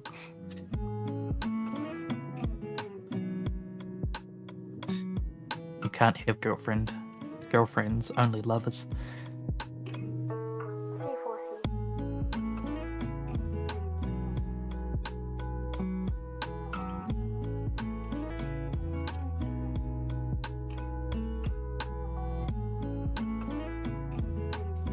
No, I can't play Finn and Jake's Epic Quest. Another Adventure Time game I cannot play.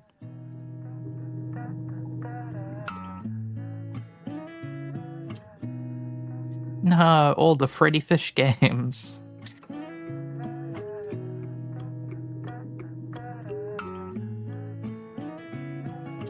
The Furry Love series.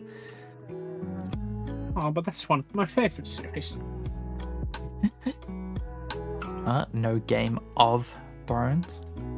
Oh no. No Garden of Banban.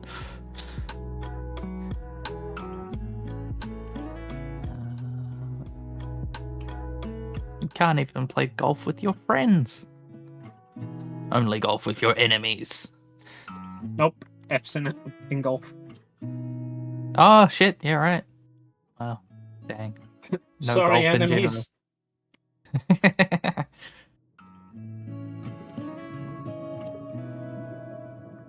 No Grim Fandango.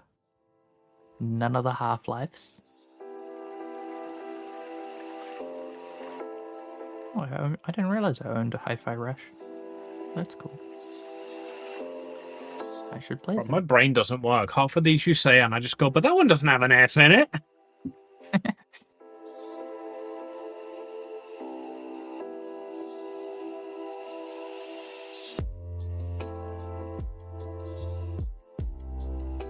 No Life is Strange. I don't know why I put the emphasis on is on its in life.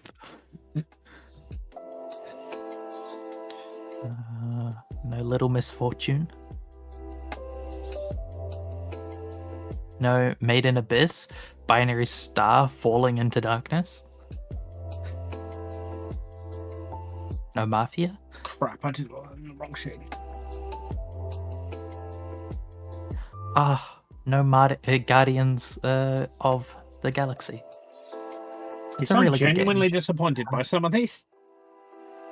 Guardians of Galaxy, the game is really, really good. Like, I highly encourage anyone who's like, A, a fan of the movies, or B, a fan of like, just like good narrative video games. It's really good. Like, honestly, I prefer some of the characterizations in this than in the movie. So, I mean, Amy knows one of them that I will obviously prefer, but even a couple of the other ones are pretty good. Oh, the prat, shall we say? Yeah.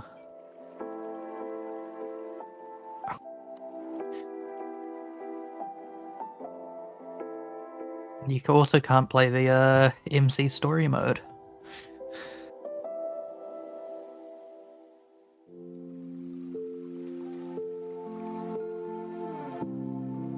You can't mount your friends.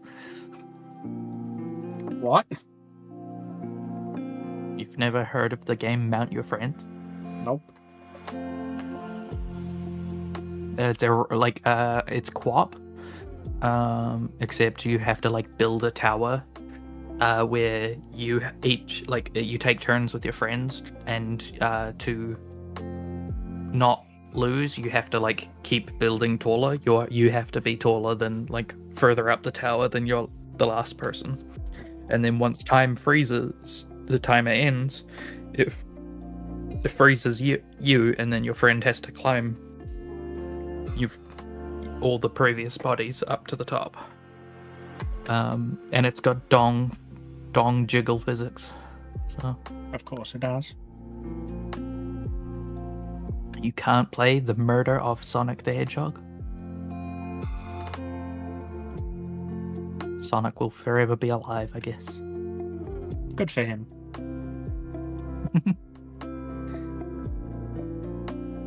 No Tales from the Borderlands.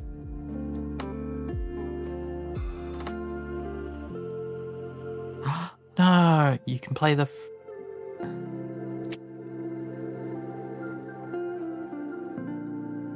You can only play one of the Pajama Sams.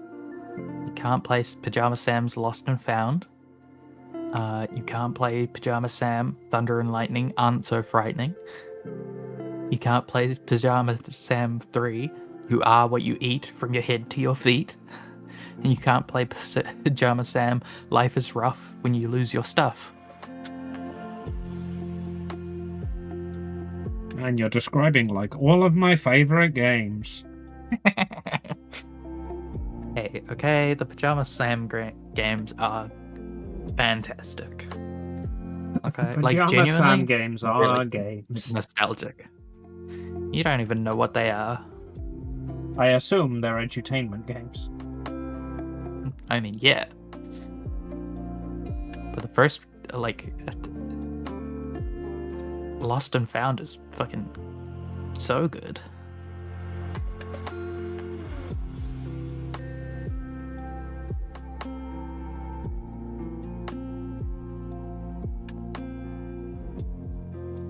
Oh no.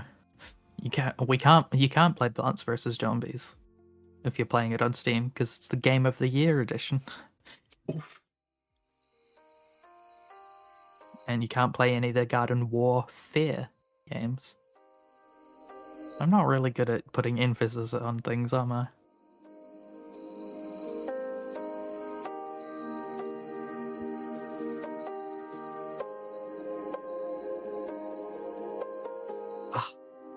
You can't play the VR game. Psychonauts in the Rhombulus of Ruin. Oh, Christ! There's a fucking point. I could do Psychonauts. How long in Psychonauts until there's an F? Opening cutscene. My father. That was quick. Third letter. Okay. I don't know if it's the third letter, but I know he brings it up. Or our family. I suppose you could skip it.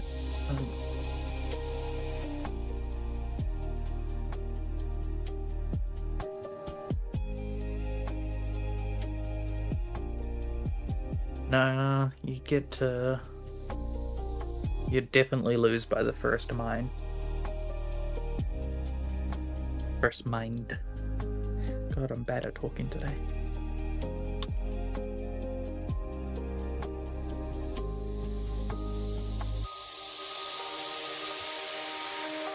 Oh no, no quickie fantasy adventure.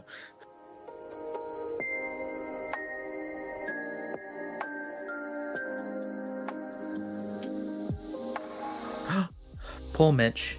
No Pathfinder.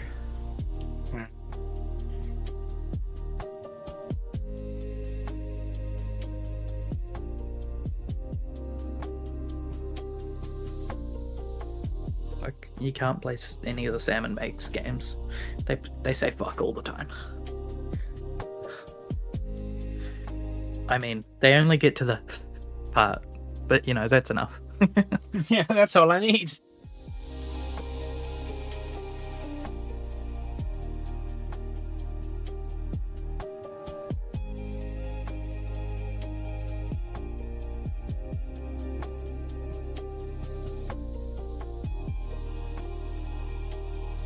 Oh no! You couldn't do the SpongeBob SquarePants battle for Bikini Bottom. See, because that would be there's so many speedrun texts for that like that's probably one you could do if it wasn't in the title. None of the Spy Fox games, also great. What's that fucking game about the raccoon thief? Sly Raccoon? Sly Cooper and the Thievius Raccoons. Probably do that. That's one of the first streams I watched you do.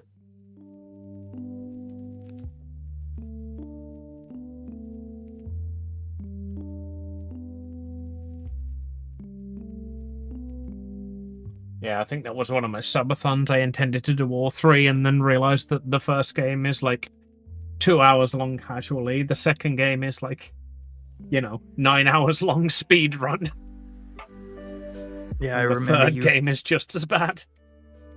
I remember you absolutely hating playing the there was like a little mini car thing you had to do, and you had to time it perfectly. Yeah. The race, the Bentley, not the Bentley race, the Murray race. Yeah. Oh, no Transformers.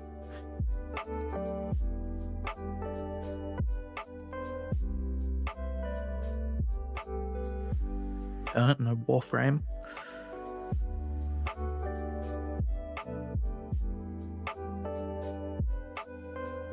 Apparently, there's no Warhammer 40k, Gladius Relics of War, or Realms of Ruin. Oh man, I was so looking forward to the Warhammers. This one's got it in there twice.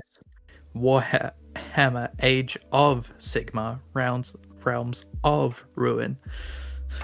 That's just double offensive. How dare you, Warhammer?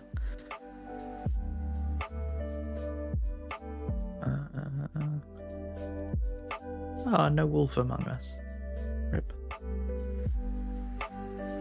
I mean, hey, it's basically a visual novel. You wouldn't get through it anyway.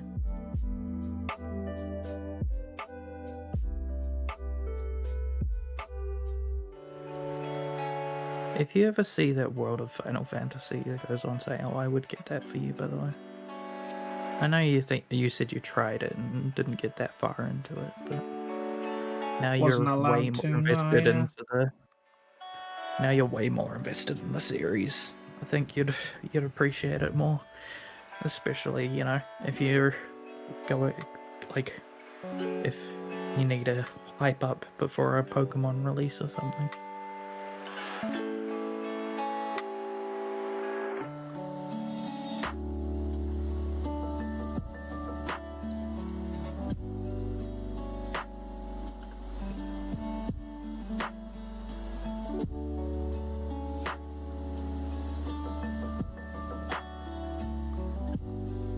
I'm surprised I don't have that many games that start with F.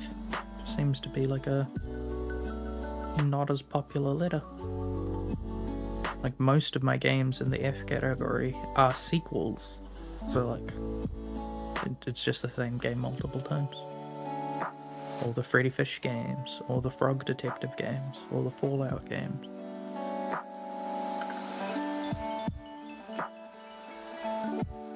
All the Final Fantasy games.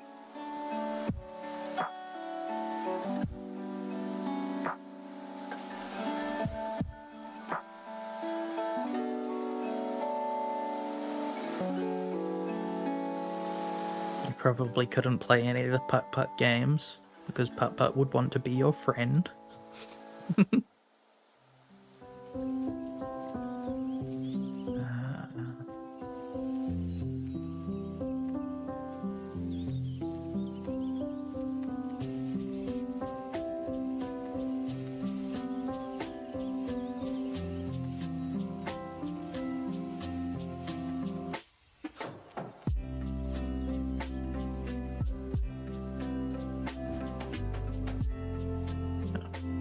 Wait, you know what I can do?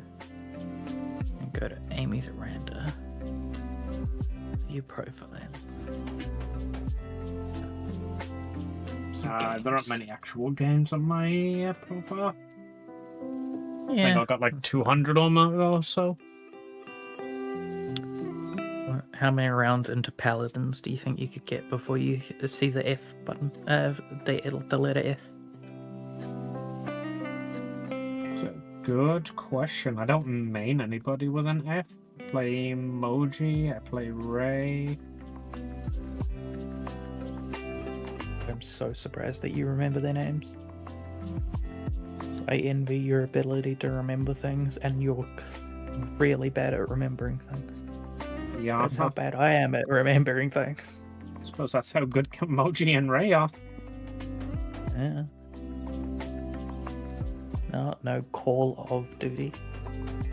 Black Ops 3.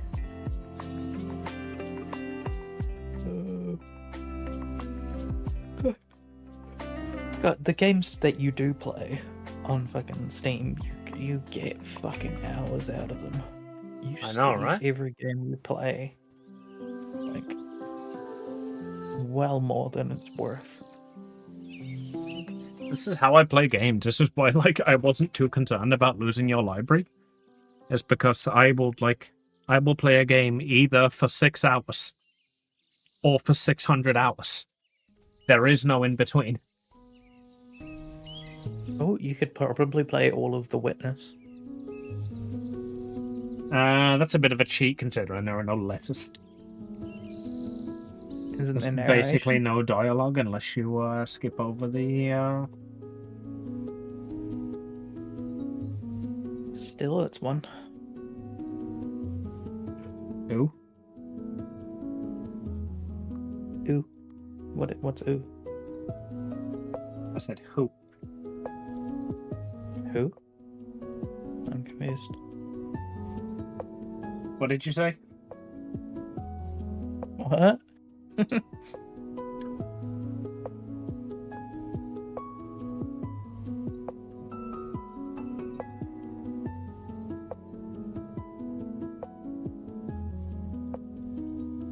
So anyway, Little Witch Nobita. You were always meaning to go back and play that one. She uses fire spells. True. How far do we think we could get in Crab Champions without seeing the letter F?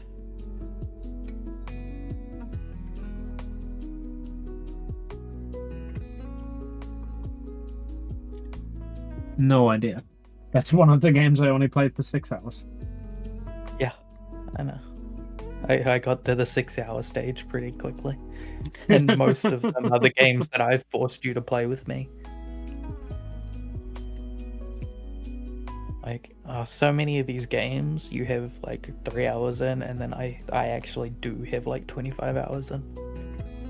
Because we've bought them. I've bought one for you, played the first session with you, and then you've dropped it. You only have 59 minutes in Insane Aquarium Deluxe. I played it to scratch the nostalgia itch. Very fair. I installed it the moment I saw you had it on your thing. I installed it for my Insane Aquarium, if I recall, was like the game that made us start library sharing. Because I picked it up and you were like, oh my god, I fucking love Insane Aquarium. Can we library share? Maybe, yeah.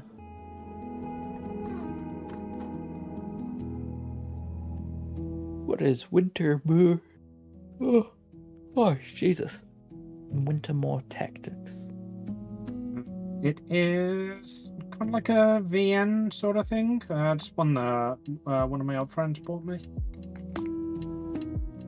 Neat. Oh yeah, you played 20 minutes of the Rabbit and Steel demo.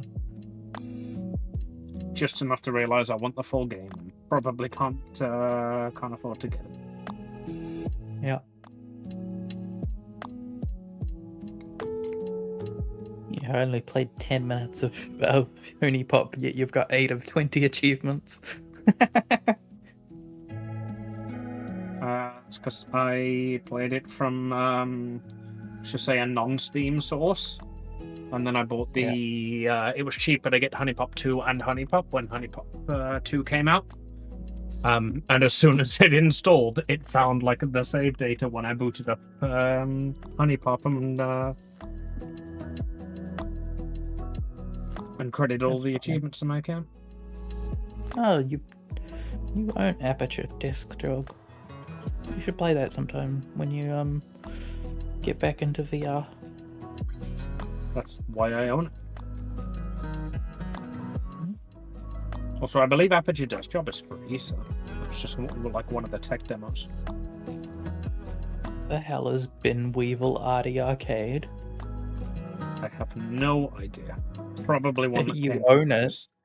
Yeah, probably one that came through with like a fucking free Steam keys, like 5 keys for $1 sort of things.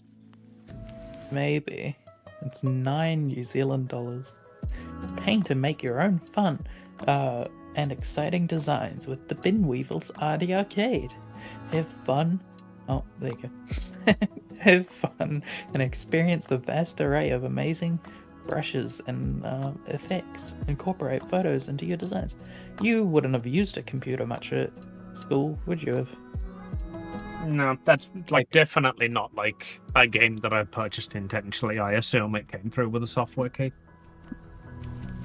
Yeah, but like, no, it's more. I just want to talk about fucking edutainment games again now. You Really? so you didn't know what Kid Pix was. When we got like the family PC, it did come with a couple of games. I had Tabaluga and the Crystals of Time, I think it was like the edutainment game that I played. Say it again slowly. I am likely getting it wrong. I'll Google it to make sure it is what I think it is.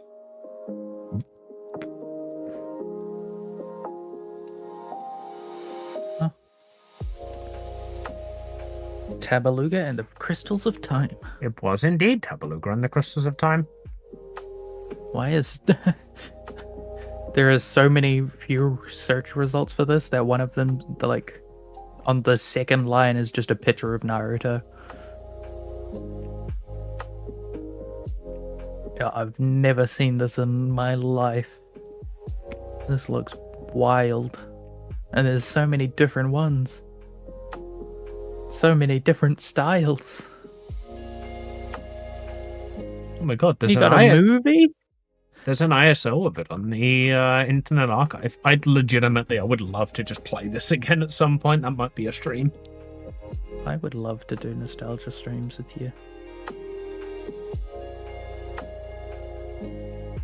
This is really annoying because, like, I've got to the point where I'm almost done. And my art skill has just decided to leave now. Literally all I need to do is shade this color. And I just cannot. Can't play Flip Witch. It's forbidden. I mean, there might be a few other reasons why I can't play Flip Witch, considering we're intending to turn this into a YouTube series. No.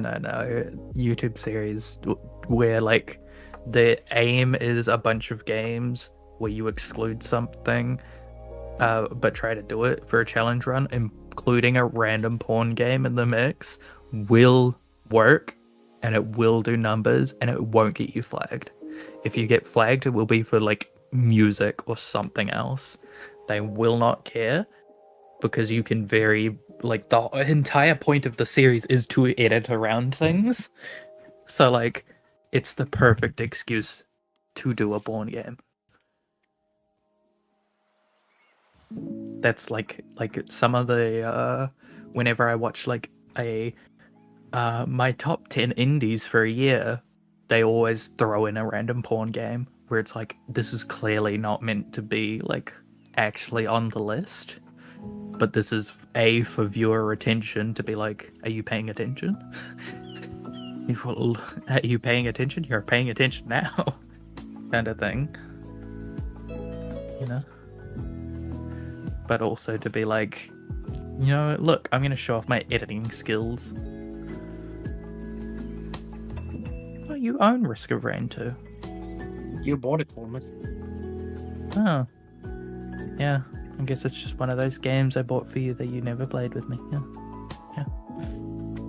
In my defense, No you style. bought it for me, and I told you to figure out a time we could play it, and then I literally heard nothing else about the game until you sent me a DM saying, so apparently Risk of Rain 2 is bad now. Yeah, that did happen. Yeah, because they got sold to Gearbox. Gearbox went, haha, I'm gonna shit on this. I'm gonna make this so much worse.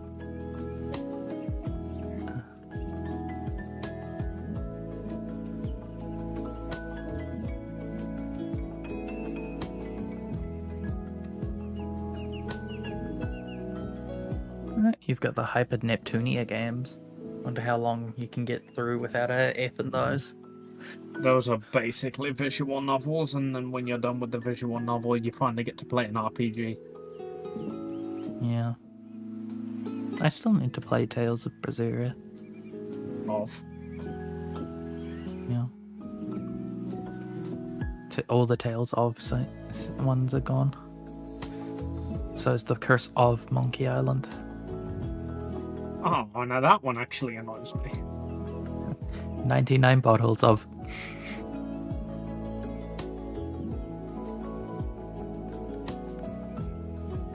No, Secret of Monkey Island. You've got none of the Monkey Islands, I think.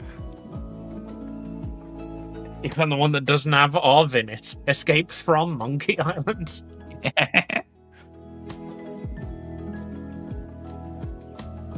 Wait, hold on. Is it just Monkey Island LeChuck's Revenge? Let's have a look. I'm gonna click on the bundle. Let's see. Right, on Steam, you've got The Secret of Monkey Island, Monkey Island 2, Special Edition, LeChuck's Revenge. Oh, no, you got that one. There we go. I can at least start that one. The Curse of Monkey Island, Escape from Monkey Island, Return to Monkey Island. Oh, look, you got two of them. Did I ever end up buying Escape to Return to Monkey Island? Is that in my library? I remember I bought the bundle and then was like when Return to Monkey Island dropped, and I was like, if I finish the bundle, I'll go and buy it.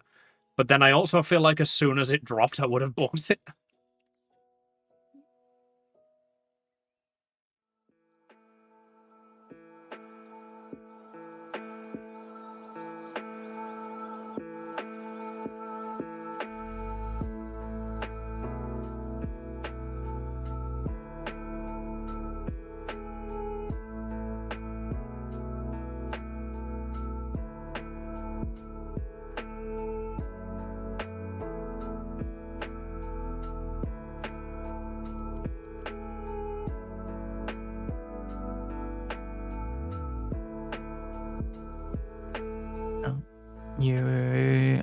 You're an option as a gift recipient for it, so Yes, I assume you don't.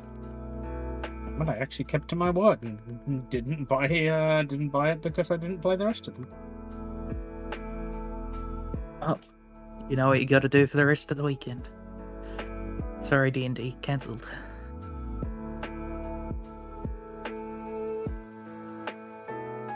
Wait. There's a new Bleach game, and it's trending? Didn't realize this series still had fans. Well, they just released a new Bleach anime, so they'll probably release the game on the back of that. I've clicked on it. There is no trailer, there are only screen grabs.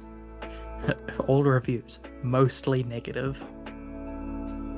It's an anime game, I could have told you that for free. Yeah, true.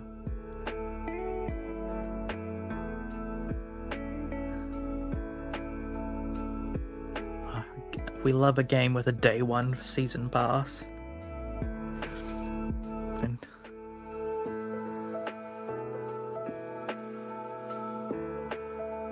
game crashes a lot. It's not a good PC port. Pretty much unplayable. Void it now.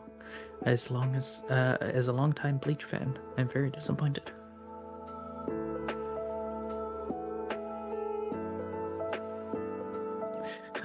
The first positive review. It's a bit buggy, but let's be honest, it's the best Bleach game we're ever gonna get.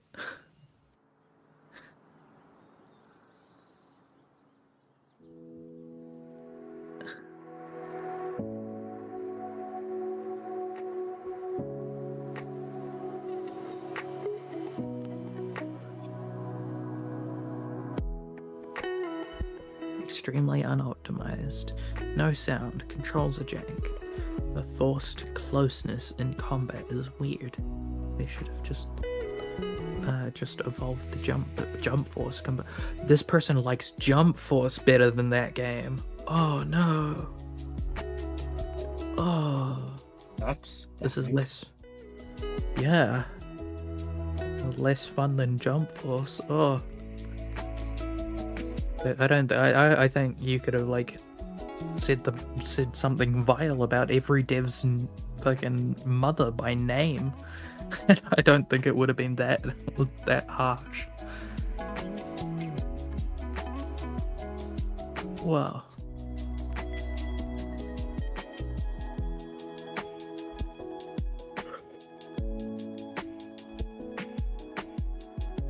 Bleach always seemed like one of those shows where it was like so edgy that teenage me should have loved it, but I just could never get into it. I just like nothing about it hooked me.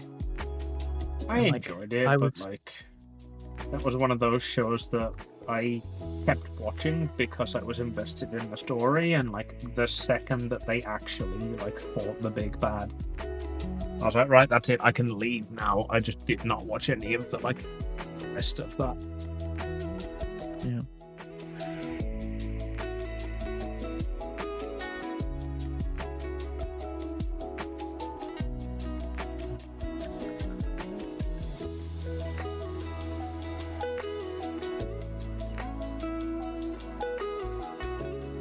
Who knows? I don't know. One Piece also didn't really hook me, and I fucking I'm sure I watched over like 60 of those episodes.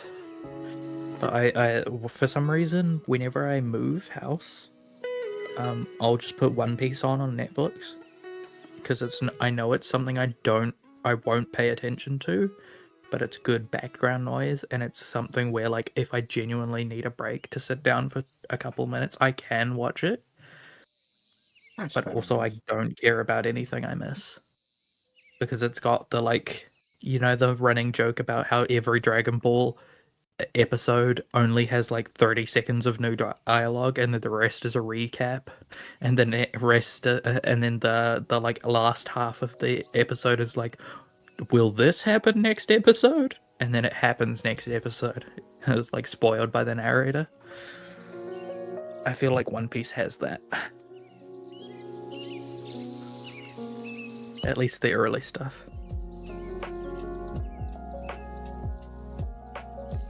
I also, I just intend on never giving One Piece a chance because I've met One Piece fans, and it brings me great pleasure to hurt them. I see. It's like, give it a chance. It's not that bad, It's pretty good. I mean, Oda is just like, it's too long. And you watch them go into an aneurysm like, it's not too long. It's not too long. You can skip some of it. It's good. I'm just like, I enjoy your pain.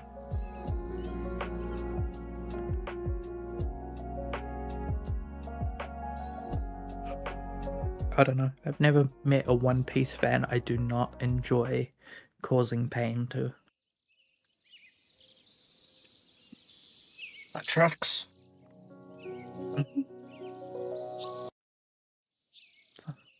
I will say, all of these One Piece fans I enjoyed causing pain to have been really good friends.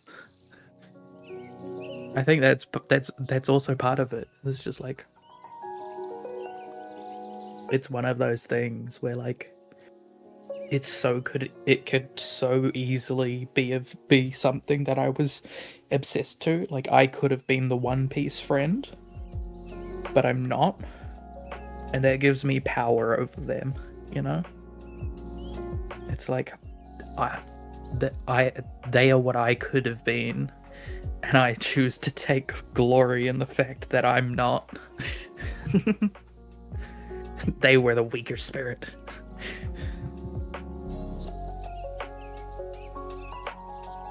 Your leather's coming along pretty good.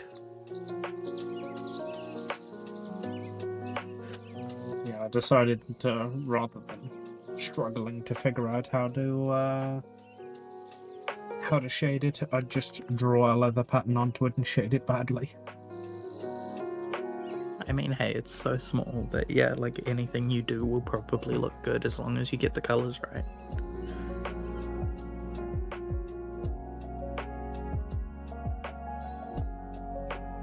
Honestly, you probably could have also just slapped a fucking, like, couple gradient tools on there.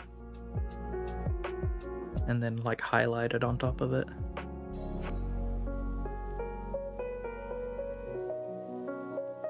But yeah, no, that looks perfect.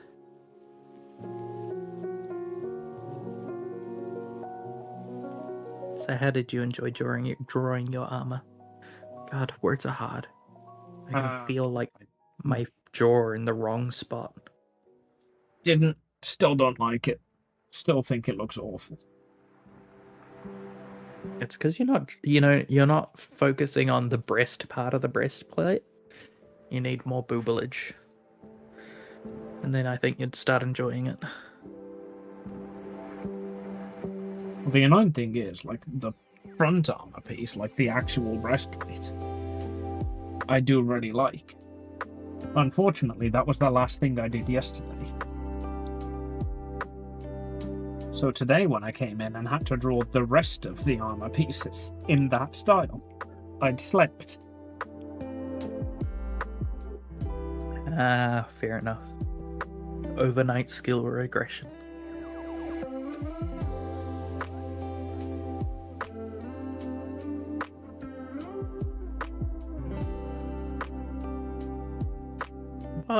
What animes and or game franchises do you think you were like so tangentially close that like you think you should have been into them, but like you just never did? It's just like you missed that boat, or like, you know, it was just like one step too far, you know? Most idle anime, I'd say, annoyingly.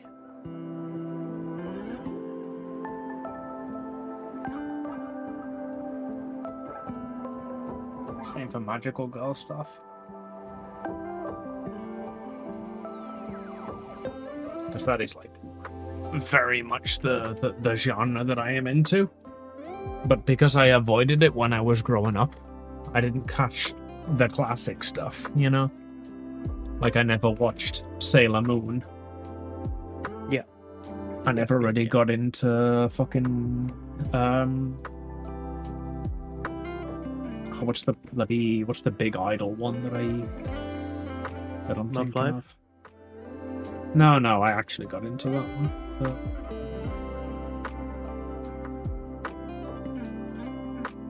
Well, I can't tell you then. No, neither can I.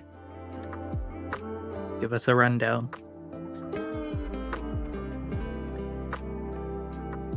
I can't, I didn't watch it.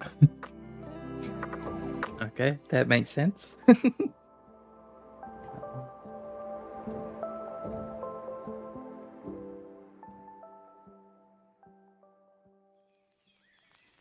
Mm.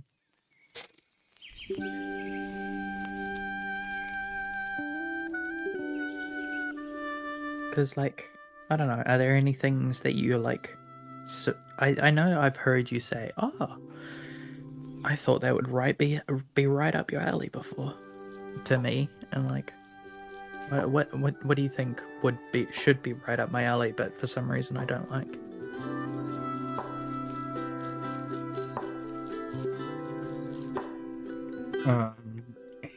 Game of the year, Balatro.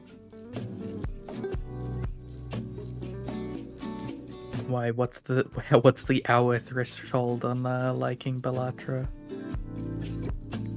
Well, the reason I play Balatro so much on stream is because she's hoping to play Balatro so much on stream.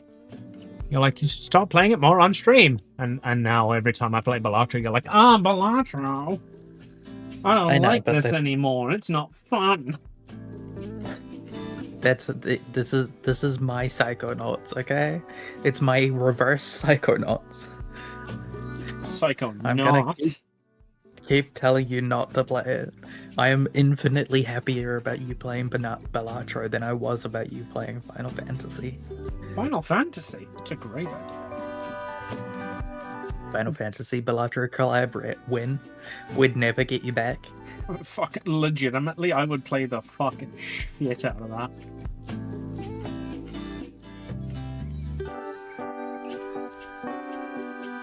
Wonder how that would work. Like you, I mean, they did Fall Guys pretty well, so it'd probably be something in a similar vein to that, where it's like, hey, we'll take the Final Fantasy mechanics and somehow apply them into a fucking poker roguelike. No, more likely it will just be like a dungeon that you can do to get like Joker-themed loot. Like there will be a Jimbo boss. No. Yeah, Jimbo like boss. All of the stuff will be based around cards. The fucking final boss will be the Wheel of Fortune. You've got a 1 in 4 chance of beating it. What's it? Or it could just be they do what Dave the Diver did and they put a limited version of Balatro into the game. Because in Dave the Diver, you can legitimately just play Balatro. But it's only got like, I think 20 or so Jokers. But like in Final Fantasy, you could have the normal poker Balatro mechanics, except You know that there is card a- game that Final Fantasy uses? Yeah, Where it's got like there's triple up, triad. down, left, right. There's triple Yeah, triad, you- and there's also you can just fully play like PvP Mahjong. Yeah, you just do triple triad Balatro, where it's like whatever. You know how you play 5 cards in a hand of poker usually. Yeah. If you have like a +4 pointing down thing in the middle, then your middle card will have like a +4 multiplier or something.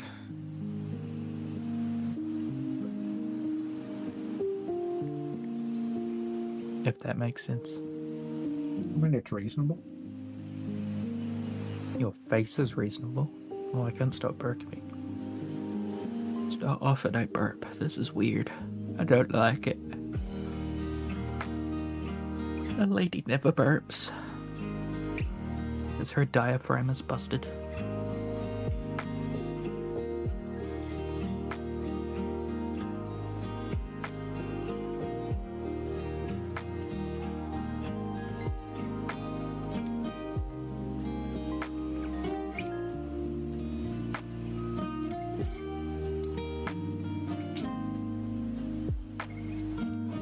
You probably couldn't place Vampire Survivors for very long, or you'd have to have really good luck.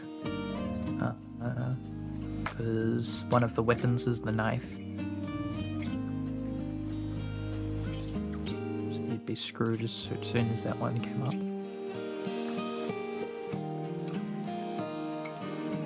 How much longer you got left on your artwork? I was just thinking, actually, I could probably call this here. Good, because I'm running out of ability to talk. Not happy with the shading, but it's a case of either sign it here or spend 6 hours doing the shading again. I think it's good. I think you put a lot of effort into it. Maybe do like, instead of doing any more shading and working yourself to the bone over something, you put a background on it next. If you're not happy with it, you try slap a background on it next time.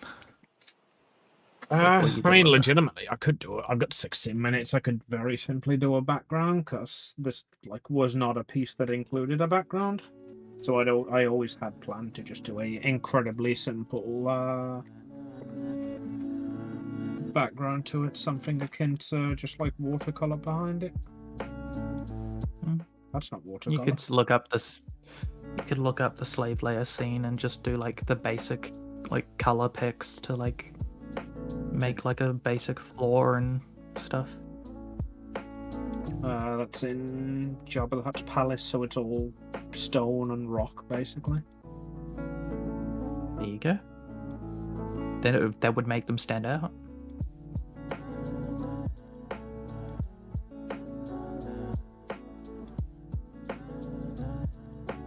And having having a background will make you like your shading more. I guarantee it. At least having a like an abstract background will, because you can give yourself like a better like visual balance, I guess.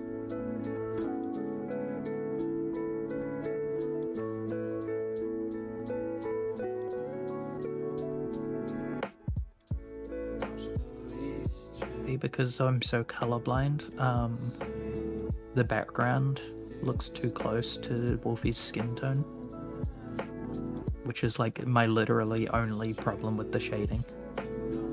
Is that like her face is the same kind of like pale tone as the background. Yeah, this is like a pink peach, and this is a like a red, but they are basically from the same color. Can you see the difference there? Yes, I can. But like that's the thing about like the way like I input colors. Like my thing is like I can't tell the like unless there is like a contrast right next to each other, I can't really like, think. It's more just like my brain doesn't understand stuff rather than my eyes, you know? I see.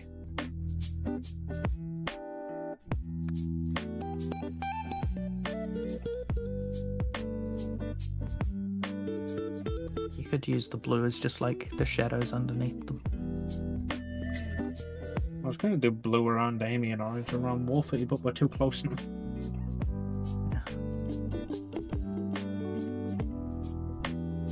Because fortunately, blue and orange are contrasting colours, so this is just one way to bring out Wolfie's blue and my orange.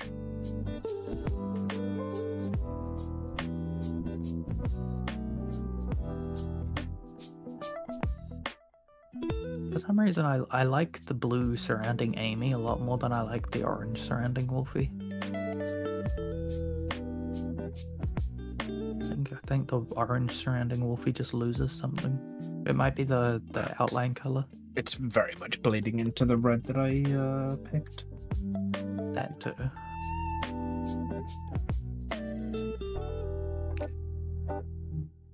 You're wrong. Orange, I go for Or brown. yeah, maybe. I've got a lot of brown in my color history.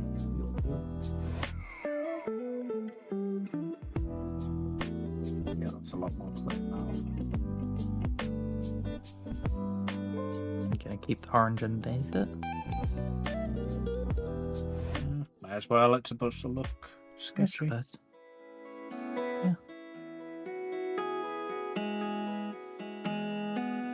Oh, I'm an idiot. No wonder this isn't fucking coming up watercolor. I'm still using the gouache brush.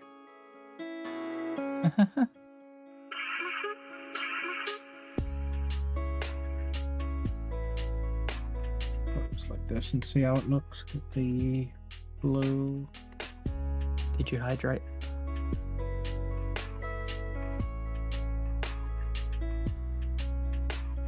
Do it again.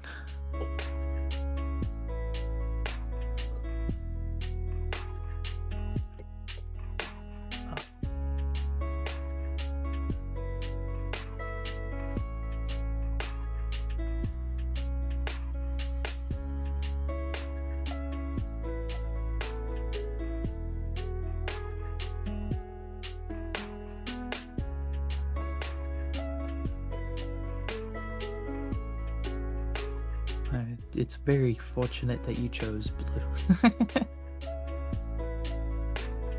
Just had to stop myself from choking on my drink.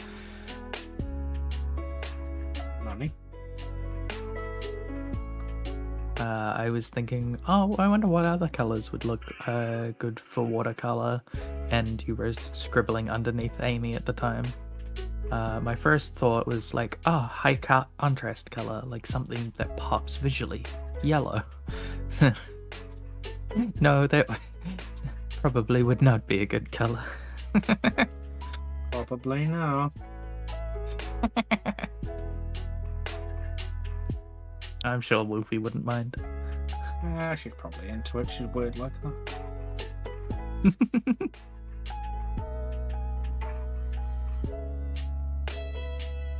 She doesn't look as good Anyone as I hoped it would.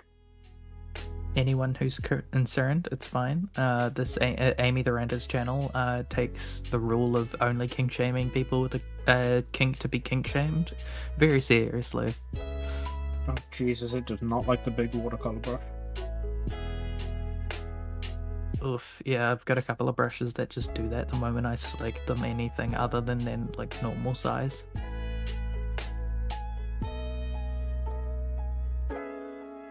Green is not a good color to use for that.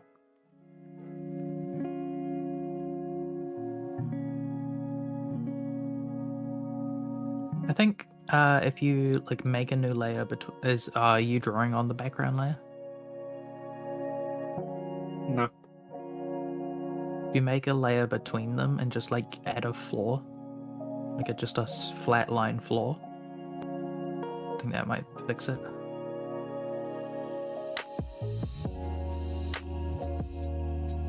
Like for the watercolor layer.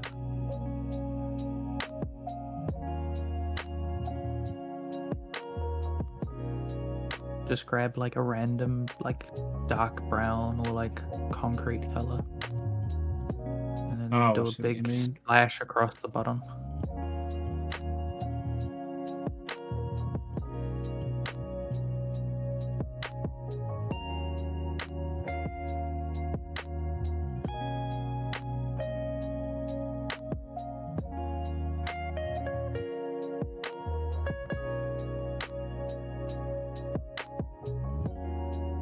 I mean, that's not what I meant, but I now that you've started doing it, I don't hate it.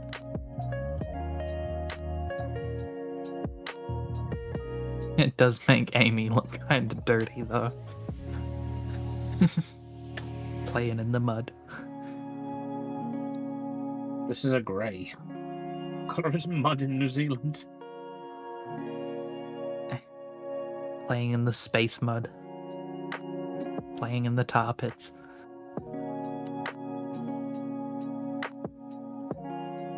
Mud just sounded better than dust. Or ash. You know. Get in the real Cinderella moment.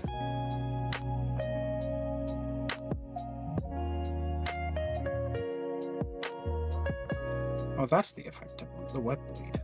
That's what I was hoping for. That's what I wanted.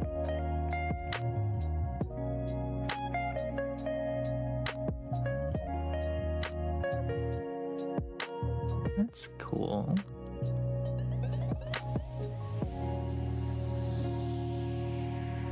Yeah, I wanted it to just kind of look like watercolor stained paper behind. And the watercolor brush did not do that. The wet bleed blend did it nicely though.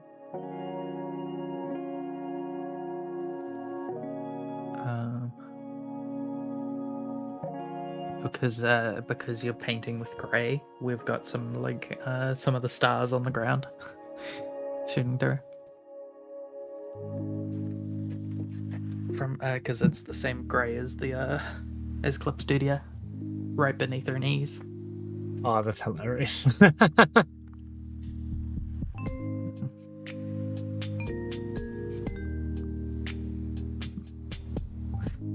Wolfie controls the stars between her thighs.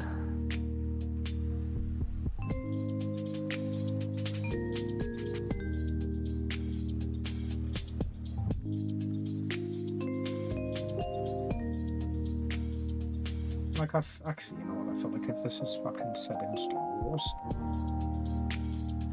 just like a blue would do better than the orange, wouldn't it? And then just put Your some Star Wars stars colors in. are blue and red.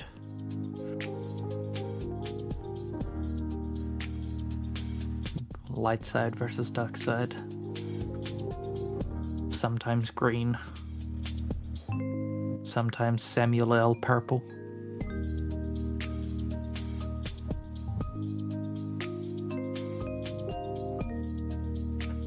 Yeah, Star Wars would probably work. Honestly, I don't mind it now that you've like used that tool on top of it. I think it does look a lot better. Yeah, that's the effect I was hoping to get. If I could actually make a new layer.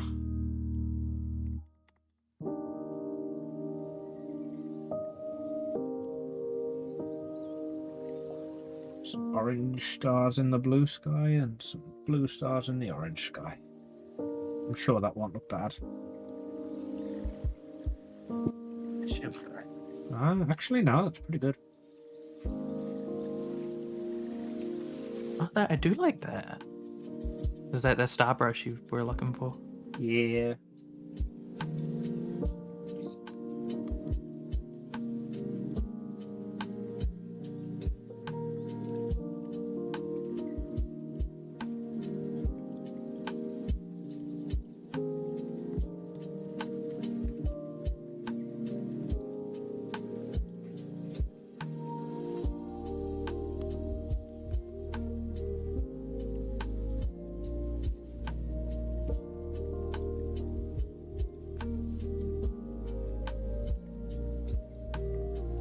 Just a really good, simple background, I guess.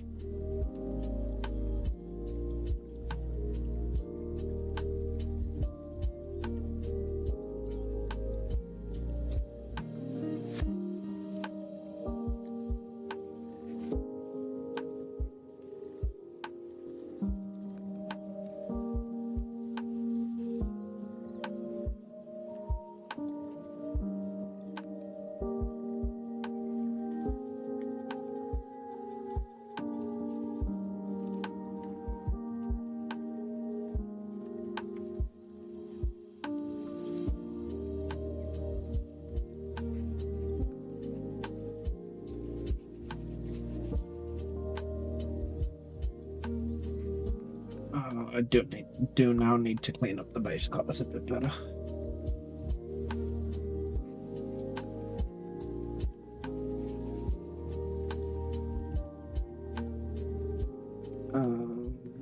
Wolfie bass.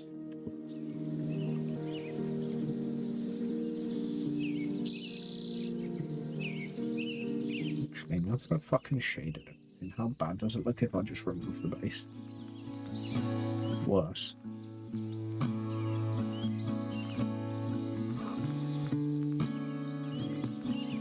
Or does it? Does it look better now that I remove the bass? I need to put something behind the hair, but...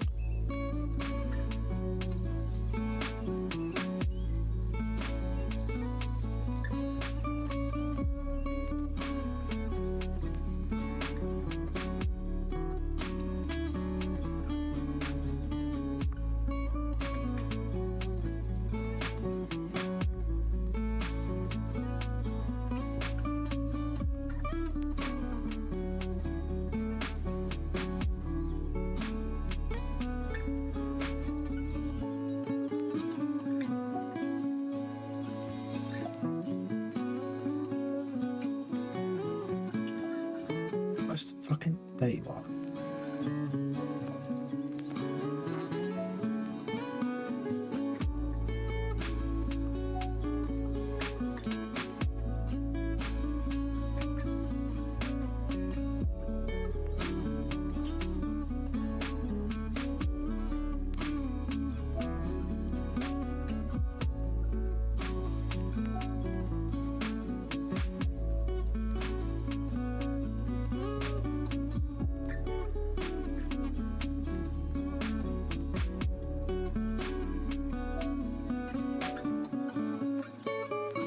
Badong? Grey Amy kind of a vibe. I mean, I did initially have a design for the cosmic form of Amy, like back when I was working with the two forms, where it was just Starscape Amy.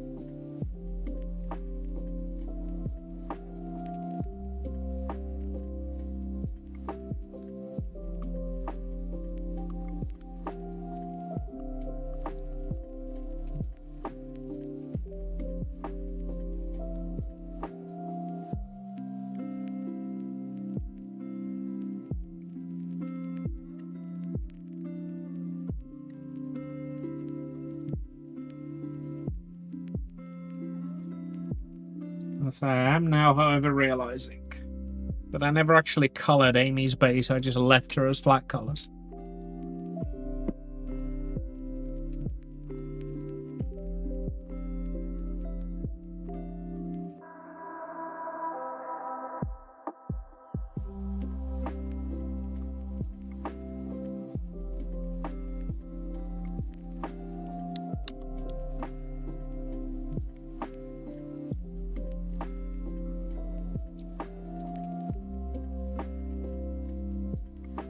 Stop doing more work. Like I'm at the point now where it's almost done, so I kind of want to get it done. Just need to like clean up the edges, basically.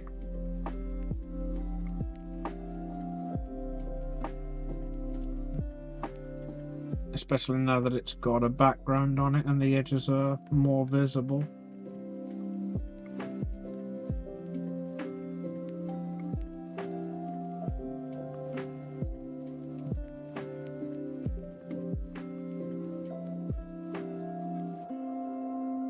Fortunately, this won't take long.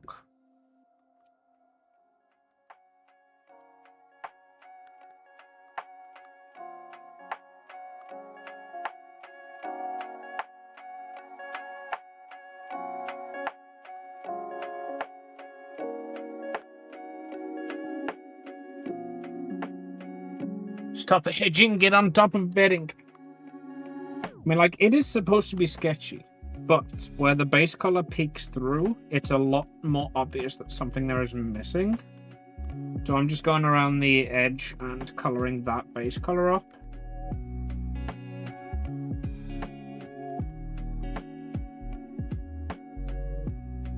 Because when the background was white, you could barely see the spell. But now that the background is orange, you can very much see the blue.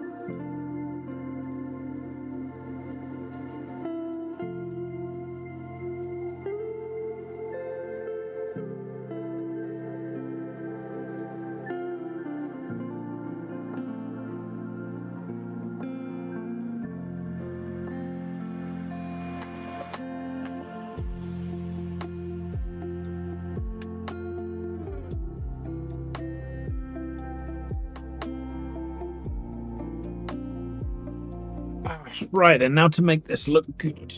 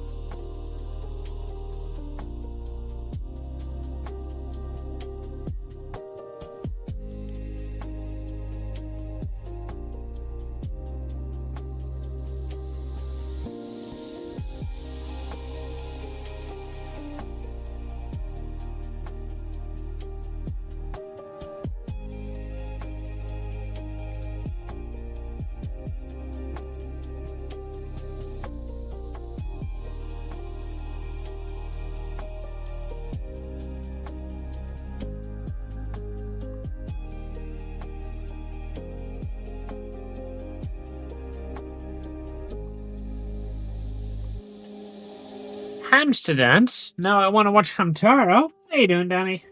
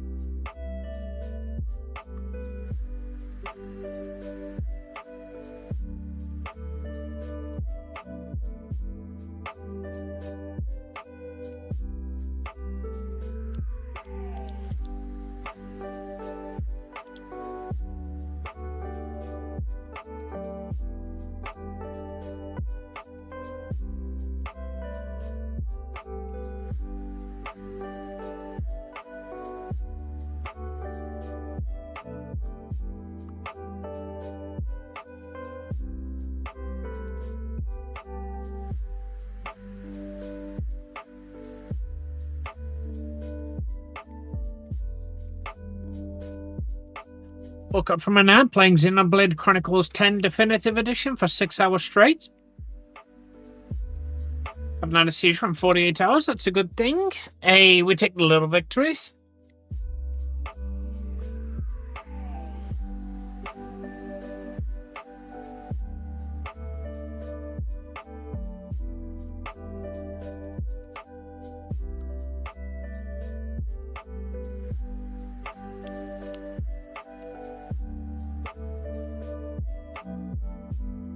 Good.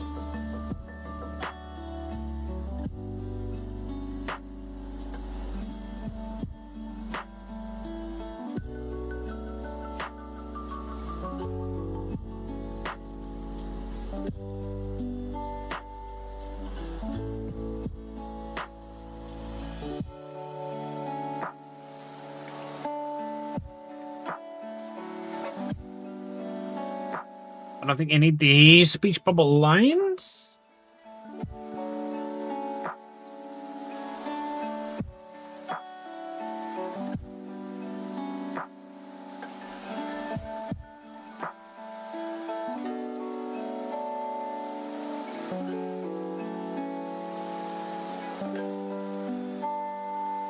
Although the opacity of them over the hair, it's kind of fair.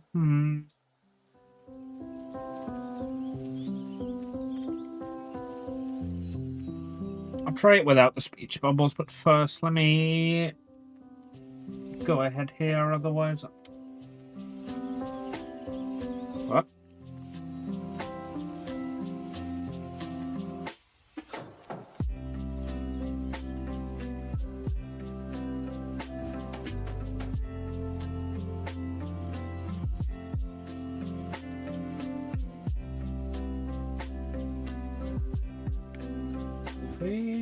Color.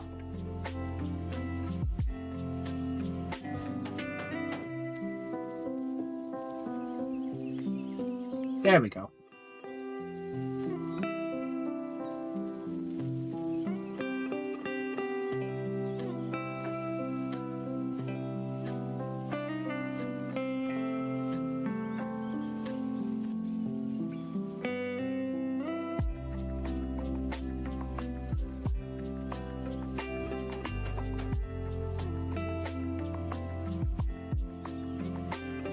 I feel like the black outline of the text suggests that Amy is a Sith. Ah, yes, orange, my favorite lightsaber color.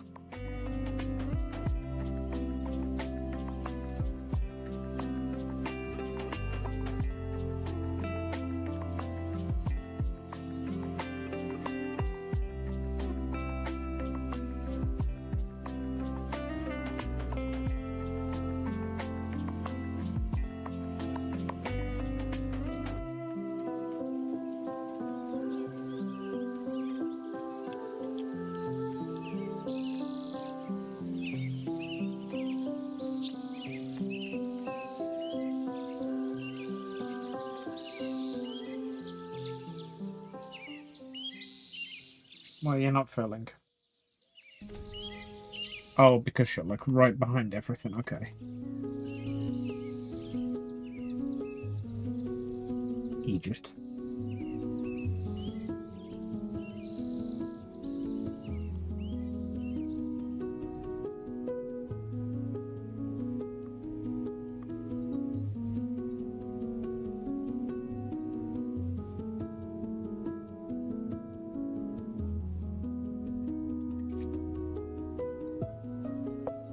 There's 100% a random orange lightsaber lore reason, stupid special snowflake reason. Hey Google, is there an orange lightsaber? On the website isabers.com, they say, orange is a rare color for lightsabers, and most information about them is found in Legends, The Mandalorian Knights, Jedi Master Yaddle, and so on. Only one canon character has been seen to use orange laser sword, Cal Kestis from Jedi Fallen Order. Cal Kestis from Jedi Fallen Order.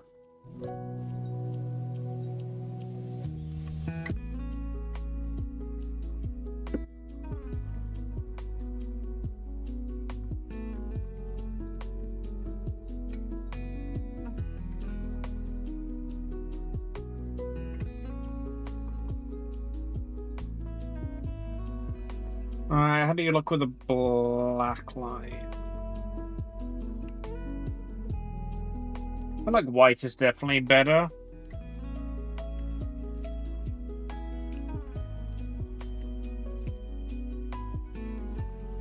But is none better than all of the above?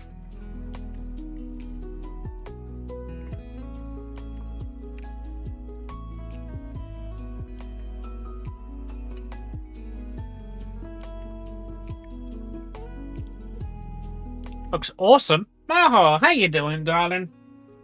Glad you're here. I'm basically finishing this up. Outline or no outline?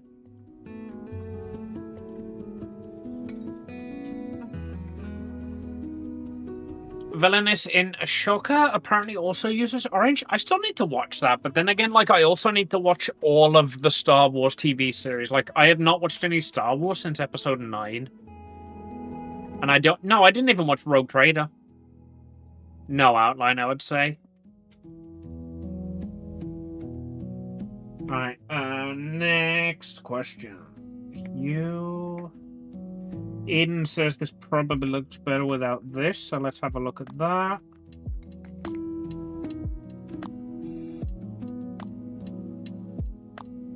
Hold on, I can just do this and then put it in a new layer.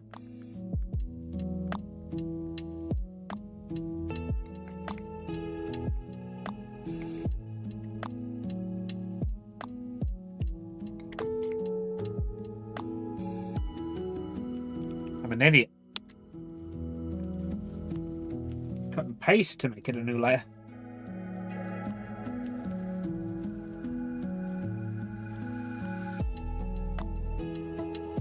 That is not the correct pasting layer. Ah, good punish.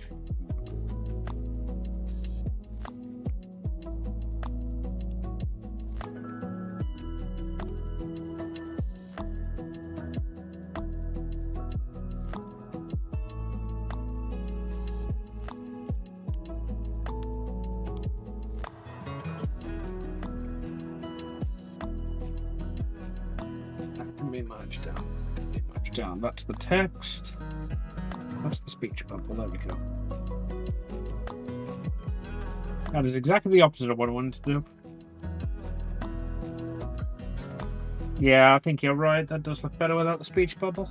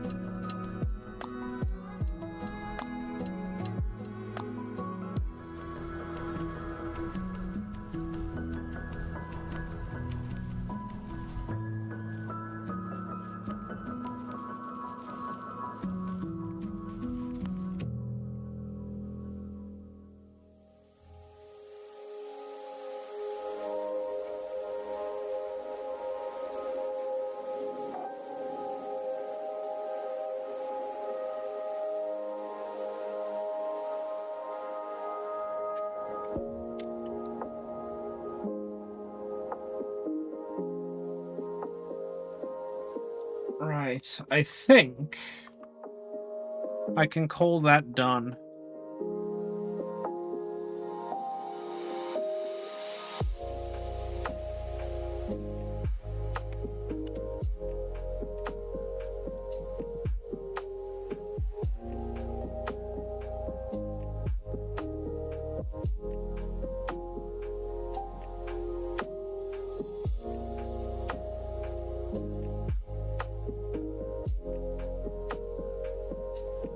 I'm sure I'm still missing something.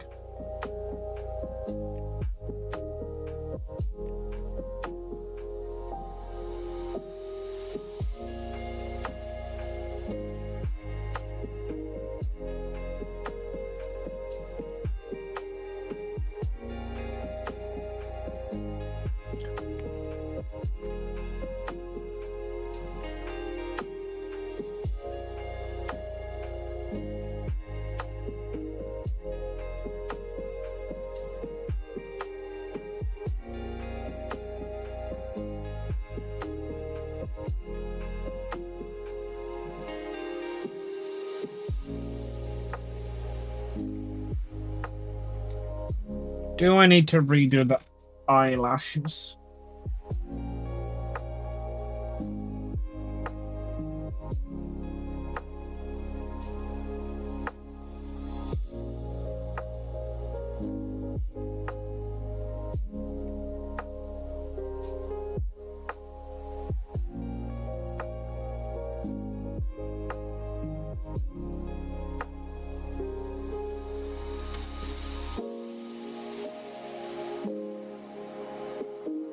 I'm at the point now where, like, I'm ready to sign it, and once I sign it, unless Wolfie's got any major changes, I have to call it done, and I'm not allowed to revisit it. So this part of the art is particularly painful for me, because I know anything I don't fix now won't be fixed.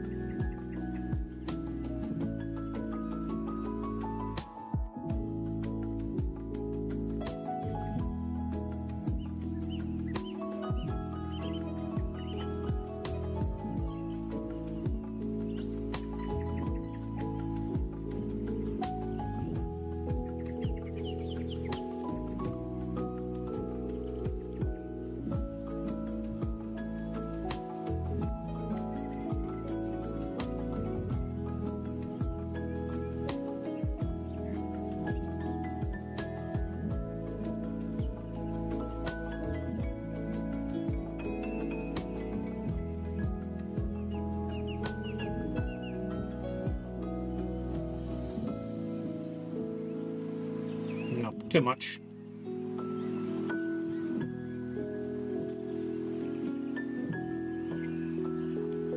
Not a print piece, so if Wolfie likes it, it should be good.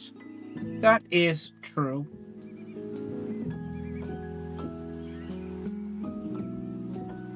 I'm annoyed by how much more I like King than I like what I did with Wolfie.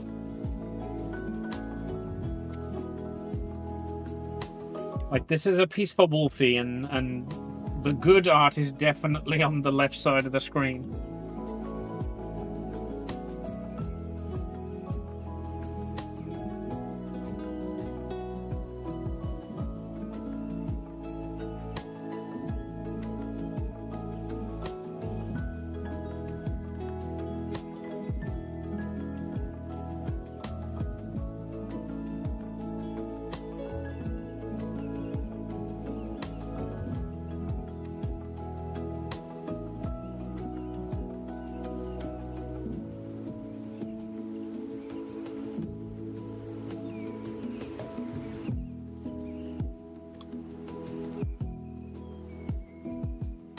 Wolfie looks great. I mean, I know, but like... It's not my best work.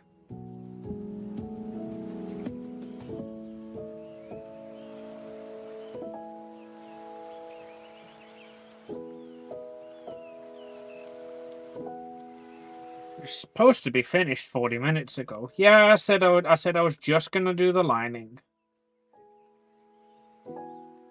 And then I just did the lining.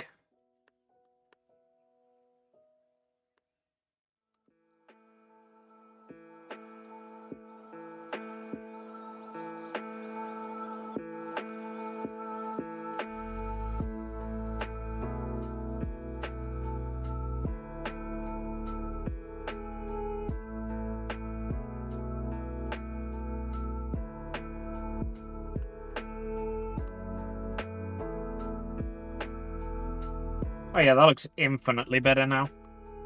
Now that I've actually, like, finished out the lines. I figured out what I didn't like the eyes. When I've zoomed in on them, I found out that apparently at some point I made them bigger and then didn't go in and refine those lines.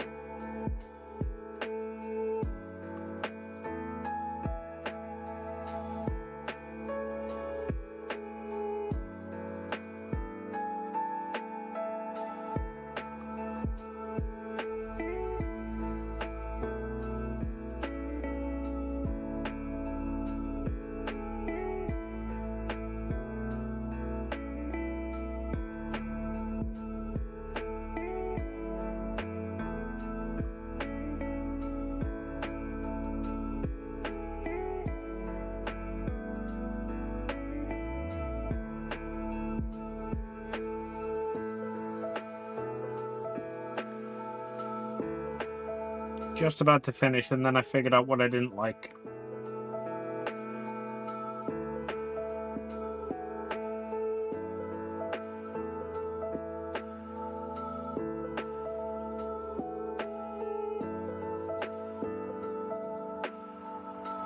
You can stop now. You will find endless imperfections. I'm gonna fix the ones that I spotted.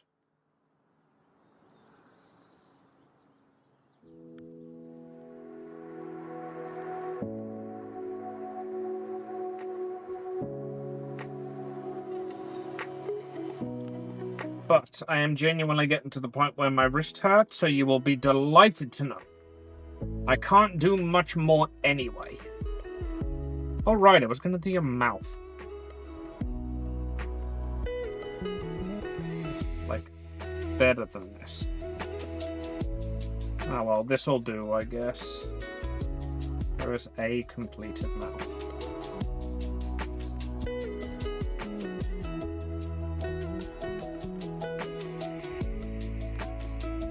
Just need to clean up some of the lines like so. Like, a lot of work goes into finishing a piece. Like, once it's finished, you need to, like, finish it. Oh, hey, played Ohio for 50 channel points. You're done. I have a problem. Right, I think that'll do. Can you see what I mean? Like, the few small changes that I made there made the piece just, like, a lot better.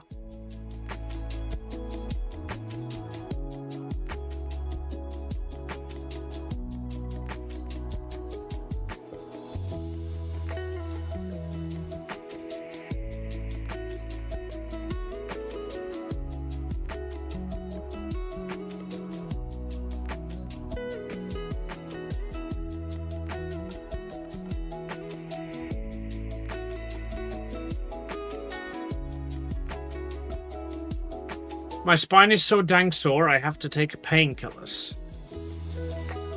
I have a bruise on my middle finger. How did this take 8 hours? I only had to fucking finish the coloring on Wolfie and finish the shading on Amy. This took 8 hours. I didn't even get to start on Mitch's piece.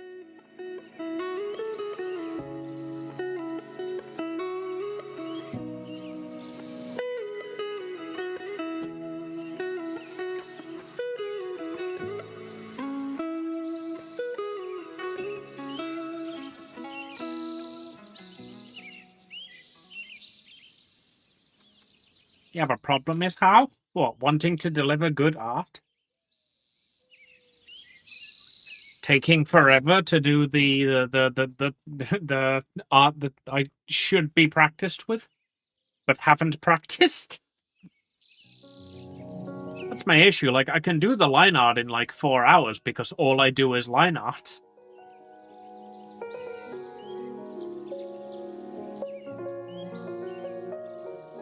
And then I've just not practiced coloring and shading at all. This will come better with time. But I'm at the point where I'm like, oh, line art takes about half the piece, and coloring takes about half the piece. Except it doesn't. Line art takes about a quarter of the piece at the moment.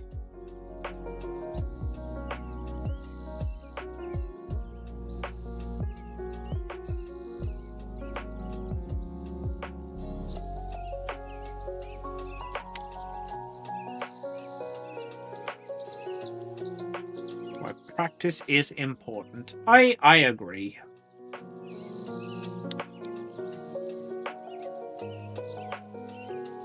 Try and get that somewhere people could see it.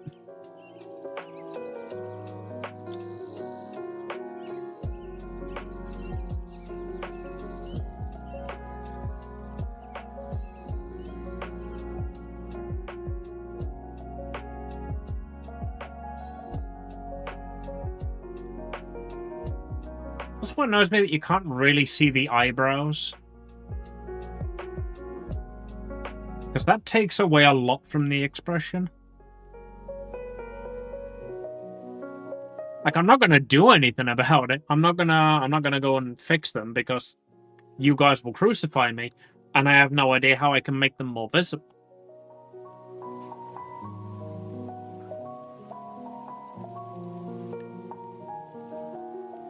That's just my style, is like how I draw and where I place eyebrows. Annoyingly, they are very rarely actually visible.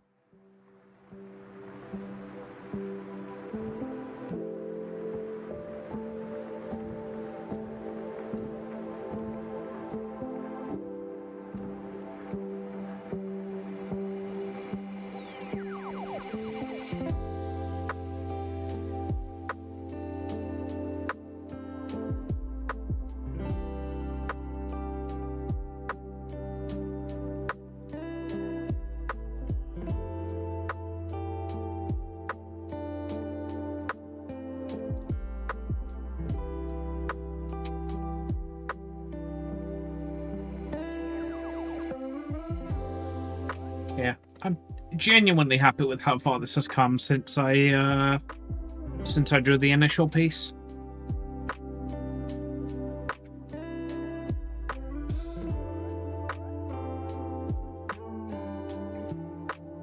This is definitely one of my biggest glow-ups.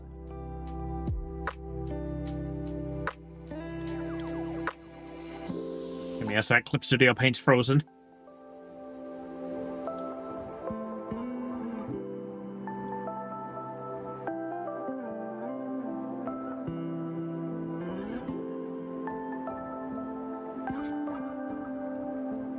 Right. Couple more things, and these won't even use the pen, so... Canvas size. You can come in to about there, you can come into about there.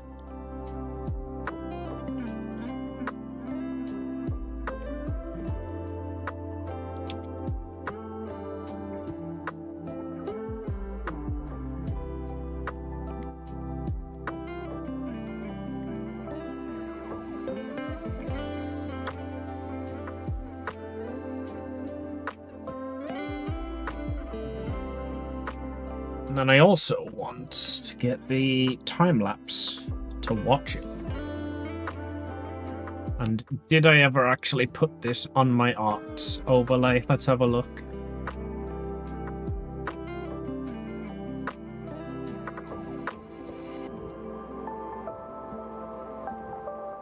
Jesus Christ, it's a 13-minute long time lapse.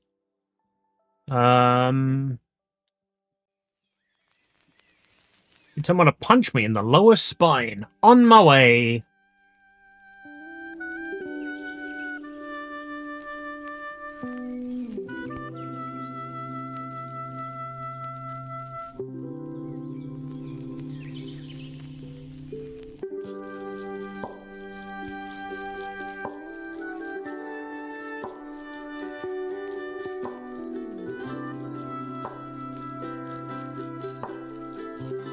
I don't know why I'm trying to get this centered perfectly. It's only a temporary scene.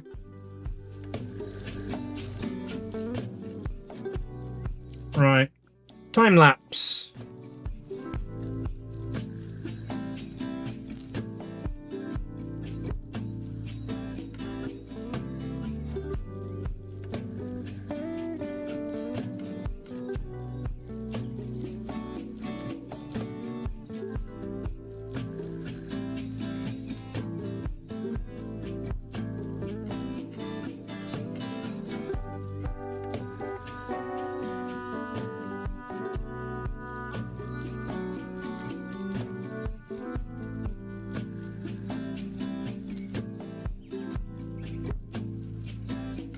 Damn it, I still haven't published the last time lapse on TikTok. How good are your back massages? Probably dealable. I don't know, I've never received one of my back massages.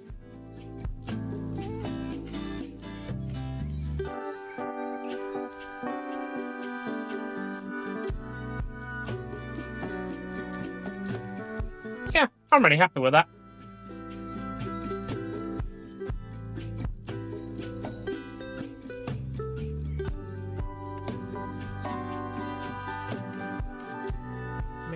Open just to show off the fucking progress here. Wolfie's Comm. There's the original Comm.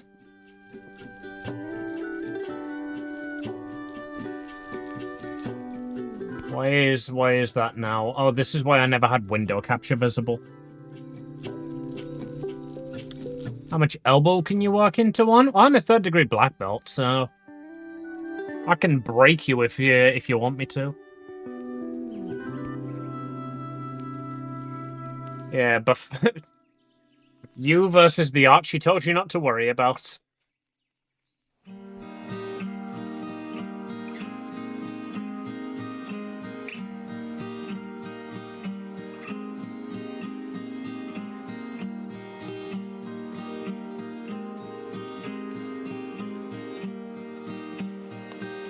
This actually might be a good, like, erase this to get to this kind of,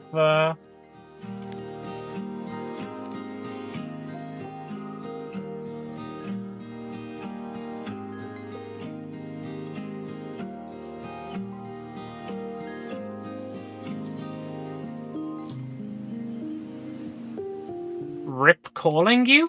Nani? Oh, Rip calling you honey, I see. I mean, I could add honey to this.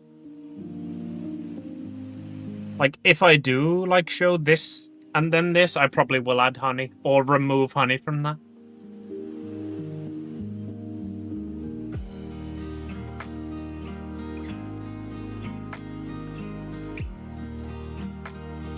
See, as well, I've just remembered, like, this isn't the first Amy and Wolfie chibi I've done. Was it in art, personal, finished? Probably old crap, actually. Eepy? Go Eep. I go Eep. I definitely go Eep. I really like seeing how far I've come. Especially after I've just spent the entire stream talking about how fucking bad I am at this.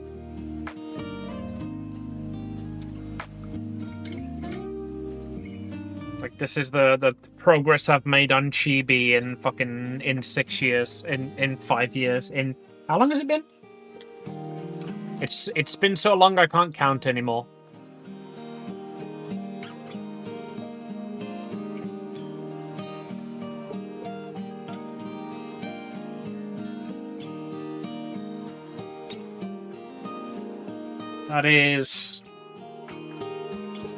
That's a glower.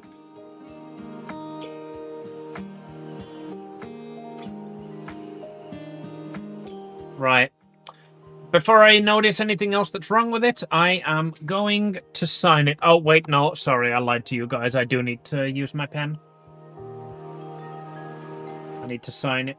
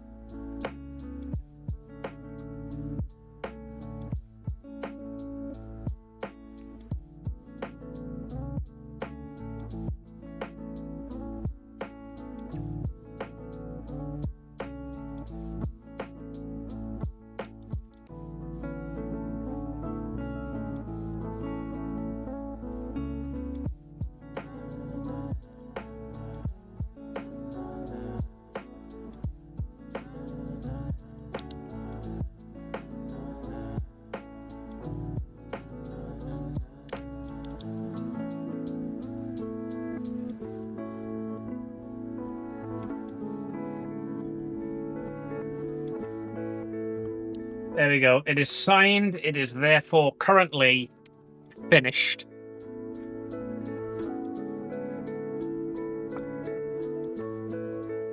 Your signature is so cool.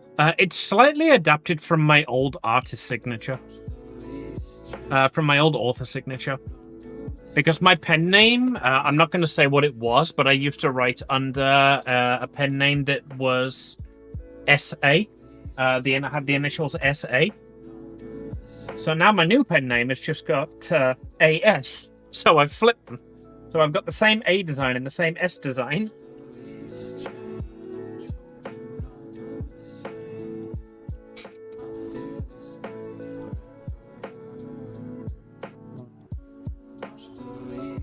There we go.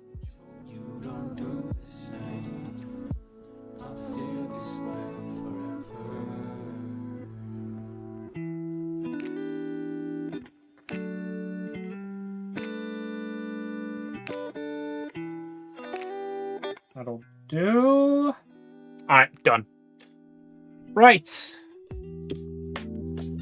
Sigma Amelia. It was Saint. Saint dead name.